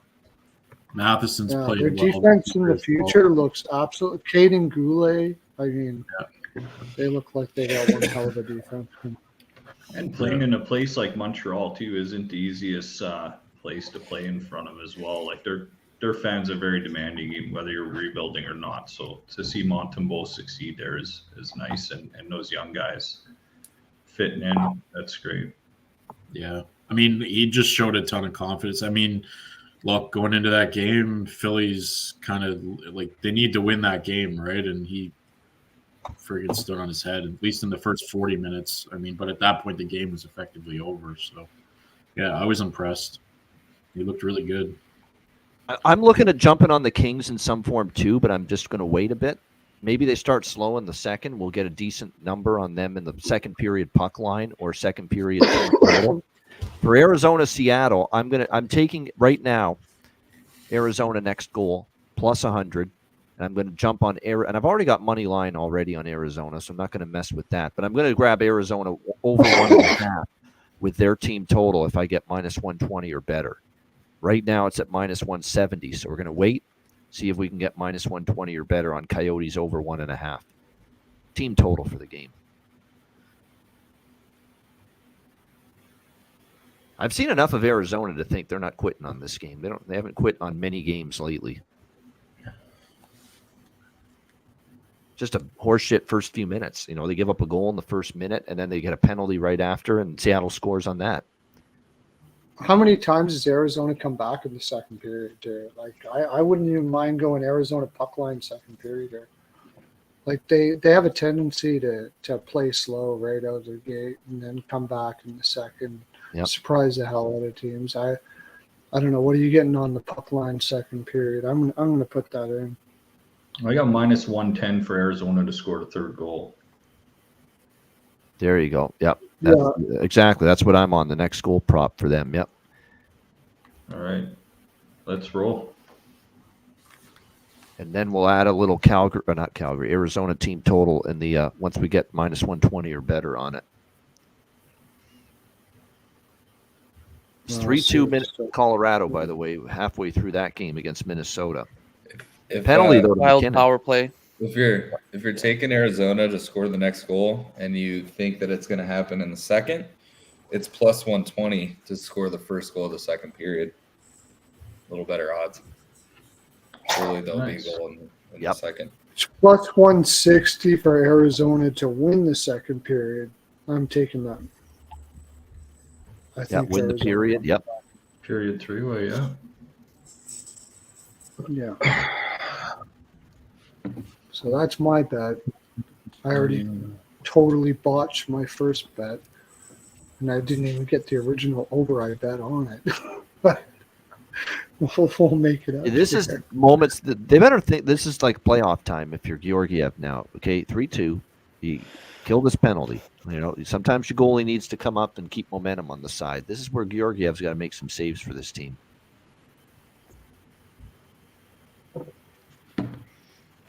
I know we're hockey here, but I think you can get like plus 300 for LA to win the game right now. I think they could do it. LA baseball? Dodgers, Lakers. Oh, there we go. I was going to say. LA is just way too general, not specific. Yeah, sorry, Lakers. Basketball, yeah. I think you can get like plus 300 or plus 350. I would throw a little bit on it. Yeah. Yeah, they're down 1-10. Not much. They're down they're down quite a bit right now, but I think they come back in the third and fourth. Oh, goaltending. Shoot. Anyways. Oh, yeah, Chase in the chat here. Chase, Dallas Stars fan, coming back from the game apparently as well. So hope you enjoyed it. Dallas Stars win. Yeah. He was at the Chase. Yep. Sorry to hear that, Alex. We'll talk to you later, buddy. Okay, there we go. I'm done for the evening. Have a good rest. Okay, Alex, dinner did not sit. Oh my goodness, yeah. Yeah, I've had that happen before. Yeah, You could tell from the way he got up. I gotta go. I was gonna say, I was like, look at he split. I'm like, just maybe he had a run to the bathroom, but no, apparently it's sickness to the stomach. Yeah. He's day to day. Yeah. Yeah. Day to day. Yep. We're all day to day. Yeah. That's true. We're all We day are all to day. day. Yeah. Damn straight.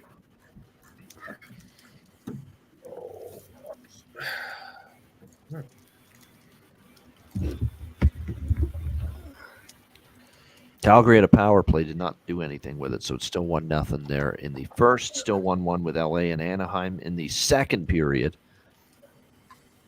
Arizona, Seattle, like I said, I'm on the only live bet I've got going right now is Arizona next goal. Is the Avs game still 2-2? Yeah. No, 3-2. Oh, 3-2. 3-2. Yeah. Dallas won 3-2. Yeah. Yeah, lower body injury for Alex B. Smith tonight. Yeah, lower body injury. That's true. Perfect. Yeah. What about the second period total? 1.5 Yotes, 3 Kraken.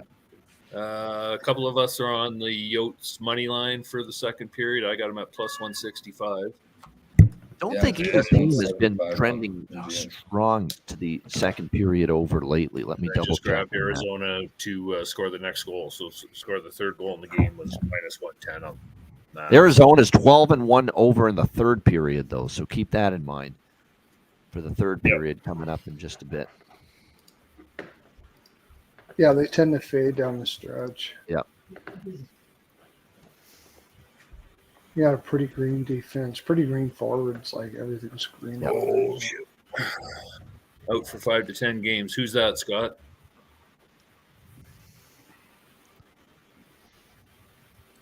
Must be talking about Alex still with the lower body injury. Yeah, I think that. Yeah. Oh, I've never felt this bad about a regulation win. Oh shit! Come on, Flynn. All you're thinking about is, damn, that team total, man. I keep. You know, I went on a tweet. Don't ever feel bad about losing a best bet. Don't ever, because I've gone through seriously like a double-digit losing streak with the best bet at one point. Double digits in a row, I had lost a best double-digit best bets. Really? Yeah. That's how bad it got. Like, and that was earlier this season. Like, that was back in. Oh man, it was like. No, yeah, you're bad. You remember that your best bets weren't cashing. Is that when you hit me up on Facebook? You needed to bring in someone to just be biased and pick the same team every game? Maybe. You're like, oh shit, if we get this guy on, he'll just take Stars first period over every best bet that went on Twitter. Like Bailey and Nick and some other people always accuse you of and say, hey, look, guess what wonder what he's going to ask you best bet. Dallas something. Dallas fill in the blank. Yeah. Does he piss off any of your viewers by just always taking Dallas? Not me, as long as he's winning. More often than not, Yeah. that's what matters. Yeah. And Dallas comps have been money all year long too. Like, how can you Yeah, drive out he's Stankoven definitely got and a winning Johnson and percentage Ben for a and like winning these record. guys have been making me money all year long. You get me excited about this Dallas team that I don't follow too much. So now you made me some money, man. Yeah, there was definitely a couple chirps here and there, but then Ian and Alex and even John Massey's a big defender of, hey, I mean, if it's your team, like, you know, if I just bet a random prop on the Blue Jackets, like, I don't know what's going on at practice. I don't know who's injured. Where, you know, you follow one team, John Massey, for example, being a Ranger guy, Alex being a Blackhawks guy, you know, those are who you know. So when they're doing well, you know, of course, I'm going to take Wyatt Johnston props when it's over 300 anytime goal scorer. You know, for a 30 goal scorer, that's pretty crazy. So no, exactly. I mean, do you listen to Terry? The Wild are bad. Fucking defends that team. So, yeah. God, Yeah. I don't know. I was just about to say there's some cappers that maybe get skewed a little bit about their favorite. Yeah. I wasn't going to mention any of the names. Well, I can because I'm a Wild guy and he did. Yeah. Blame it on the salary cap. the Blame boys- it on this. Blame it on that. See, I'm an Oilers fan, and I think they suck all the time. So it makes it like really easy for me to cap them because I go either I fade them, or if I take the Oilers, you bet the Oilers because I think they suck 90% of the time. So if I actually take them, then it's probably not a bad idea to take them. But Thank you, Po Bodies. Nobody's nerfed. Yeah. Yeah. Nobody's. They said that Terry and Real Deal think the Wild are. Oh yeah, Real Deal. No, even Terry soured on Minnesota for a bit there, and that's hard to get that out of him, honestly. That's why I bet the shit out of it. I bet the shit out of Minnesota when Terry was sour. Because if Terry's sour, we shit on Terry's Minnesota Wild obsession. It gets a little too emotional, but in all seriousness, he did a heck of a job when Alex was back in Chicago when his dealing with his mom's illness. So. He does a heck of a job anyways. Yes, He's great a capper. Yeah, great absolutely great. He's got some great on weird games too. Yeah, he takes stuff. That's awesome. He's got to learn how to fucking. He'll hit me up and be like, "Hey, Miro's had over half a shot in his last 9 games in a row." I'm like, things like that. Does he that's do a made that? up stat, but ask you about that. He'll be like, "Hey, this is trending great," like, and it's your stars, and so I'm like, "All right, I'll take it." Yeah. What was that? Sharks power play? He just wants your stars seal of approval on that. What he's thinking of. Yep. Oh, maybe not. Yep, Sharks power play. Need another goal in that first period. Yeah.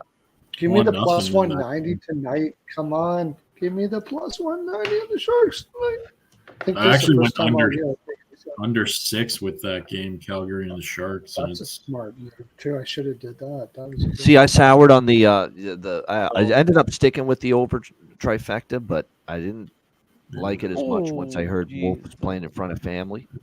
That they'd probably play hard for him. That was a dirty hit from Pospisil. What the fuck is he doing? He's got to rein it in. He's got to cool it down a little bit. That was not it. I mean, he's getting out of control right now. Honestly, Pospisil. He's going to get called to the mat on that one because that was. Well, now he's going to get a bad reputation now because he's had enough incidents already. Now that DPS is not going to give him a break now. DOPS, Department of Player Safety. Yep. He's got enough talent. He doesn't Say need hi to to the do boys. this. Yeah, you don't need He's that. got enough talent, but he doesn't need to do this stuff. Yeah, exactly. Hey, look who's there. Hey.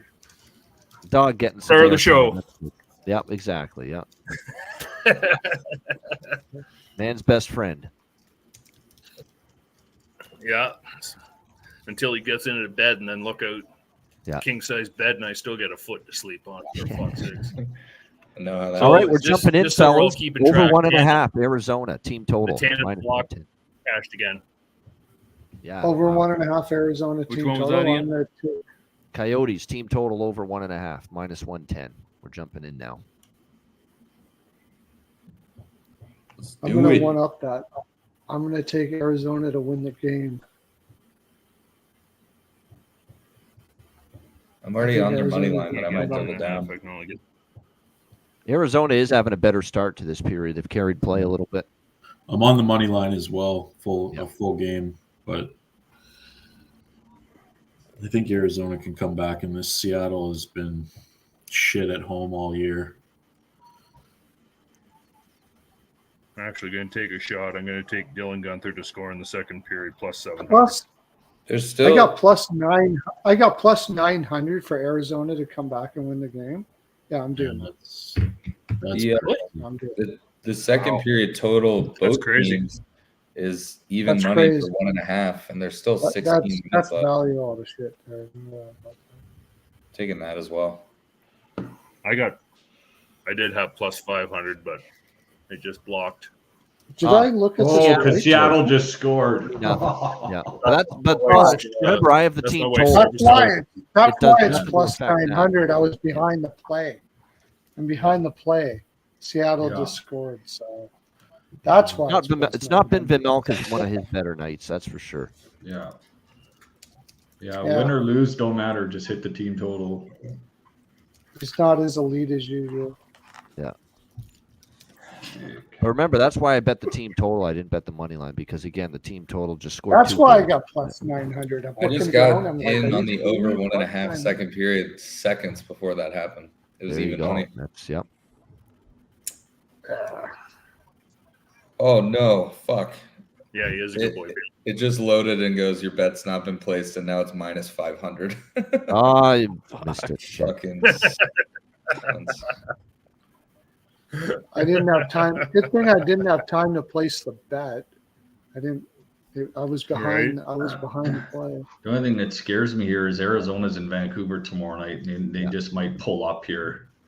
I don't know. Yeah, they might just give up the ghost here. Yeah. All right, let's try it again. Well, I'm going to go Kings second period team total even money plus 100 right now against Anaheim. So all that has to happen is they score a goal in the period, and it doesn't matter what Anaheim does. So Kings to score a goal in the second period plus 100. I'm in on that now. Fuck yeah. That's a good one. I'll ride that. That last Seattle goal, though, I mean, Seattle looks to have a step on the Coyotes tonight, maybe. I think I have it wrong. I don't know if they can come back in this game. That last goal, they looked just lost. Okay. Oh, holy shit. Arizona almost got one there. Like they hit the bar. They've had a good period. It's just like Seattle comes down for one of their few chances and puts it in. It's that kind of night right now. They never give up. Yeah. Arizona. They won't, though. No, you're right. You're right. Yeah, They won't go away. They won't go away. They just hit the post. I think did they get a power play LA coming up? Well, you already Team mentioned total second Ian. period. LA over. I think Ian's got 1.5. I can only get a half though. I got it at plus 100 though. Oh, so Colorado adds to their lead 4-2, and there's the team total for Colorado winner. Another McKinnon point for you there. Ian. Arizona got over 2.5 points on him. Yep. I had Arizona. I had Colorado. That means both of the over 2.5 point shots I took with McKinnon and Kucherov both have a chance. Kucherov cashed. McKinnon's got a shot now. Took Colorado on the puck line, actually. Oh, did you? Nice. Yeah, I think I did plus too. 125, but Classic McKinnon goal too. Like still a lot of game left with a horse gallop through the neutral zone and just rips it. Yeah.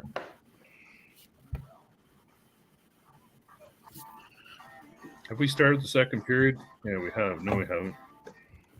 Yeah, we have. Okay. Yeah, for Arizona, Seattle. See Yeah. what's going on. Yeah. No, I'm looking at the Kings. Anaheim. Oh yeah, Kings Ducks. Yeah, we're halfway through the second. Oh yeah, they've been going for a bit. Yeah. His gallop, Calgary's down his 1-0 gallop after skating the stride first. is hilarious and fun to watch at the same time. Yeah. He gets all sorts of power out of it. It's crazy how he gets moving with that. Yeah.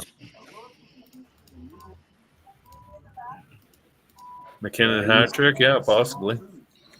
Yeah, he's on another level, man. McKinnon's got. He wants that heart. He wants that heart he's trophy. He's Yep. got to win the heart this year. I mean, This is going to be one of the. There's no clear-cut Hart Trophy person this year. Like this, that's what makes it so fascinating. Yeah. That was his 50th goal too. Yeah. Well, going into tonight. Was it really? Quiet 50. Yeah. Yeah, 50. As much as I like McKinnon, Kucherov has to have a heart. Yeah, you think so? I mean, come on. The dude scored over. He had a point in over 50% of every point the team has had. The whole team. Well, Panarin's now got over 40 points more than the second guy in New York for the Rangers as well too. Yeah, Panarin too. He's been amazing there as well. Yeah. I mean, I love what McKinnon's done, and I'm sure he'll probably win it, but honestly, like, where's Kucherov? Matt in our chat here. That's true. Is 50 goals even like something to just go nuts over? Let's have a big party. Someone scored 50 fucking goals now with Matthews maybe about to get 70. 50 seems so Good point. standard now. Yeah. Danny Healy's still living off the 50 and 07. Yeah. Looks like Still paying sixth those. 50th goal season in Colorado history. Oh, really? Yeah. I It think feels in ordinary to get Colorado. 50 goals now. It does. It's just weird, but Yeah. Colorado goal scorer is at 50. I mean, Forsberg, I would have to say. Sakic. Yeah, that was going to be my two guesses. Let's see. Those are the two I could Colorado goal scorers that had 50 goals. think. Yeah. Goulet had it 3 times for Quebec. Oh, Michel Goulet. Oh, Michel Goulet way back when. Yeah. Yeah. Yep. Goulet, Rantanen, Sakic, Goulet had it 4 times. So you're going back to Quebec days It too? was Sakic. I think we're including them as well. Oh, sorry. The 5, him being the 5th. How many have they had? Sakic did it twice. Rantanen's done it once. Milan and, Hajduk? Hajduk had it once. I was going to Hajduk only had Colorado. 37 or 40. I don't think he ever got 50. No, Hajduk had 50 in 02, 03. He did have 50? Yeah, so those are the 4 that Oh, wow. have done it for the Avs, and then Goulet did it 4 times for the Nordiques. Hedge duck. I didn't know Hajduk had 50. Wow, that's pretty Yeah. cool. That year he only had 98 points, which I'd say only like he didn't get to 100 like the rest of these guys did every year. Sakic had 120 in 95, 96. Different game too back then. But the other thing to note is McKinnon. Have either of his goals tonight been power play goals? I think one of them was. But he's only had 10 power play goals this year, where a lot of these guys that hit 50 had like 17, 28. Well, look at McKinnon or Matthews. Over 50 of his goals are even strength. That's wild. That's crazy. amazing. Yeah. No shorthanded goals though for Nate Dogg. Neither of What a McKinnon's bomb. goals tonight were power play. Matt. Okay, so yeah, so he hit 50 with just 10 power play goals. All even strength. Yeah. Here's a trivia question that I don't expect any of you to get. How many overtime goals did Wayne Gretzky have? Not many. I'll give you an Not many. over-under. I'll give you an over-under of 10. I'll go with the under 10 only. Based off of that, I'm going to say under, but Yeah. Yeah. Wow. I just ran a quick Google. 2. It's Yeah, 2. 2. One in Oh, Atlanta, Alex, one in yeah, Alex Edmonton. in the chat there. Yep, 2. That's great. Alex in the chat had 2. Oh, wow. Alex, nice. 2. I never thought it wait, would be 2. he I know it was did, a different era. Perlo, he I did. know it was a different era. I just looked. He did have 4 separate to those 2 in the playoffs. Yeah. So he had Playoffs, 2, yeah. 2 Yeah, 4 regular in the season, playoffs. 4 in the playoffs, which Yeah, is still 4 in crazy. the playoffs, but 2 in the regular season. After all the goals he scored, he only had 2 overtime goals. But that was a different era. You didn't have 3-on-3. There was a lot of ties. Oh, yeah. I mean, And how I many feel times like- did the Oilers even go into overtime because they kicked everybody's ass? Yeah, I was gonna say it would have been Still, Puckline City 2. back then. They were beating teams by 3 Yeah. or 4 every night. Yep. Still, 2 is pretty low. Speaking of Gretzky, when are we thinking Ovechkin's going to hit Gretzky's mark? He's got About 43 to go. I think it's not next. I don't even know if it'll be next year. It might be the following by year. Christmas. Yeah. I think it's by Christmas. By Christmas. Wow. But how many more does he have to get? 43. 43. Oh, he's 40, 43 or 42. 43 Yeah. before Christmas. Yeah. It's, Yeah, I would say by the end of next season. No, but not no, no, no. Christmas. Yeah. By Christmas the following Yeah, season. by the end of Yeah. end of next season. Maybe the end. Anyway, I'm not even totally sold on that because he's going to Yeah. have a bit of a resurgence again. Yep.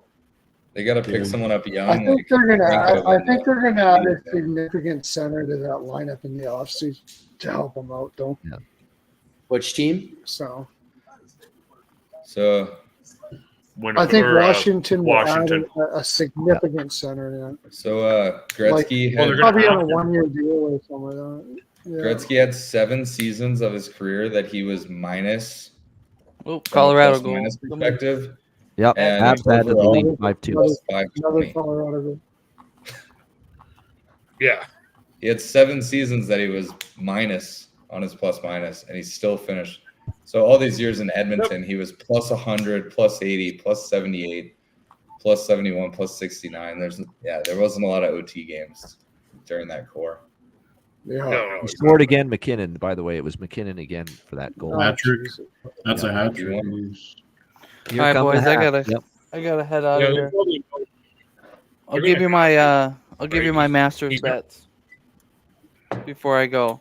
Give that man the Hart Trophy. I've seen enough. Get this. I got Hovland, bullshit Smith, out of here. Cantlay. Come on. How can you not give it to this guy right now? Yeah. I want to hear these Masters picks.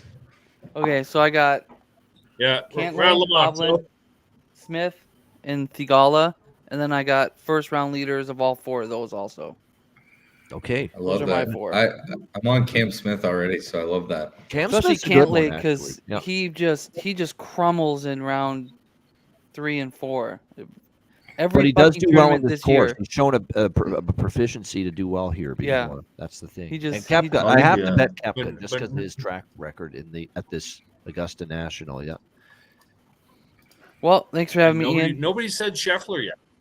Not one. No. Yeah, I mean, Scheffler's dealing with some family stuff right now too. Juicy. And the price Personal sucks stuff on him. going It's the on. price Yeah. sucks on him. And the price sucks. Yeah. Price is But terrible. you know who I like? I like Hideki Matsuyama. The guy's feeling a little bit healthy, and I like Shane Lowry, maybe a top 10 finish. the He's Irish been into Bear. form lately. Very And good. if you want to slow play Brian Harmon at about 50-1, you could take him too. I Lefty. might go with my Sun Devil and John Rahm. Ramen noodles. Very good. Yeah. How do you not go with Ron? No, I'm fading Rahm. 1200? I don't know. But you're not making any money on that, are you? I think Joe, did you say you had to head out? I think I heard. Yeah. Okay. We'll let you go, man. Thanks again. Anytime Yeah, you want thanks. to join us. You good, brother? Good to see you, Joe. Yep. See ya. See you, man. Have a good night, guys. There he Good is, luck. Joe Thompson. Appreciate you joining us. Thank you. Bye. There he is, Joe Thompson. First time for him, I believe, on the Betcast. First or second. He might have been on previously, but good stuff there. Second, I recognize his face. Yeah, I think so. I think he was on one previous time with us for sure on the one of the other ones. Now I think of it. Yep. So a happy group in Colorado. Hat trick for Nate McKinnon. So Still 5-2, end of the second. Yep. Victor Hovland is definitely for me. Joaquin Neiman is another one for me on the card. Zalatoris, Koepka, Batia. Cam Smith, I actually think is not bad.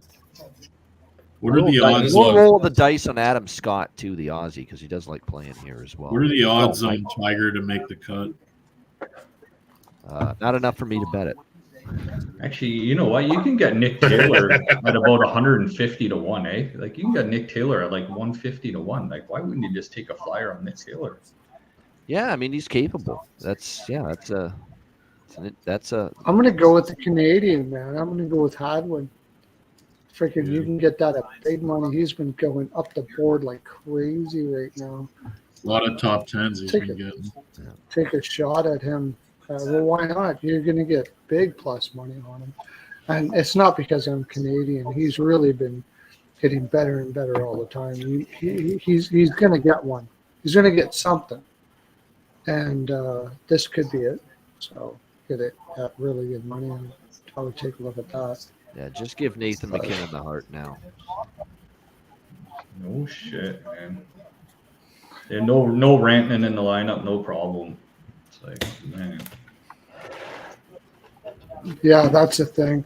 Get rid of Rantanen. Like all the injuries they've had, he kept on doing what he's doing. It's kind of hard not like I wouldn't bitch if he didn't get it, but I still think Kucherov probably. I mean, It's almost like that. you take injury to Kucherov out of Landeskog that. drove You take him even Kucherov out of harder. that Lightning lineup, they don't make the playoffs. Does Colorado make the playoffs without McKinnon? That's the question. I mean, maybe they do. Maybe I'm wrong, but there's no way the Lightning. What a smart! I should have went over two. I should have gone hat trick, but I'll take the over 2.5 points on McKinnon tonight, which was on my prop card. Yeah. Plus 225 it was on that. Yep. Yeah, that's a good call. Well, no ice, you got. I realize it's Vegas and they're not playing very well, but I if I was going to take either for a hat trick, I'd rather take Draisaitl than Hyman. Yeah. Based on that, but if anybody's going to step up, it'll be Draisaitl. Did you say Taylor Moore? Arkansas boy. I used to have beers with him and play NHL like 19. Oh yeah, Taylor Moore, son of a gun. Yeah. Yeah, my good buddy was on the golf team at Arkansas with him, and golfers and hockey players and maybe a little baseball players are all very much the same. Yes. They just want to drink beers, throw shoes in, and play video games. Right. Yep. So we hung out a fair amount, and then he really took off once he got on the board. I trust Draisaitl before I trust Hyman without David. But don't forget, check the lineup tomorrow because McDavid might just not be skating just to get a rest. Doesn't mean he's not playing yet, right? So. Still 3-0 Seattle, and it's not looking like our Kings' second period goal it's hanging on life support because there's only a minute left in that period. According to this little actually, all I need is one goal, but yeah. According to playoff status, the Jets actually have a better. It's small, but they have a better chance of winning the Central than the Avs currently. Wow. Based on their future. Yeah, it's just. I mean, it's less than 1% to 1%, so it's not really different, but it's going to be interesting. That's going to be a big game. Avs Winnipeg. I think that's on Saturday night. I think it's a Saturday game. Yep. I thought it was next. That's going to be one of my favorite. Because remember, Colorado, if they win tonight, they stay 2 ahead, but Winnipeg's got a game in hand. Yeah. Saturday, 2 p.m. in Denver. So doesn't Dallas only need one more win or an Avs loss to clinch the Central? Yeah. Yeah, they do. And then the Avalanche and Winnipeg are battling it out for the second home ice advantage. Yeah. But the Avs have Winnipeg Saturday at home and then Vegas on Sunday in Vegas. And then they finish the year with the Oilers Thursday the 18th. So 4 p.m. schedule to finish. Colorado. Yep. Yeah, Saturday. sorry, 4 p.m. Eastern. I meant 2 o'clock local time in Denver. 2 o'clock. What do you mean? You're Mountain Time in Reno? I guess you are. No, I'm Pacific time, but the game's in Denver. Oh, okay. Local time, 2 p.m. How is Reno Pacific time? I mean, Reno is right on the border of California. I'm 10 minutes from the border. Yeah, he's Pacific. Yeah, but you're on this side. You're on the east side of the mountain. So I thought the Pacific time zone ran right down the mountain range. No, so I'm on the east side of the Sierra Nevadas. I'm on the west side of the Rockies. Oh, okay. All right, my bad. Yeah, there's cool. 2 mountain ranges. But yeah, I think you have to go once you cross into Utah and Salt Lake City. That's when Mountain Time starts. So it's like a 7-hour drive for me. Gotcha. East. Oh shit. Well, Arizona is the same time as you right now, Matt, because Arizona doesn't do daylight savings. Yeah, half the year they're Mountain Time, half the year they're Pacific. Just wants to be different. That's so odd. That's so odd. It is weird. So, Rye, as a Stars fan, do we want Dallas to lose to Winnipeg and then Winnipeg beat the Avs and get home ice for the first round? I don't exactly. I don't know if you. I mean, yeah, you would want that, but I don't know if you ever want them to lose. But yeah, if I think if I get what you're saying, if Winnipeg can finish in the second spot in the Central and get home ice over Colorado, that'd be huge. Have you ever heard of K Saray? Yeah, whatever will be, will be. Yeah, there you go. Yeah. You mean whatever K will be, Sarah? will be. Sarah, I know. That's what Archie Bunker called it. K Saray. Yeah. Yeah, true enough. Yeah, I forgot about that. Yeah. I forgot about that. Poor bastard. His character couldn't get on television sitcoms these days. Yeah. Yeah. No shit. Not like No that. shit. Even. Not like Yeah. that. That show would have been banned within 3 It would have been episodes. canceled in 2 episodes. Yeah. Max. Yep. Yeah. Actually, what was I watching? The other day when Joe Flaherty passed, I hopped on YouTube and watched about 2 hours worth of SCTV episodes. I'd forgotten how many people were on that fucking show. Jesus. Curious to hear from you guys and also people in the chat. What playoff series do you think you're most excited to watch? Just first round matchups, potential matchups, I guess. I was gonna say, can we figure out the matchups Yeah. first? Can we figure out who's playing who first? But you're talking about potential. Yeah, like if it finished right now, I guess.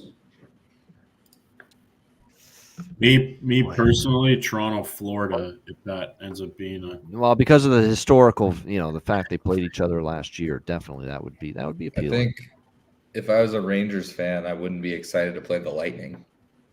Yeah, it would be tricky. But the Rangers are, I still think they can win that, but that wouldn't. But right now they would be playing Tampa.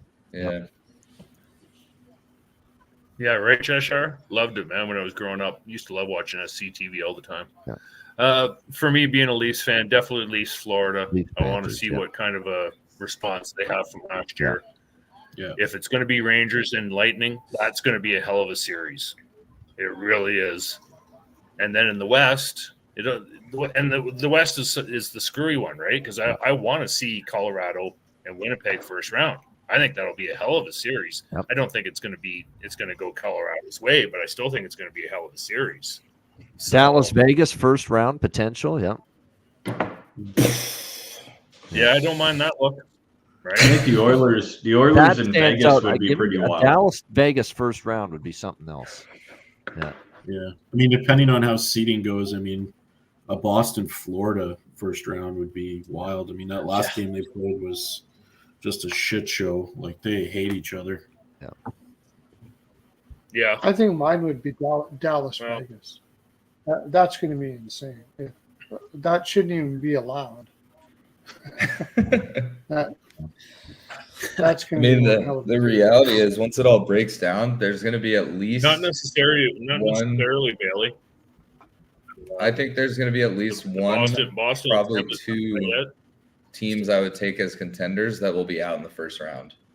Just combined conferences. Like if I took 5 teams I think can win the cup, one, maybe 2 of them will be out in one round, which is going to be nuts. Oh yeah, for sure. Yeah. There's going to be like this first round there's going to be some blood, like there really is, right? The teams that we all want to watch and get through, half of them aren't going to get there. That's the worst part about the way this is set up these days. So, but right, this is why we like playoffs as well, because then it gives you a chance to have Winnipeg slide through, or whatever. Gives you all sorts of different computations and permutations and possibilities, which is the real fun part about it. Right. So like I think Vegas has a real chance of getting past the first round if they can get a good opponent. That they San Jose just scored again, 2-0. Go Sharks! There Go. we go. 2-0 San Jose. Plus 190, baby. If only they could play Calgary every game. Yep. Yeah. Right. There's no heart in that Calgary room. Sharks go. Jesus Christ. I feel sorry for Coleman. I was gonna say the one guy I know has heart is Coleman, but at this point he's probably ready to be back in Dallas for the summer playing golf. Yeah. I feel sorry for him. Looking at a Earl, guy making over $10 apparently- million a year. Can't even bang his stick against the boards because he's angry. Like, unbelievable. Huberdeau is a fucking piece of shit. Sorry. He's terrible. I've been saying that for a long time when he was in Florida. It's a bad contract, man. It's going to haunt Calgary for years. Terrible. Yep. I don't know what they're going to do there No, in Calgary. Coleman. Conroy. Good thing Conroy's got a positive attitude. Have you ever listened to Conroy talk? Like, he obviously does some positive energy meditations every day because Oh yeah, he have never to. has worries or stress or anger or anything like that. No. Like a yoga No. or some meditation or something. Yeah. Something. But he's probably one of those guys that would Yeah. just snap if he really got angry, though, because it would be built up so much. Yeah, exactly. If he ever did snap, you know there's some serious shit going on. No doubt. He's throwing his yoga books out the window. All right. Well, definitely past pumpkin time for the old boy. Everybody have a good night. Good to see you all. You actually hung in there later than normal, man. That's impressive. Yeah, this like is 11:30 late. Eastern here, man. That's a new I'm record for just starting to you. yawn. I'm like, no, I gotta have a shower. I gotta go to bed. The day is long enough. Calgary's playing as a team for draft picks. Yeah, you're right, Bailey. Yep. They are. They're playing for draft picks. Yeah. So everybody be good, and we'll see you really soon. All right. Good night, Good Goose. buddy. Good to be with Cheers, you as always. everybody be safe. The next one for the free Betcast is in Back couple to the weeks salt now. mine. You know it, right, Matt? Yep. Yeah. We'll see you in the playoffs after I'm done winning the first round. There you go. There we go. I like the confidence. That's the Toronto way in to do it. 6. There you go. Toronto in 6. There we That's go. Really He is confident. all See you, Goose. Yeah. The one and only Goose. There he is with us. Yeah. That San Jose goal, man, that they just scored. I mean, Wolf's got to have that. That's unfortunate, especially It's a with bad the turnover, but you're right. Yeah, that's one you. It's not a turnover, but you can't miss that one, man. It's just a bad one. That's a tough one to give up. I like that it got the PK Subban Kevin Weeks all black panel tonight on the ESPN. Very good. Oh yeah. Yep. Cool. That's probably that's probably historic for hockey. It's got to be. I think I saw that before, but maybe I didn't. But No, the I like ESPN's pumping diversity big fucking time with the network. Like even on First Take when I put it on, you've got everybody different races. You got tons of women now on the panel. Yep. Didn't ESPN have Hextall doing shit, or was that not ESPN? I think so. Yeah. Yeah. Yeah. You're really pushing diversity. Oh yeah, definitely. Yeah.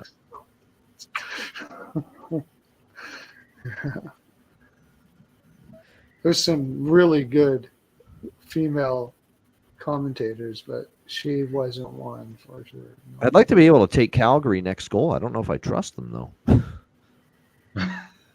Even against a team like San Jose, to even I get would the not next goal. trust Calgary to score a certain. I almost took Calgary team total under 2.5 tonight today, and I didn't have the balls. I should have, but I already had San Jose, so I was like, whatever. I'll just take San Jose.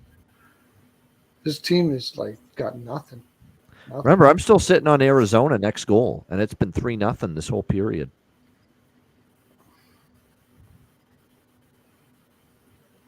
I thought I had a good bet. Or no, that's sorry. I forgot. I bet that at 2-0, so it's lost already. So never mind. I'm only on the Arizona team total over 1.5. Right Calgary did score the next goal, though. Sorry, I freaking talked you out of it. Look at that. They just did it. Anderson scored, yeah. You know what Thought did? Him and Hahn. But I could see it. They had a good shift there. Yeah, but I mean, timing's been a little bit off tonight with the live bets. Not been great with the live bets. I'm probably too cold. I'm probably too cold on Calgary to be telling anybody to do anything. San Jose is tanking for Celebrini. You think Calgary just comes back and wins this game?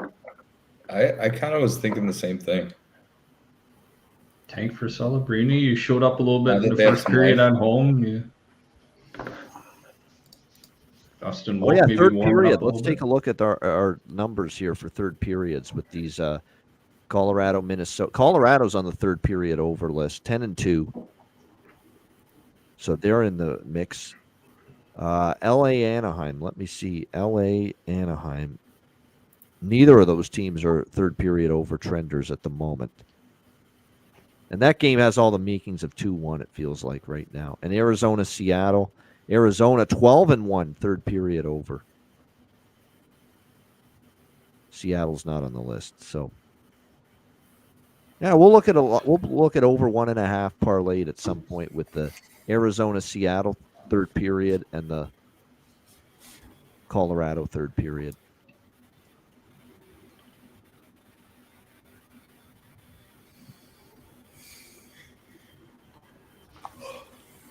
Calgary's playing a little heavy on their stick now. Yep. Might be able to come back. Padres are in this game until the 5th inning, and Cubs just put up a fucking 5 spot on them. I got the Cubs. I certainly wouldn't be taking San Jose right now, but yeah, if you're like Calgary's got momentum, and actually after they made it 2-1, they've been pressing San Jose a little bit here. I got San Jose before pregame, Yeah. so I'm personally I have to admit I'm getting a taking little worried. Calgary live, but Don't think twice, man. I'm just taking Calgary on the money line right now. there you go. Yeah. What's that at right now? Well, you can go F yourself. Plus, sorry, Nothing Perlo. personal, I'm sure, from them, the Perlo with that. Nothing No, personal. Yeah. Nothing No, personal. We're talking about Rico here. We can tell each other that all day. Oh, there you go. You're talking about Rico with the Calgary. Yeah, We yeah. hang out all Nothing the time. personal here. Exactly. Yeah. We hang out all the time, so I can tell. Yeah. Yeah. There you go. Yeah, go Flames. Suck it, Perlo. Yeah. Just kidding. At least one of us will be happy tonight. Okay, so the good news is at BetMGM, I can parlay these third periods right now, and that's what I'm going to do. All right. With Minnesota, Colorado, and with what's the other one? LA. I think it was LA Anaheim, right? No, it wasn't LA Anaheim. It was Arizona, Seattle. That's right. So we're going to parlay the third period overs: Minnesota, Colorado, and Coyotes and Kraken. Who was saying Parlay something them about together, the it's plus 128. That's a good price, plus 128 for those two third period overs. I know it's How do you baseball. feel But about the Cubs up. Ducks Kings? If Kings score one Yeah, the early, Cubs- you get the The empty Cubs net. are up 5-0. Wow. Oh, good. Okay, thanks. Okay. I just want to make sure I had the Cubs. Bumps it to plus 237 if you throw that one in there. I don't. That's the one I don't feel great about because it's 1-1. Yeah, but And I mean, Dotal's playing well. You know what I'll do? I'll put that one in a very small one. The primary parlay for me is the Coyotes Kraken third period over 1.5 with the Wild Avalanche third period over 1.5. The Anaheim Ducks will crumble in the third. So just take. They always crumble in the third. Just take LA in the third puck line. Whatever you've lost today, just put it heavy on them because they just absolutely stuck. You know what I'm going to do? I'm going to take LA in regulation here, plus 125. Why not? Let's try to recoup here a little bit. Kings in regulation, minus 125. Or Great bet. no, it's plus 120. Plus 125 in regulation. Oh, even better. Yeah, I'm getting plus 130. Let's do that. Yeah. Yeah, I was on that. I was on I already that. have LA puck line, so I'm like. Yeah. I'll go the safe route in regulation because I know LA could be up 2-1 and they don't score in the empty net because LA's had issues scoring in the empty net. Many games I've seen them play. I got LA puck line and under 6. Yep. 3-1 final would be lovely. Yep. Kings plus 125 regulation, and that third period over parlay with Wild Avs, Kraken Coyotes, and a tinier parlay with Kraken Coyotes third period over, Wild Avs third period over, and Ducks Kings third period over. Matt talked me into that one, so if it loses, he gets the blame. Because Dano's back in the lineup tonight for LA too, right? Yeah. I think Dano came back, yeah.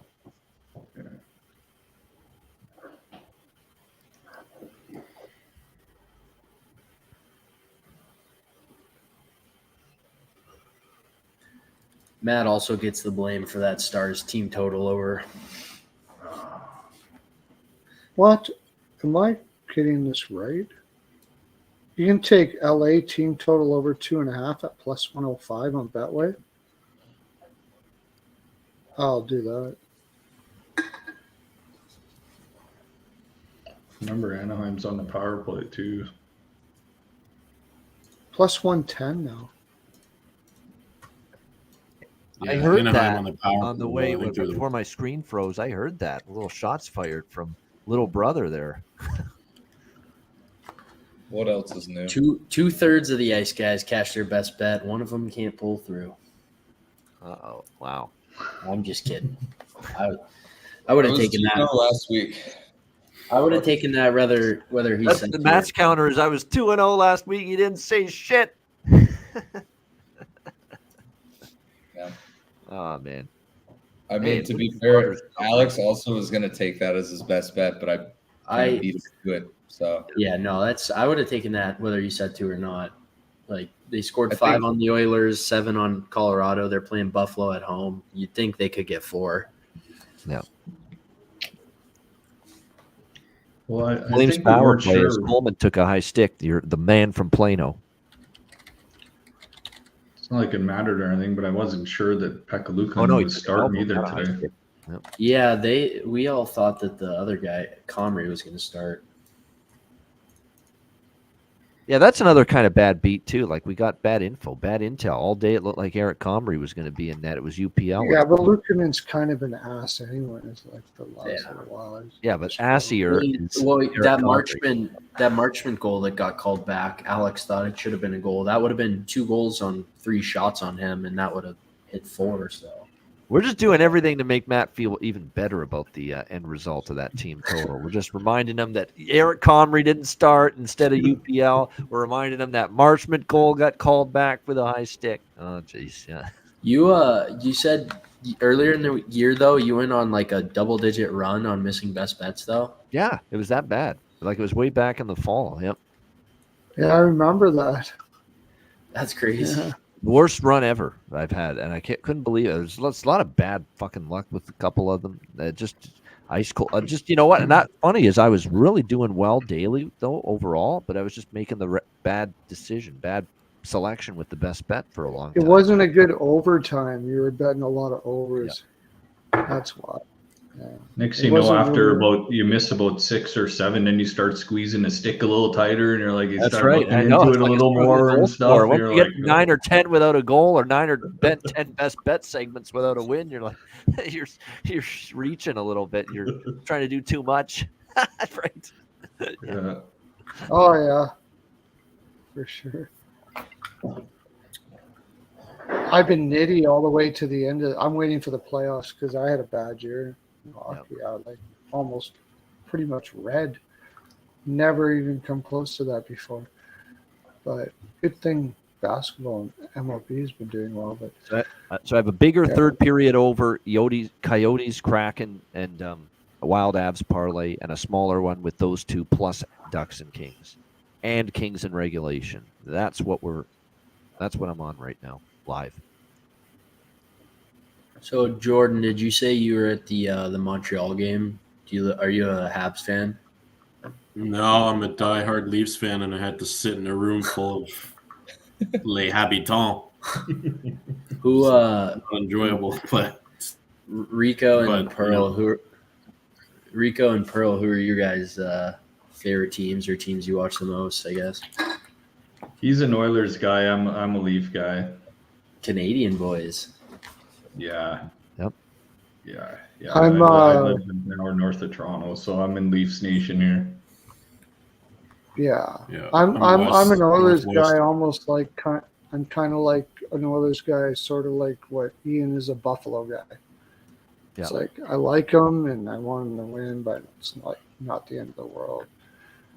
I don't live and I'm die not- anymore with the Sabres. I don't. I don't. That I was a don't long live time and die ago. with Yep. that. Yep.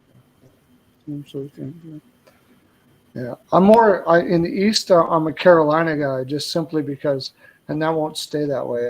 Brendan Moore is like my favorite human in the land, so yeah, that's the reason why I like Carolina. Yeah, great player. That was a legend in the day, man. Yeah, even though my Twitter handle's wings_fan79, because when I grew up wearing number 19, I was an Yzerman fan, so I loved the Wings in the mid-90s. Forgot about that. Stevie Y. Yeah. Wait, Matt, you're a Stars fan? I didn't know. Yeah. From your last 39 best bets of the day, I couldn't tell.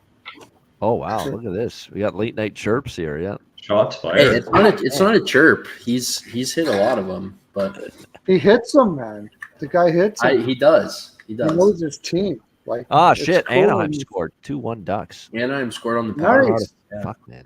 It's not good for Nice. Kings and Reg, but As That's a not, Got the good. over in there. It's not as- good for King's puck line, that's for sure. it's As good a for that star- parlay in the third period though. The smaller one. Yep. I told I you. got the over. You were blaming me. As a Stars fan, that's good for. Oh wow, what is that? A tip? That's the one I was on the fence about. Yeah. That's By all right. the A lot way, of who time was left. Got to get asking- the next one now if you're the That was Kings. a as big well. goal for Anaheim. Lorne. Holy shit. Yeah, that was. Yeah. I don't know if he batted that out of midair or tipped it, but Who was asking me that? Rob? Yeah. Oh, obviously you are a I'm. Dallas fan. Yeah, I'm Matt's brother. I'm from Dallas as well, so. Oh yes, obviously, Ryan Robinson, right, yeah. Arizona State, Sun Devil. Ryan Robinson, Hockey Matt player right now, Robinson, yeah. big Dallas fan. What's your favorite old school player from Dallas? Old school, as so far as you can understand. Like this is funny you ask. So I was born in 01. So like when they won the cup and stuff, I wasn't like I was too young to really watch and appreciate it and understand. For some reason, like 2 weeks ago, I went down a wormhole on YouTube at like 2 a.m. and was watching like Mike Madonna's old highlights, and he was unbelievable. So Yeah. I mean, it's easy to pick him. They obviously just built a statue outside the AAC for him, but he was Oh, this goal's being challenged. Wait a minute. Yeah. Hold offsides, I think. Yep. An offside or high stick? Offside. I think it was offsides. But yeah, I'd say Mike Madonna just because he was so dominant, like in his prime, and seeing that now, like watching it back, he was so good. Yeah. How about you, Maddie? So, I played my U18 year for Craig Ludwig, so that was interesting. Wow. Not sure I'd The say big he's my time. favorite Stars, but I was a big I liked Neuendijk and Langenbrunner. Like during that run, I was a young kid. Obviously, Hull kind of was ingrained in me just after scoring that OT, but I don't know. He came the year after, but I was a huge Brendan Morrow fan as a kid. Overturned goal. You're sorry? Missed that. So he came the year after the cup, but I was a huge Brendan Morrow fan growing up. That's but I a think good one. I think from the actual cup team, Darian Hatcher was my favorite player. Yeah. My That generation. was a rugged bastard, that guy. Wow. I took a pee next to him once and didn't get stage fright, so you can say I'm nails. Yeah. When I was, I know you didn't quake under your boots there. Yeah. Pearl, when I was growing up, my favorite star though was Louis Eriksson. I was a huge Louis Eriksson fan. And he had a when good they, run with the Stars. when they traded him to Boston for Sagan at the time, I didn't know who Sagan was, but I was devastated. Yeah. And then now I'm like, Sagan's like my favorite player. So yeah, you know who else was a sneaky good player for Dallas too is Yuri Lettinen. yeah, Matt liked him growing up. Yeah, Didn't he I was win a big Selkie? Lettinen Did he and win a Antti Selkie, or Miettinen. was he right up there? Did he win Remember a when they had Selkie one year, Lettinen and Lettinen? Miettinen at the same time? Yeah. Yeah, I liked Miettinen because he signed one of my sticks after practice or something.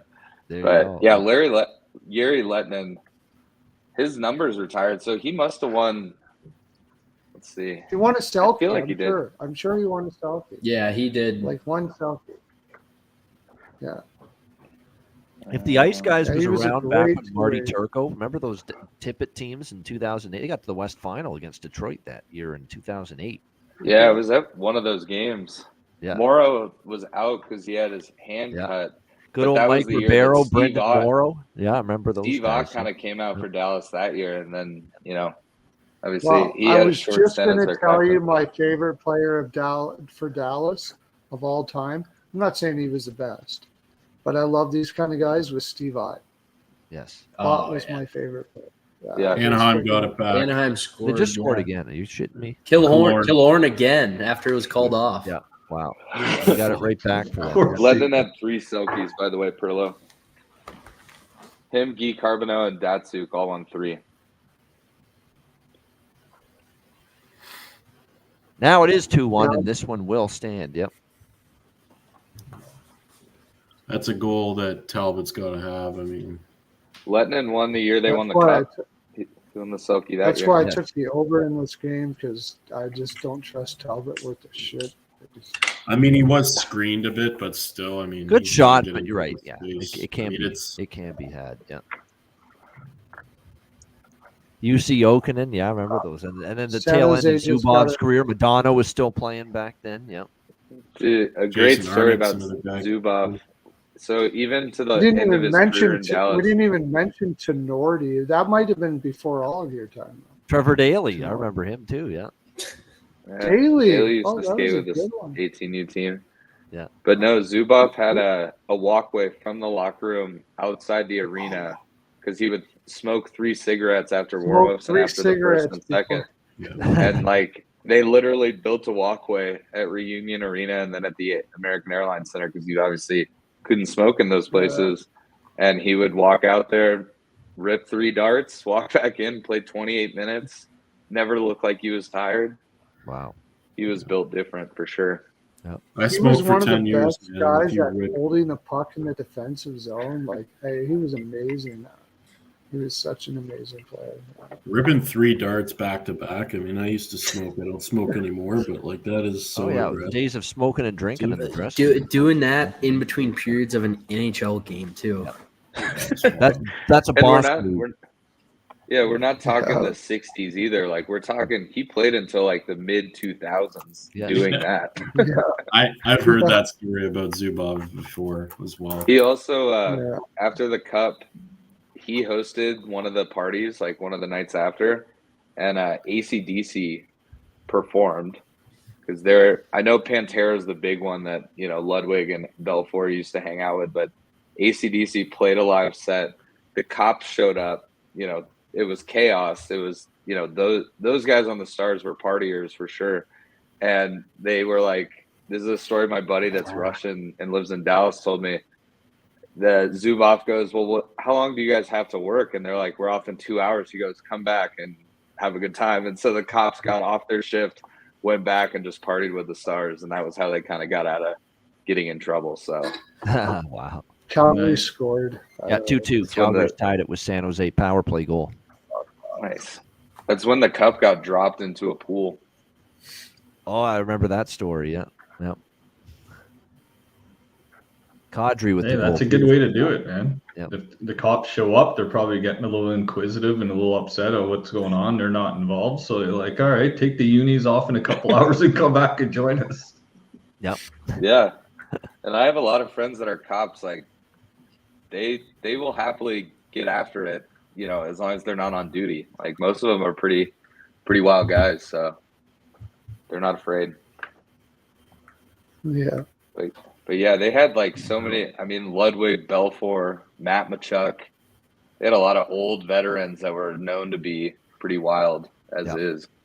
Matt Tkachuk is from where I'm from. He's from Sherwood Park, Alberta. Richard Matvichuk, eh? Good shot. Yeah. He coached my U18 team 2 years after I left. He became an assistant coach and was just trying to stay involved. But right. Yeah, him. I mean, Nieuwendyk lived in Dallas for a long time. Belfour's still in Dallas. Ludwig's obviously still in Dallas. Like a lot of those guys end up staying.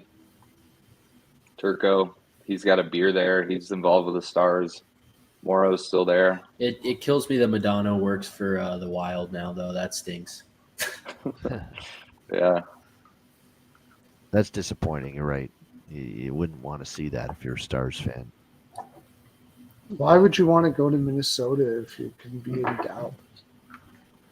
Was he just good buddies with Guerin? Is that how Yeah, that I was going to say, is he buddies with Guerin? I'm Yeah. assuming that's the reason. Guerin seems like a pretty good talker. Yeah. Oh.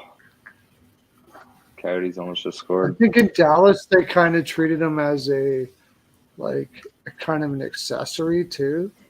So he wanted to take things seriously and move on with his career. So yeah, we need a 6-goal third period from Arizona, just like the other night. That would be great. That would be fantastic. Yeah, and one of them be Josh Doan. Yeah.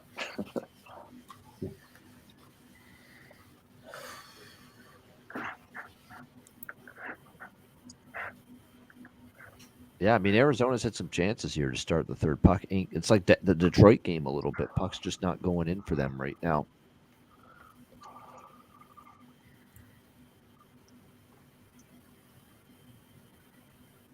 All right, so we have 2-2 with Calgary, San Jose now in that one.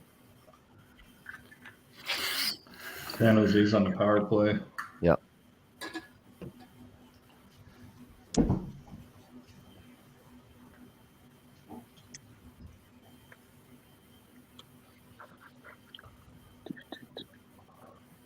That's true. Madonna, yeah, he was Minnesota first. Yep, from the Minnesota North Stars days. Yes, he right at the beginning. Yeah, he was in the first Mighty Ducks movie as the guy from the North Stars that knew Gordon Bombay. Yeah, they were like, "Coach, you know those guys?"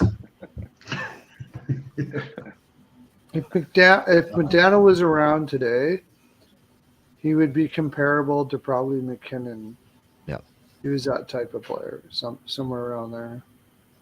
I'll never forget the shit that Babcock pulled with him in Detroit. Oh yeah, that was gutless. That was probably one of the most fucked up things I think I've ever seen a coach do. Yeah. There's no McDavid tomorrow for Edmonton, I'm pretty sure, in that Vegas. We'll talk about it tomorrow, but I don't know if I love what I'm seeing out of Vegas all of a sudden here the last couple. Blown lead against Arizona. The Vancouver game was not crisp or sharp from them.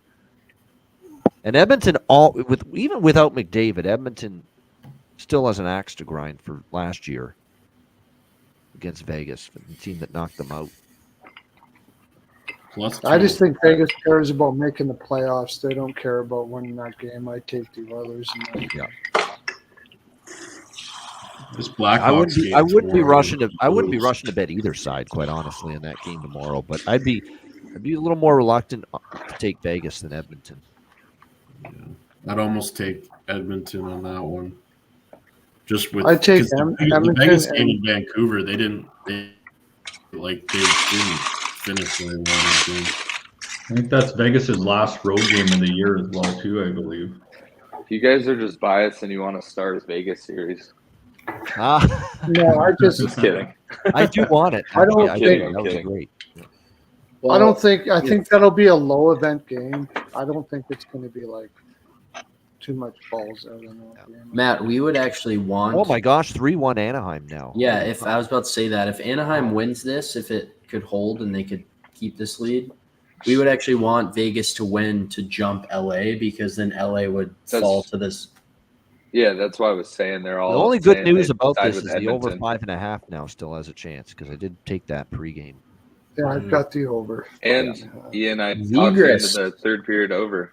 Yeah, Zegras with the snipe. Good shot. Yeah, it was. Yep. That was a good play for him too, taking the puck away. That looked like Wyatt Johnston. San Jose's looking really good here.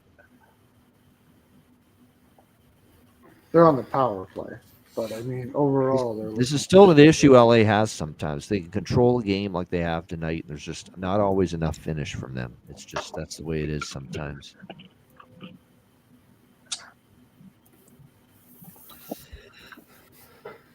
What a shot. And I want to bet Chicago at plus 200, but man, it's hard to bet that team based on the last couple games they've played. Whoa, they beat Dallas. Come on. I'm just kidding. And the Blues are such a good team too. in a brutal sandwich spot. Yeah, I'm kidding. There couldn't be a worse sandwich spot than Dallas was in that spot. Yeah, I'm kidding. Shit about that. They got outshot big time in that too. I'm just pissed off that I only took Chicago first period. There's only the 5th goal this year, by the way, for Zegras. Hard to believe, but He's at a down year. Well, he's been hurt a little bit. he but was he's hurt a lot. definitely But at still, down just year. 5 goals, even with the time missed. That's Well, isn't this only like his? What has he played? 20 games, maybe 30 games, something. Yeah. He was on the trade block before he got injured. Like, Yeah. happy with him. I've heard Anaheim's not very happy with him. No. Well, you can do a Michigan. Come on, he's on the cover of NHL 23. What's there not to love? Never understood why everybody was so impressed with the Michigan. It was named after a guy, Mike Legg, who is now playing, I think, in the British League. Like, anybody can do a Michigan. It's not that difficult to do. Well, in an NHL game, that's pretty tough. No, it's not. Still, it's just surprise. I don't know. You're just surprising someone to do it. It takes a lot of, like, at the what NHL. Svechnikov did today with the Michigan, where you go out wide and then go in there, that's tough. But if you're just surprising, nobody sees it coming, it's like anybody can do that shit. Well, I think if it was easy, like, you'd see it more often, I guess. No, because it's kind of known you don't do that shit.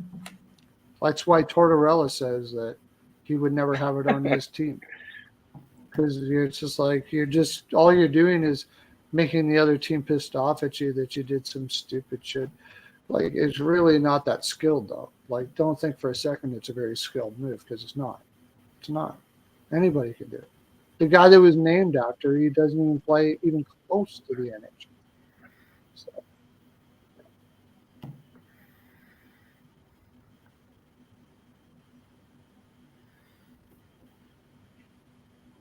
I think even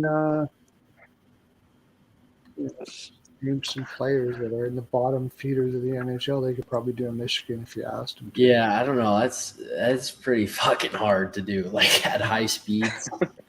Do you ever see guys roll do you ever see the guys before the game roll the puck on their stick and just keep on bouncing it up and down, up and down, up and down, up and down? Up 4-0 Seattle. Well, I mean, yeah, but that's with no pressure. You got no one on you. Like, it's, I don't know. It's when he does his Michigan, he's got nobody behind him. He's just going in behind the net and he throws it, and nobody expects it coming. That's all. If he kept on doing it over and over again, he wouldn't be able to do it. It's just he surprised everybody. That's all. Just nobody sees it coming.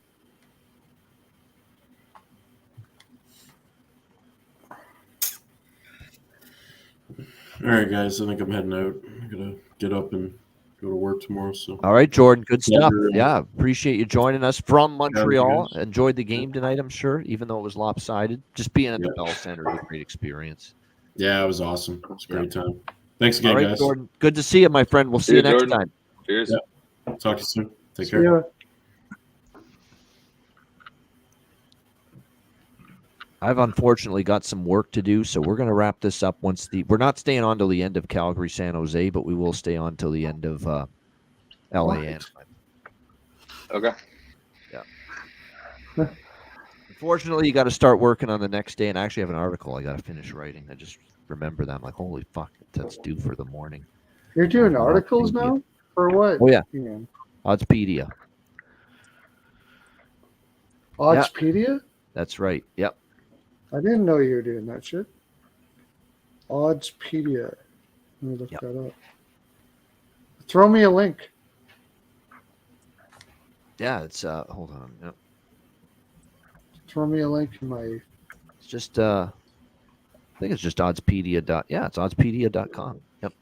I just got a notification that it's 4-0 Seattle. Yep, 4-0 Kraken. Again, that doesn't impact. Well, I've kissed the money line goodbye.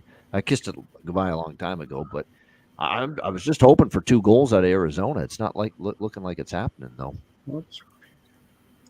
They're laying up. Now that they're down 4-0, this is where you worry that now they don't. Hey, probably not coming back tonight. Takes some momentum out of their sails.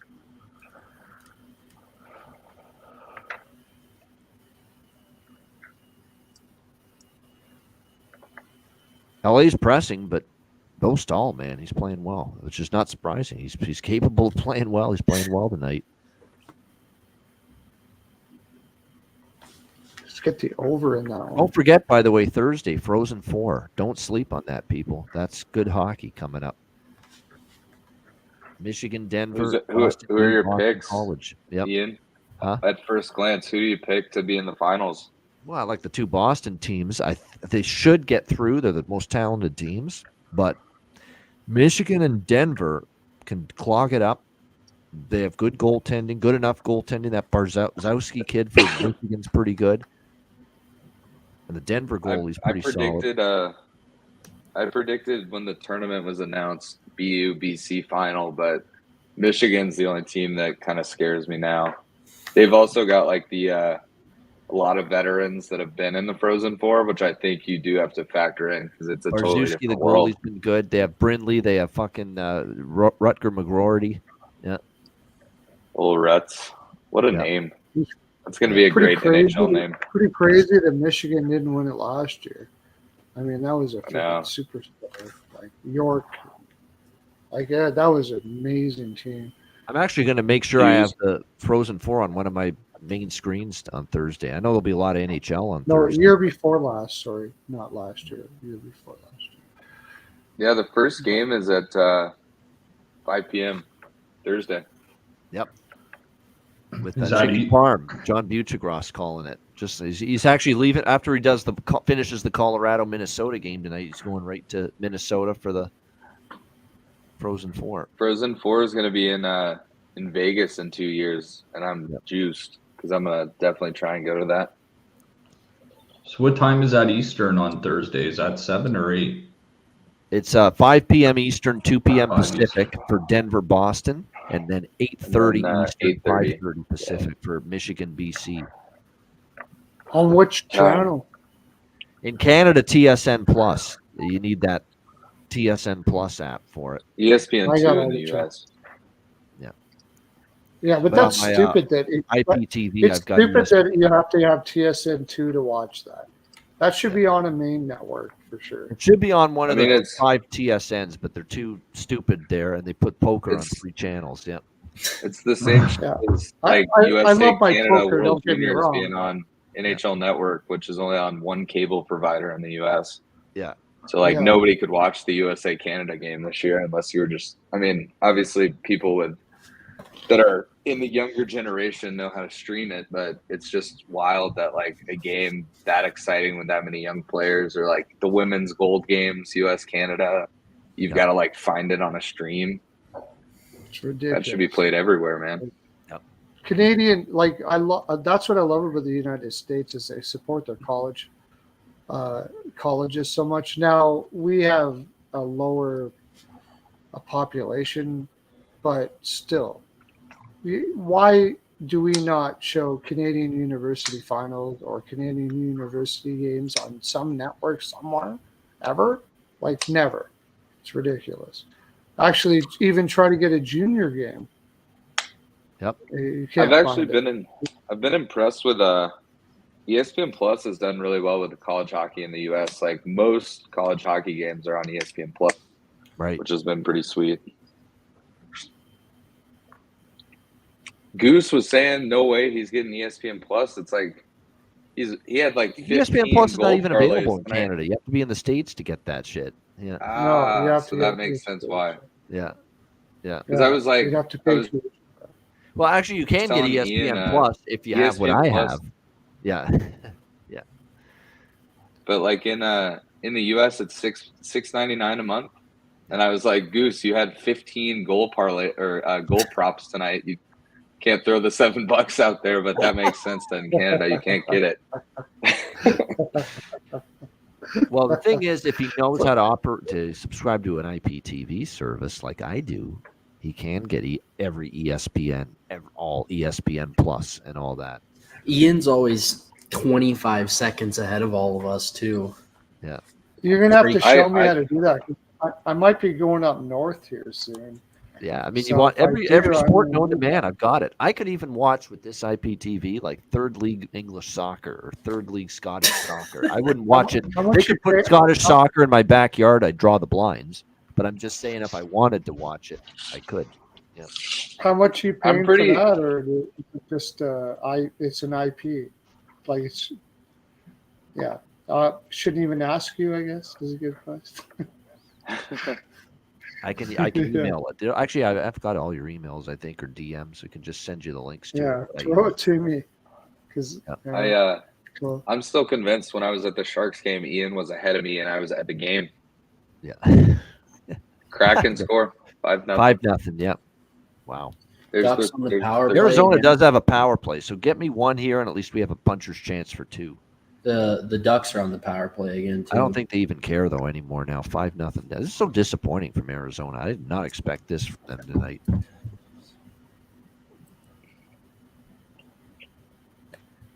Yeah, unfortunately, ice cold with the live bets here in the late night hours. But we did have a few early. We had the Devils Leafs second period over. We had a couple of those, and there was another second period in the early games that went over that I recommended before I left for my dinner break. But that's how long ago it was since I've won a live bet. Very disappointing tonight with those. Yep. Pre-game bets haven't been that bad, to be quite honest with you. We had the Leafs team total. We had the over with the Rangers Islanders with the best bet. I had Carolina. We had Tampa. Pre-game's been good. I had Detroit though. Yep. Really surprised Detroit sucked ass in that game. That was hard. Detroit, yeah, with that. Yeah, Detroit with the well, you know what? Kings live if they kill. Let's make sure they kill this penalty first because they're fucking done if they go down 4-1. Even if it is Anaheim, they're not coming back 4-1. But if they kill this off, they can at least maybe have a shot to attempt to come back.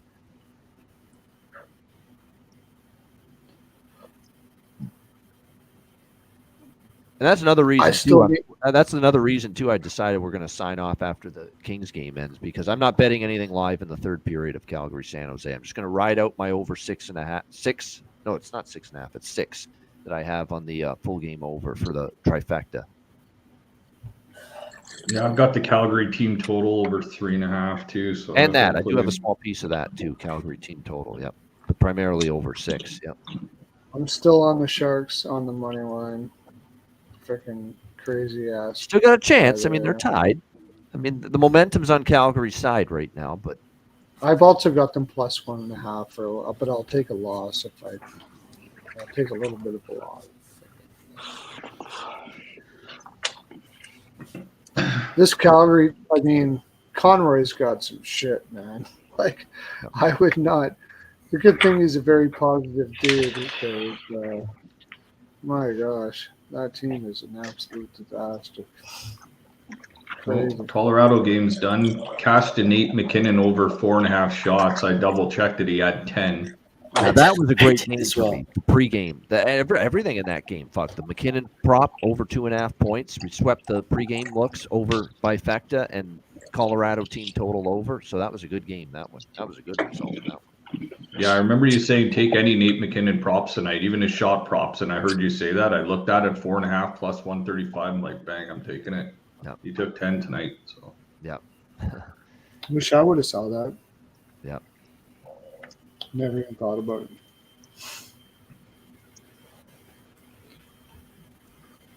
But you saw the Sharks shots on goal, but just one past Dostal tonight. But I saw the what? But you're on the Sharks, which is a pretty good bet if it comes through here. Yeah. Could. Yeah, this is like the Dostal. You're picking a really bad team. Honestly, the value probably wasn't there. You wanted at a better value than what I got it at. I just thought there we go. We got look at that. We got a nice little "We Are Family" vibe in the chat going with Nick, Bailey, and Matt. They all come together on something here. Rich H would not like what we came together on, but no. But that's okay. Rich is working tonight. He won't be on the Betcast. He already told me I can't make it tonight. I'm working. Yeah. Rich H, one of our favorites, by the way. Yeah. Was this a regular Betcast or was this the? No, this is a free for all. Regular free for all public Betcast. Free for all. Oh, okay. I'm disappointed. We got fucking jilted by our guy Landon. He asked for the link. I sent it to him. He never even showed up. Why'd you ask for the link then? Huh? No, we like Landon. Landon's a busy guy. He's got lots of business shit going on. Yeah. Yeah. Yeah, it's getting the busy time now in the spring. Yeah. Everybody's got shit to do now. It's getting getting to that time where everybody's got stuff to do. Melissa was not me.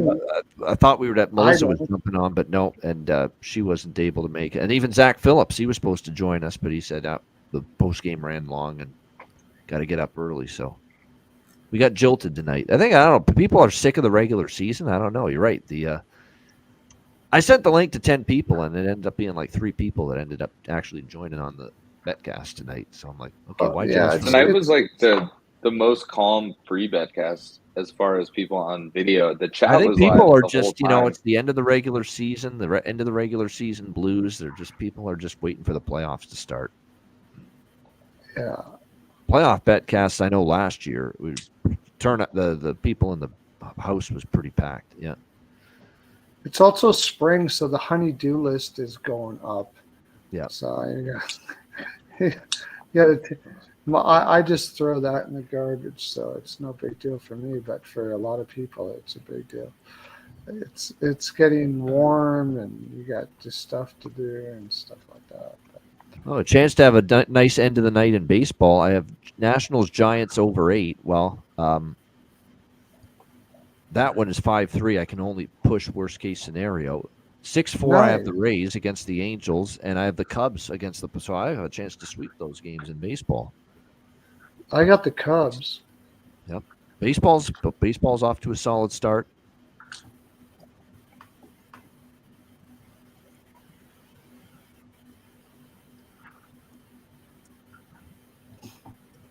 Oh, those LA Kings. This is what LA can do. They can beat anyone, they can lose to anyone, yeah. But that's the thing with Vancouver. They've had it. No one's going to shit on them for losing in the first round. Nobody, because they've already had a great season. Just getting to this point and having the regular season they had is great. But I wouldn't rule out Vancouver, but you're right. I'm not as bullish on the deep run with them.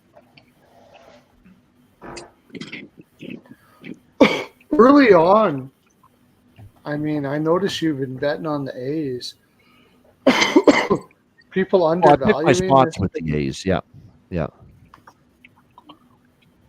Because I mean, they really don't have a great team, but they could be undervalued a lot. There could be a lot of teams that go in there just going, whatever, think they're that bad. I was wondering. I saw you betting on them. It's just basically on the couple pitchers that they have. Because I'm not a baseball guy, but I just noticed that you're kind of putting. Well, when it comes to Oakland, Blackburn is the one I usually will bet. That's the one pitcher. He's actually not bad. Yep. She might as well toss some on Blackburn at exactly. The money that you're getting. Okay.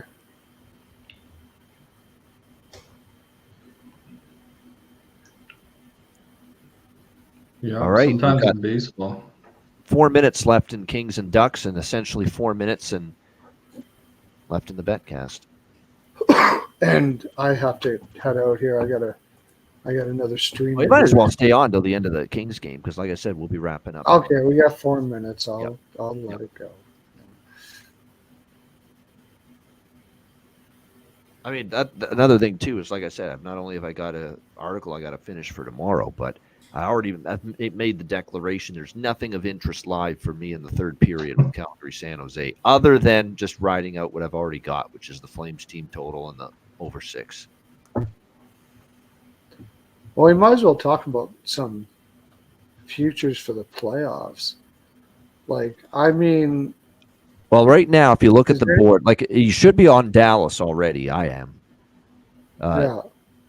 Carolina, I bet a few weeks ago. And I think the other one was there's one more too. Dallas, Carolina. Was it Vancouver? Not Vancouver. I had Vancouver before the season started. I took Vancouver. So that goes way back to October or September when I took that.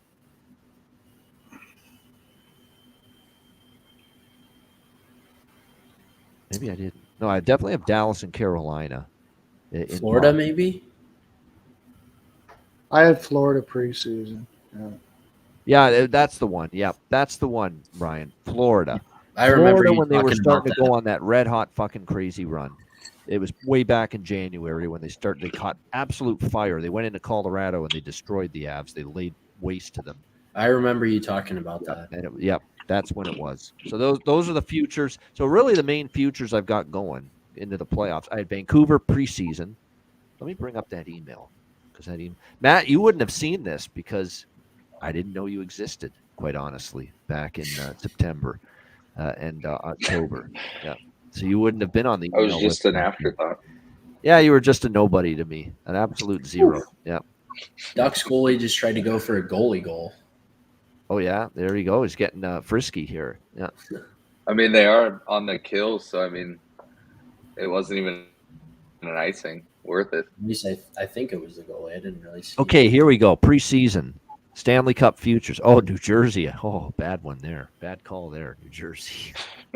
Yikes. Carolina plus 900. Buffalo and Ottawa. I don't know what the fuck I was thinking there. Those were small. Did you do that after drinking 14 Labatt's? Yeah, I think so. He had sausage. Oh, we have Colorado plus 1,000. Edmonton 11-1. I did have Dallas preseason. Son of a biscuit, 17-1. Damn. And then I added more Dallas during the season. See, this is a shit I forget about. This because it's so long ago.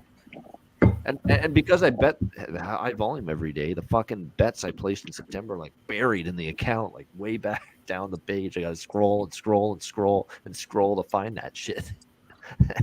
I forgot. Yeah.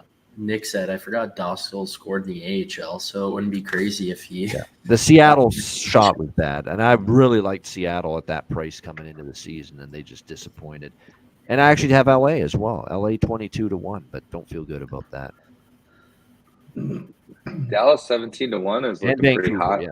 Vancouver at what was Vancouver? I think they're like 7-1 now. Yeah, Vancouver was 30-1 preseason. That's what I have on Vancouver.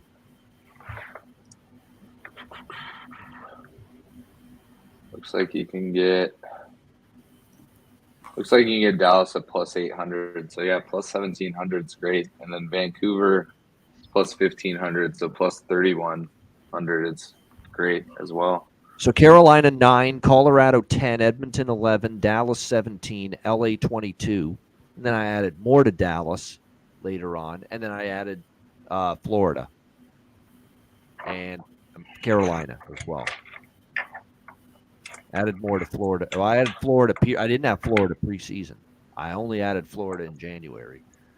And then I did the same thing. Carolina during the season. Yep. What did you get Carolina at, Rico? Rico was on Carolina. 9-1 with Carolina. Yeah, without looking, I'm not sure, but I made a bet on Dallas and Carolina to make it to the Stanley Cup final before the season started. Then halfway through the year at plus 1350, I took the Florida Panthers when they started getting hot. And now they're at plus 700. So I've got that same. I've got Dallas, Florida, Dallas, Carolina as a cup final, but neither of those excuse me. Neither of those were preseason. Those were like January. So you definitely got good odds on that Dallas, Carolina. Yeah. Yeah. Yeah, and like I'm like Ian too. You guys got to scroll through your bets, and the worst ones to scroll through are the Major League Baseball ones because the season's so damn long. You got Cy Young guys, and they're like, oh, they're having a shit year halfway through the year. Like, oh, that guy's still showing up. How can I just delete this? And it's still showing up as my open bet. And it totally sucks. The baseball ones. Yeah. But sucks for me is I got plus 650 on Philly to make the playoffs. They're not going to freaking make the playoffs. If the Stars could somehow win the Cup and the Rangers won the World Series, I last year I wouldn't care what happens to Dallas sports for the next 10 years. No, I'd be great. You're like, I'm good. We did what we wanted to do this year. I'm fine. I can die happy now. The Cowboys are never going to win, but whatever. But it's the same thing in Leaf Nation, man. Matt has no love for the Cowboys. Yeah. Yeah, no, Matt hates them. He's a 49ers guy. Yeah. But whatever. You'll never retire from sports betting. Yep. He'd retire from sports betting. No, he wouldn't. No, that's a lie. I always say I'm going to take a break, and I last like 2 days, and I'm like, oh, what's this women's tennis regular season match that's going on? Yeah. Only a sports bettor would not understand what anybody's saying because they're watching the San Jose Calgary game. Yeah. What a performance by Dostal. Some of the saves he's made here in the final minute. Wow. He's been impressive for sure. I haven't given him enough credit, I have to admit. Yeah. No, they're inching close. Well, they should. Next year, they got to make him number one. I think that's it for Gibson, quite honestly. What are you going to do with him? But the thing is, if he's on the team next year, do you feel like you're compelled to have him as the starter, number one again, even though his performance doesn't merit it? Yeah. Making $6 million a year, and you're going to put him as a backup. Yeah. Like, nobody's taking definitely 3-1 Anaheim. What a win for the Ducks, and what a unfortunate loss for LA. And now they got to sweat it out a little bit. They're hoping to clinch a playoff spot tonight. Not going to happen. Didn't get an over. It definitely accelerate that franchise if they got Celebrini. That's for sure. Yeah. There we go. Matt Robinson saying Bruins first round decks. Oh, I'm kidding. Okay. He just likes to stir the pot, man. Yeah. I honestly do think Bruins are a first round exit, and I also think Vancouver. The Bruins one's a little different though, because right now they're projected to play like it'll be like Pittsburgh or Detroit, like Washington. So if that's the case, then I guess Friday, by the way, I should announce this. I don't think I have yet, but I probably will tomorrow or Friday on the show. But, Thursday's the final day of the regular season, next Thursday, April 18. Friday, there's no games, and then Saturday, the playoffs start. That Friday, April 19, will be our playoff preview show.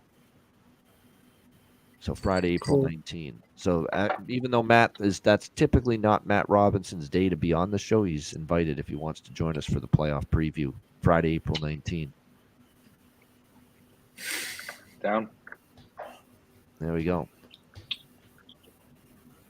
All right, 3-1 Anaheim. With that, we're going to wrap this up and call it a night. It's been a heck of a Betcast. Always fun, always enjoyable with the company that we keep, even on a cold run with the live bets like we had in the late night hours. We did have a few winners in the early part of the night, but yeah, it did not treat me. The Arizona didn't show up. LA shits the bed in the third period, but it is what it is. The pregame bets actually turned out all right tonight for me, so we'll take those. But great times with everybody in the chat. We appreciate it very much. Let's go around the horn and get final thoughts from everybody. We'll start bottom right with Perlo. Put a bow on the night for us, Perlo. Want me to start?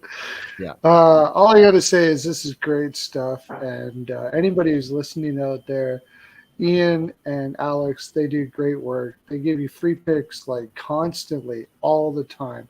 You go on there and they're just giving you free picks. No. There's not too many people out there to do that as well as they do. So hit that like button, go appreciate them, find out where they have their sites where you can like pony up a little bit of scratch, because there ain't nobody doing this stuff out there. And they deserve a lot of credit for what they do. They do a lot of hard work, and it's awesome to see people that are willing to give their time to have people make a little scratch and have some fun. So go out there and at least give a little bit of appreciation for what these guys do, because very kind words, Perlo. Yeah, very kind words. We appreciate that very much. You do work our ass off on this show. Now Matt knows all about the kind of work we go through, because he's got to go through that now 2 days a week as well. So yeah, lots of work to prepare for the shows, and then try to deliver a quality show with lots of great content and insight, analysis, in-depth pick, analysis as well, with everything, sides, totals, player props, every game on the board. But that's what separates us from the rest. We're the only one that goes that in-depth with every game. Ryan Robinson, the younger brother of our Matt Robinson here. Your Stars, man, a nice win tonight. got the job done, closer to a division title. What did you make of the night? Yeah, first of all, Perlo said it great. These guys, Ian and Alex, and you guys are awesome. I really was lucky enough to just kind of stumble into you guys because of Matt. But you guys are awesome. I watch your shows, as many of the people in chat do, 7 days a week, and follow your picks and stuff. And you guys are awesome, and the work you do and the work you put in is definitely not doesn't go unnoticed. It was a really fun night as always. I cashed you and Alex's best bet I parlayed together, so that was a nice win. Always fun just talking to you guys, talking hockey, talking different teams, seeing different fans' perspectives and stuff like that. So it was a profitable night for me, and I hope everyone else was a lot of fun. I wish Matt and I talked about before, we parlayed the Stars to win, the Mavericks spread, and then the Rangers to win, beat Oakland, and Rangers kind of choked. It was the Texas Rangers that fucking shit the bed. Yeah, exactly. How dare they? Disgraceful. They're an embarrassment to the state of Texas. They're an embarrassment to the city of Arlington. That would have been a big win for both of us, I think, with that parlay. But other than that, it was awesome. Had a lot of fun. I always learn so much about betting from all you guys on here. So it was a lot of fun. I'll be back for next Tuesday, hopefully. And if the Stars can clinch the Central, or the next Betcast, the Stars can clinch the Central by then I'll really be worry-free. Not a care in the world. So it's a lot of fun. Thanks as always, and cheers to all you guys. All right, awesome. Love it. Kind words. Appreciate it very much. Rico, one of our favorites as well. How wrap up the night for us? Sum it up. Yeah, it's a great night, man. A little up and down all over the place, but it's always good being on with the Ice Guys. And I tune into your show every single day. You guys put in the work, just behind the scenes in front of the camera, and I try to tune in as much as I can. So for all the hard work, for that, I thank you guys. I just tune in and I just hear you guys give out the picks, and for all the work you do leading up to that, it is much appreciated. So always nice to hang out with you guys tonight. All right, Rico, we appreciate you anytime. You're welcome, of course, on the Betcast. And, of course, Matt Robinson, the third in command now of the Ice Guys show. As I've often said, finding this guy was just great for the show, great for the brand, great for all of you. His personality just molds perfectly with me, with Alex, with everyone. He's done a hell of a job. And like I said, if God willing, if Alex and I get decapitated one day, this show might fall in Matt's hand. You never know. But nevertheless, I gotta stop talking like that. But still, nevertheless, Matt, great work as always, and always fun being with you. Yeah, no doubt. I don't think I could ever live up to what you two do. Obviously, it's been a blast for me to jump in, try and give my best insights, try not to be too biased unless the Stars are playing, then, all bets are off. But no, I mean, these guys mentioned it, but I do want to echo, it's so appreciated what you and Alex do, what you guys have built. There's a great community here. The chat's awesome. There's folks I've never seen on video or anything like that, but I feel like I know them just because they're active every day. Happy Friday, things like that. So it's been a blast. Even back into the work grind, it's a nice breakup of my day. Doing normal adult work bullshit to be able to just come on and shoot the shit and talk hockey, which is,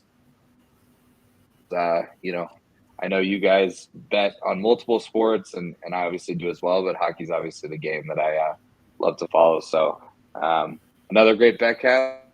Again, wasn't the most profitable end of the night, but definitely had enough wins early on that kind of leveled things out. One of those no harm, no foul Betcast, but had a great time, had some drinks, and shot the shit with some good people. And that's what it's about. You're right. We wish we had didn't go cold. I didn't go cold for sure. I definitely went cold in the late night hours, but early in the Betcast, we had a few. And like I said, the pregame bets were good. More importantly, it's just good hanging out with the great company that we keep with every Betcast. I want to put this on the screen one last time before we wrap up and sign off and call it a night, that the schedule for the rest of the month. There we go. And Tuesday, April 16 is the next Betcast. Remember, it's Patreon exclusive next Tuesday.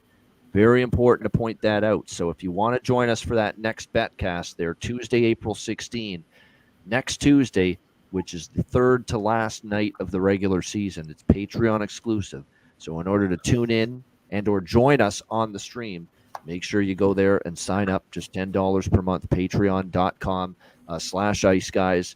All our Patreon exclusive live betcasts will be there, including April 16. And not only that, but we've got 2 more Patreon exclusive betcasts during the Stanley Cup playoffs. Thursday, April 25th and Tuesday, April 30th, plus 1 more free-for-all betcast, which is a playoff betcast on Monday, April 22nd. So there you have it. 4 more live betcasts coming up here in the month of April. 1 more freebie and then 3 Patreon exclusive here in the month of April. So again, if you want to join us on any of those betcasts, make sure you sign up at patreon.com/Ice Guys, $10 per month for those Patreon exclusive betcasts, including our next one, which is next Tuesday, April the 16th. See, we made the right decision to sign off because this Calgary-San Jose third period, nothing's happening.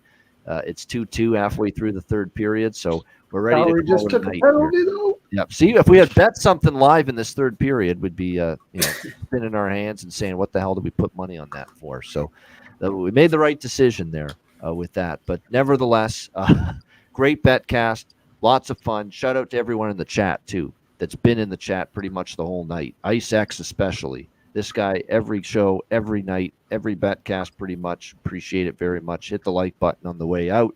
Tomorrow we're back with you Wednesday, 2 p.m. Eastern for the Daily Show, breaking down the 3 games. Brendan Perlini scheduled to join us on the show. Looking forward to that.